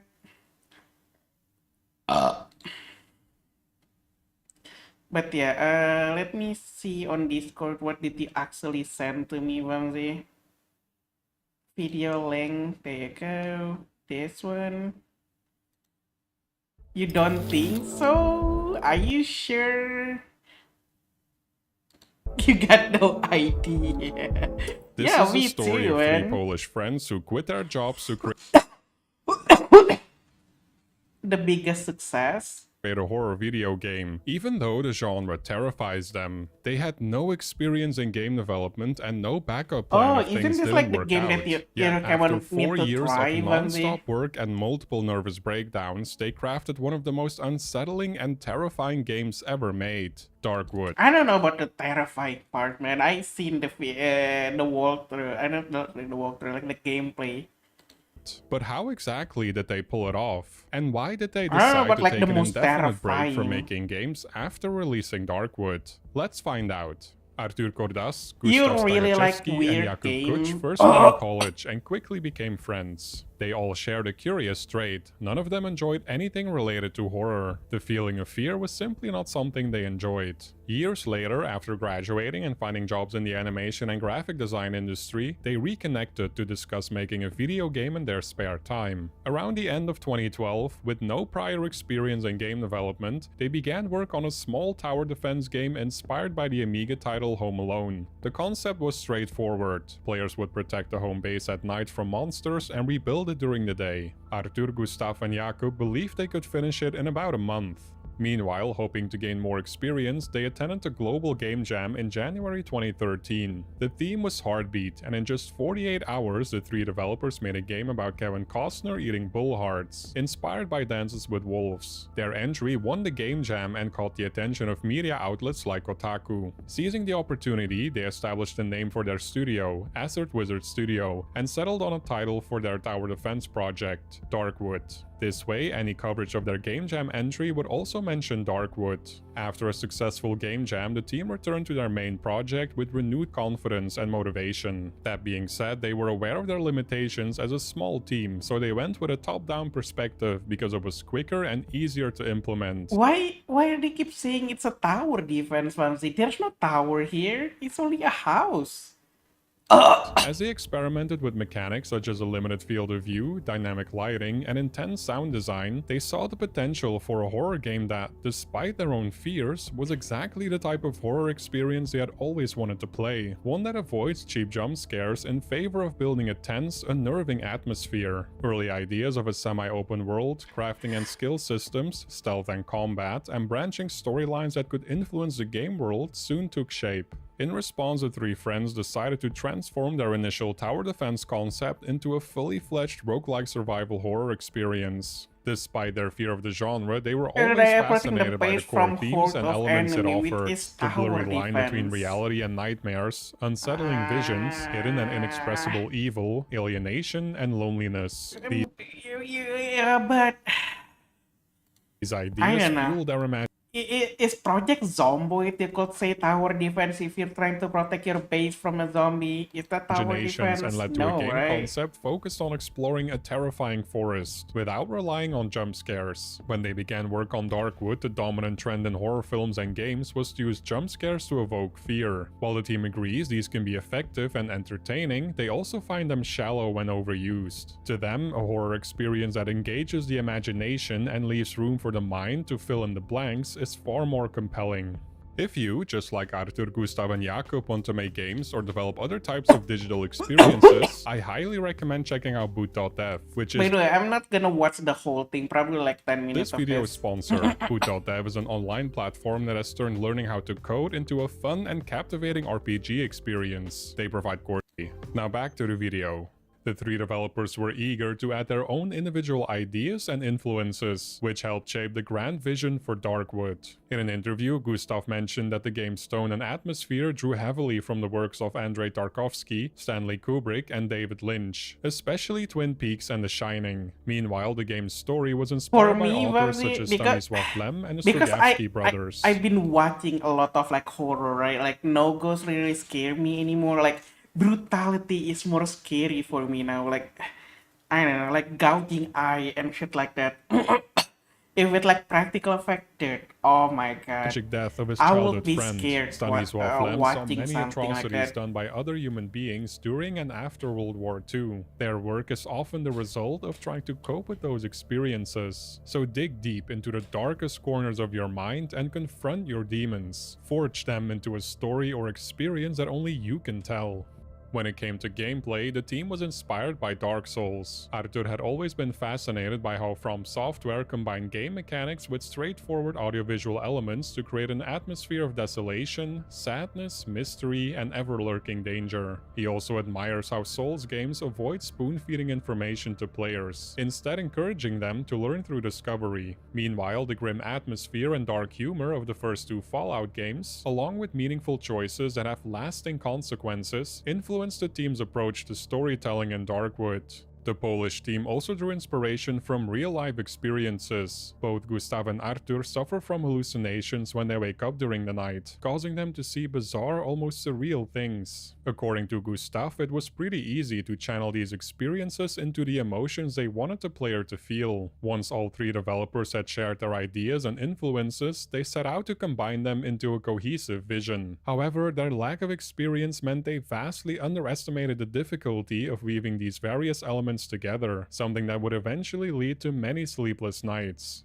The fear of the unknown and using the player's imagination against them were core design principles. As a result, the developers invested significant effort in creating a procedurally generated forest, ensuring each playthrough felt Probably, you know what? I've been thinking about this, Ramsey. Like, probably like here. What is it? Resident Evil Village baby monster. Yeah. So yeah, Ramsey, this is like the last time I ever like got scared in a video game because it's super dark. Dude. Open the fucking...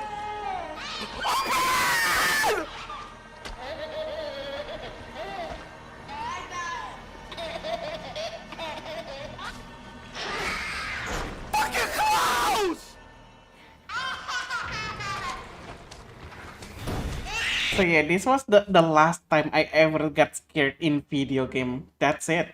Familiar and kept players on edge. Major locations were still handcrafted, but to further emphasize the fear of the unknown, some areas would change drastically based on the player's decisions throughout the branching storylines. Speaking of locations, the team decided to set Darkwood in Poland, where they were born and raised. This choice felt natural as it allowed them to craft a more genuine and convincing narrative. It also served as a way to introduce players to Polish folklore, which they hoped would feel both exotic and refreshing to most players. The protagonist had to match the game's unsettling and mysterious atmosphere, so a typical hero was off the table. Even in the earliest stages of development, the team envisioned a voiceless, strange outsider with distorted, repulsive features. An anti-hero who would provoke resentment among the forest inhabitants while instilling alienation and dread in the player. I don't know why, Vanzi, but if like the ghost is a woman or a baby, it's so much more scary than a man like this. When developing the game's overall look and feel, the team chose to keep the pixelated art style from their tower defense prototype, along with the top-down perspective to simplify asset production and animations. Although they considered the graphics and distant camera to be the game's weakest points, they leveraged these limitations to their advantage. Because the pixelated graphics make it harder to identify characters, enemies, and objects, players have to rely more on their imagination, allowing the developers to play tricks on the player's imagination. The game was built in Unity, and all the code was written in C#. In March 2013, after fleshing out core combat and survival mechanics, the Polish developers created a vertical slice of Darkwood and posted a gameplay trailer on their YouTube channel. The trailer caught the attention of the press and received far more positive reactions than they ever anticipated. Realizing they might be able to make a living from game development, they spent the next 2 months preparing an Indiegogo campaign to help fund Darkwood. To introduce the game to the world, they even produced a silly video explaining why they needed financial support. The campaign launched in May 2013, but the crowdfunding initially struggled, and it seemed the team was not going to reach their funding goal. However, in the final week, they released a second gameplay trailer that gave them the boost they needed. Ultimately, they raised over 54,000 euros, and this motivated the three friends to go all in. Without a backup plan, they quit their jobs to focus all their time on Darkwood. They estimated it would take about a full year to finish development. Over the course of the following year, it became clear that the project was full of contradictions, along with other major problems. We did not have any experience or knowledge in the field of design or production, so it took us a lot of time and effort to put the conflicting elements of the puzzle together. With time, also the differences in our visions started to emerge, and we were unable to resolve them all completely. This was coupled with the poor organization of our work. Every decision, even the smallest ones, were made together, which considerably delayed the production of the game and often led to misunderstandings and frustrations. Essentially, it came down to two visions for Dark. It's basically like these three developers like working together, right? So there's no leader. Basically, all of them needs to be like agree on something they want to add. Of course, it's gonna be hard. Of course, there's gonna be any contradiction and stuff like that.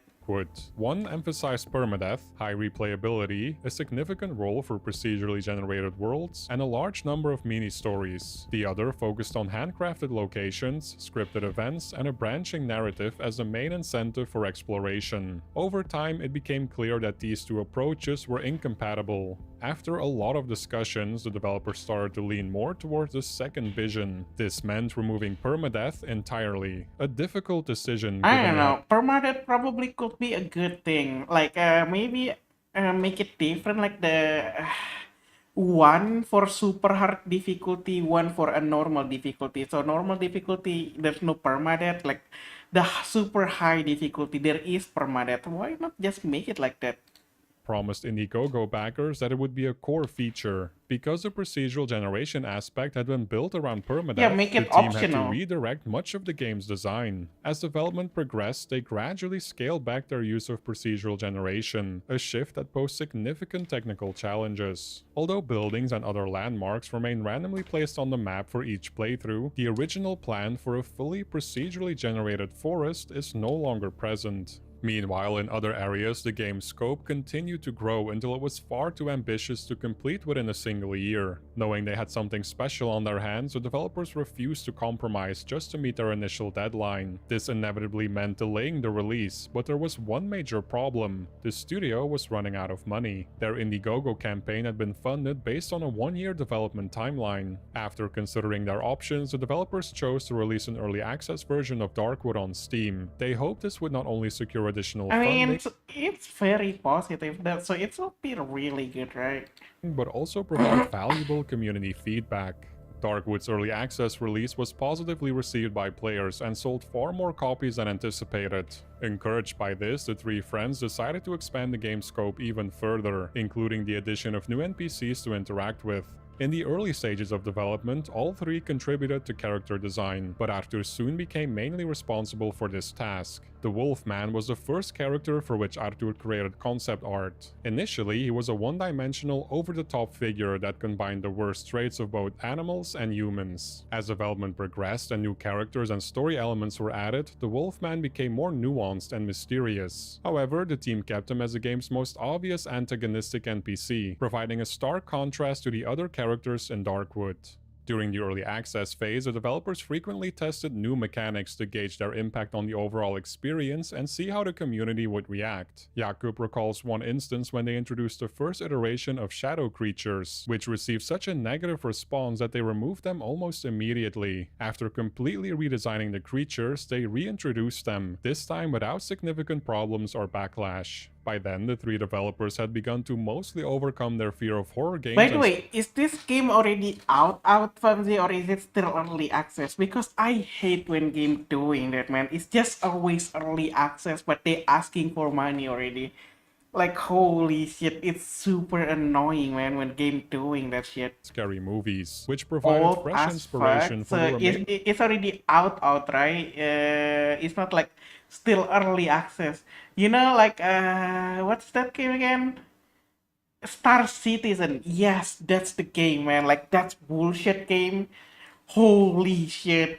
It's been like early access for how long at this point, man? Of Darkwood's development. Composing the game's soundtrack and creating sound effects proved challenging, primarily because neither Arthur, Gustav, nor Jakub had much, if any, experience with sound design or music composition. My specialization is art, but as I was the only person in the team that had any idea about making sound, although still very vague, sound design and music fell on my shoulders. Making Darkwood's OST was a never-ending improvisation. I was playing with a medium that I did not fully understand. Maybe thanks to that, we were able to create something unique and hard to define, something that breaks the common principles, which I did not know about during production. Arthur used a largely minimalist approach to audio, leaving long stretches of silence to build tension and dread. This, along with other techniques, allowed the horror to play out partly in the player's mind, effectively toying with their imagination. After multiple nervous breakdowns, nightmares, and non-stop crunch the last 2 years, Darkwood was starting to look like a cohesive video game. However, the team's democratic approach of discussing every issue together led them to miss every deadline they set. Over time, negative Steam reviews began appearing from players. Yeah, early access. I get it. How much this crap we're going to put up as a community. We keep throwing money at lazy devs that create half game and sell them as early access. They then go on vacation. I have 20% early access game in my library. None of them are actually regularly, and many that are filled with the game-breaking bugs. Pros tries to be scary, great atmosphere, imagination, artwork. You see how people already like super tired with early access? Frustrated by the slow development, some even suspected the studio had abandoned the game. Finally, in August 2017, after 4 years of blood, sweat and tears, Darkwood version 1.0 was released on Steam. Both gamers and critics were impressed with the final result, especially— It's supposed to be 1 year project, right? And then it bloated into 4 years. by how each Didn't they element promise the people when they're starting to ask money to be 1 year only? contributed to a cohesive and terrifying horror experience. The slow-building tension, minimalist soundtrack, strategic use of silence, and fragmented story, requiring players to piece it together themselves, were all universally praised. The team, however, had little time to celebrate, as they were very busy with fixing bugs and other technical issues. In fact, Gustav spent the evening of his 30th birthday having a meltdown while trying to fix a save file problem that many players were experiencing. Meanwhile, they were getting flooded by emails. Most of them were scams from people claiming to be YouTubers or bloggers, hoping to score a free Steam key. Initially, the studio handed out keys without hesitation, wanting Darkwood to gain as much attention as possible. Unfortunately, many of these keys were then sold on controversial storefronts like G2A. When the developers discovered this, they were furious. It became impossible for them to do giveaways or provide keys to those who genuinely couldn't afford the game. Moreover, seeing people refund the game on Steam made them realize they should offer the game for free. Steam lets you refund the game if you haven't played it for more than 2 hours, and as a developer, we can see the reason why people refunded it. When we read the explanation from someone who wrote that he needed a refund because he didn't want his parents to be stressed out when seeing the bill at the end of the month, well, it made us feel quite bad.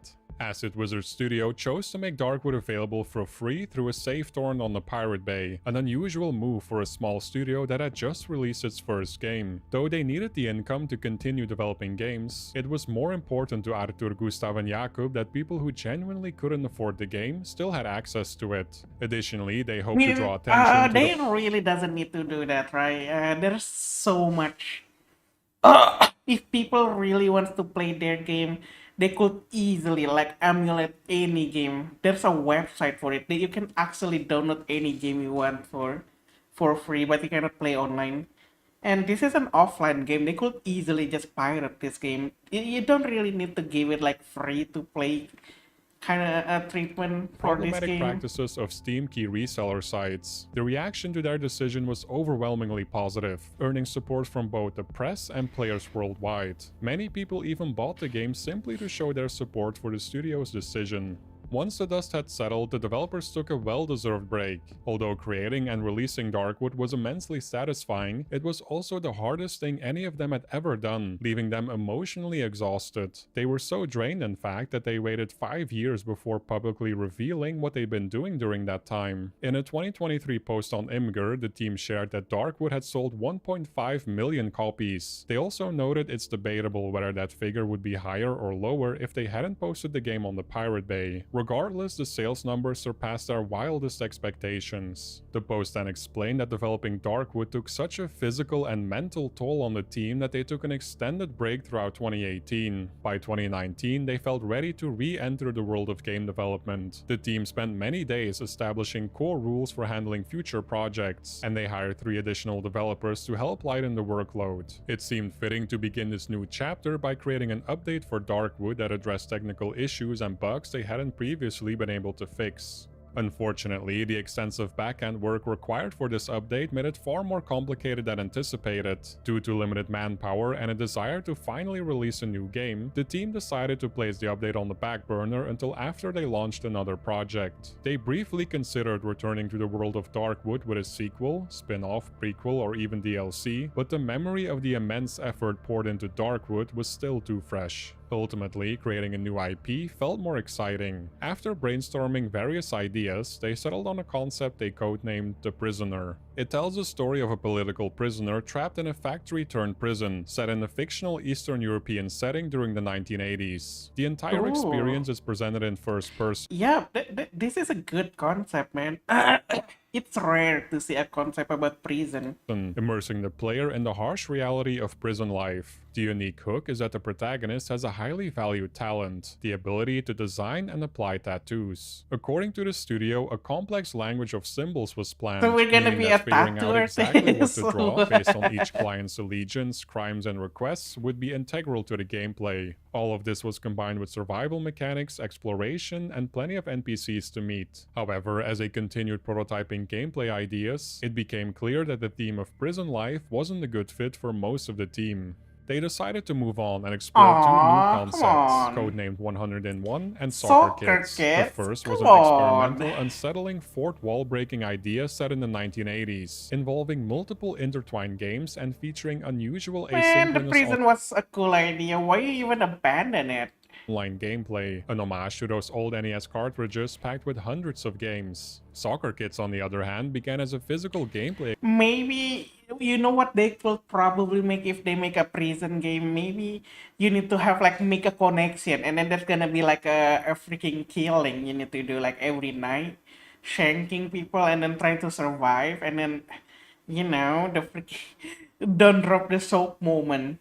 experiment using a magnetic board and various items found around the office. From this setup, an idea emerged. Children playing soccer through the eyes of a mathematical prodigy who analyzes every angle and distance in detail. The setting was close to the developers' hearts, Poland in the 90s, but instead of a creepy forest, they crafted a vivid, playful, over-the-top world seen through the lens of kids who had watched too many cartoons. Soccer Kids turned out to be the perfect fit for their next project, so the team worked on it until they had a fully playable build. In June 2023, they released it for free on Steam, encouraging players to share their feedback with the goal of making an improved commercial version. Less than 2 months later, Acid Wizard Studio announced they're taking a break for the foreseeable future and explained their reasoning on Twitter. We haven't been able to create a work environment that would not be destructive to our personal lives. Our families are our top priority and they should not be affected negatively by our I'm work. good. I'm just So watching. ultimately, This we is what Vamsi is like a fan of this indie developer. I'm just watching what are they doing right now. Man, I really think they just bail about the prison thing. It's such a waste, Vamsi. decided that it would be best if we part ways, with a possibility of Just returning watching in 5 some to 10 video, you years know? when we get our shit together. How about As a you, final lady? farewell, How Darkwood are received you? one last major You finished update with addressing streaming? numerous bugs and introducing various quality of life improvements. The studio emphasized they weren't disappearing entirely and hoped their games would continue to live on. They mentioned the possibility of others creating a Darkwood sequel or continuing development on Soccer Kids. While it may be a long time before we see Acid Wizard Studio or any of their IPs return to the gaming world, the fact that 3 inexperienced friends from Poland left such a lasting impact on the horror genre is a remarkable Prison achievement idea that won't was be cool. forgotten. Yeah, I don't know why they scrap it, man. It's just such a waste. A literal waste. Because if you check on Steam, oh yeah, by the way, I'm waiting for this game. I want to stream this game when it come out, man. Basically, we're gonna be able to have a freaking relationship with pals. Let's rewatch this one more time. Yeah, I mean, you guys probably haven't watched it with me.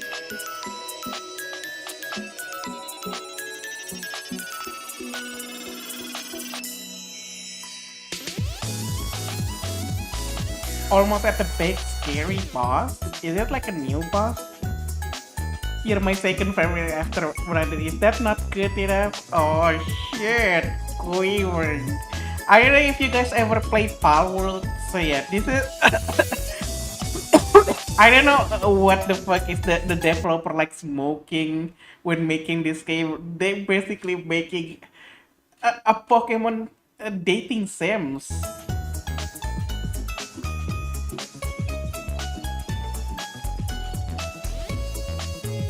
This is literally a spider. You literally can have a relationship with a spider. I don't even know what the heck is this, man. Splattering, making medicine, please take care of me.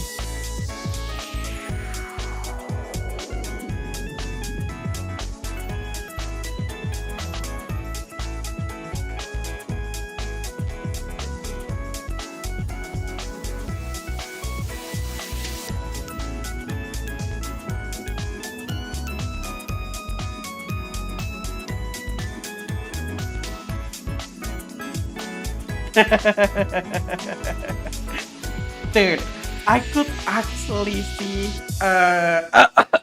a furry, a lot of furry gonna play this game right here. But it still doesn't have the release date yet, so yeah. It's still gonna be a long time, man. We still need to wait.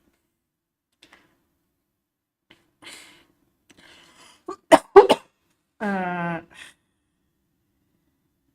I I don't know. I don't have any more video to watch today, so yeah, I think I'm just gonna end the stream. Let's see who am I gonna rate. Ooh, What do you guys want to watch? Retro game, Wuthering Wave, The Last of Us, The Freak, Monster Hunter Wild, or someone sleeping? I don't know why people like streaming while sleeping. Honor of King, Dead by Daylight, Hunt Showdown, Red Eye.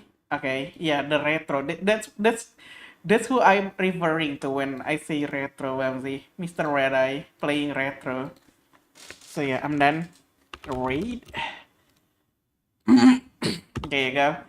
So yeah, I'm tired, guys. Thank you for coming, watching, chatting, and lurking. But now it's time for me to go to another dimension. But yeah, don't forget to eat, drink, sleep. Take care of you guys. Alright, see you guys later. Bye bye.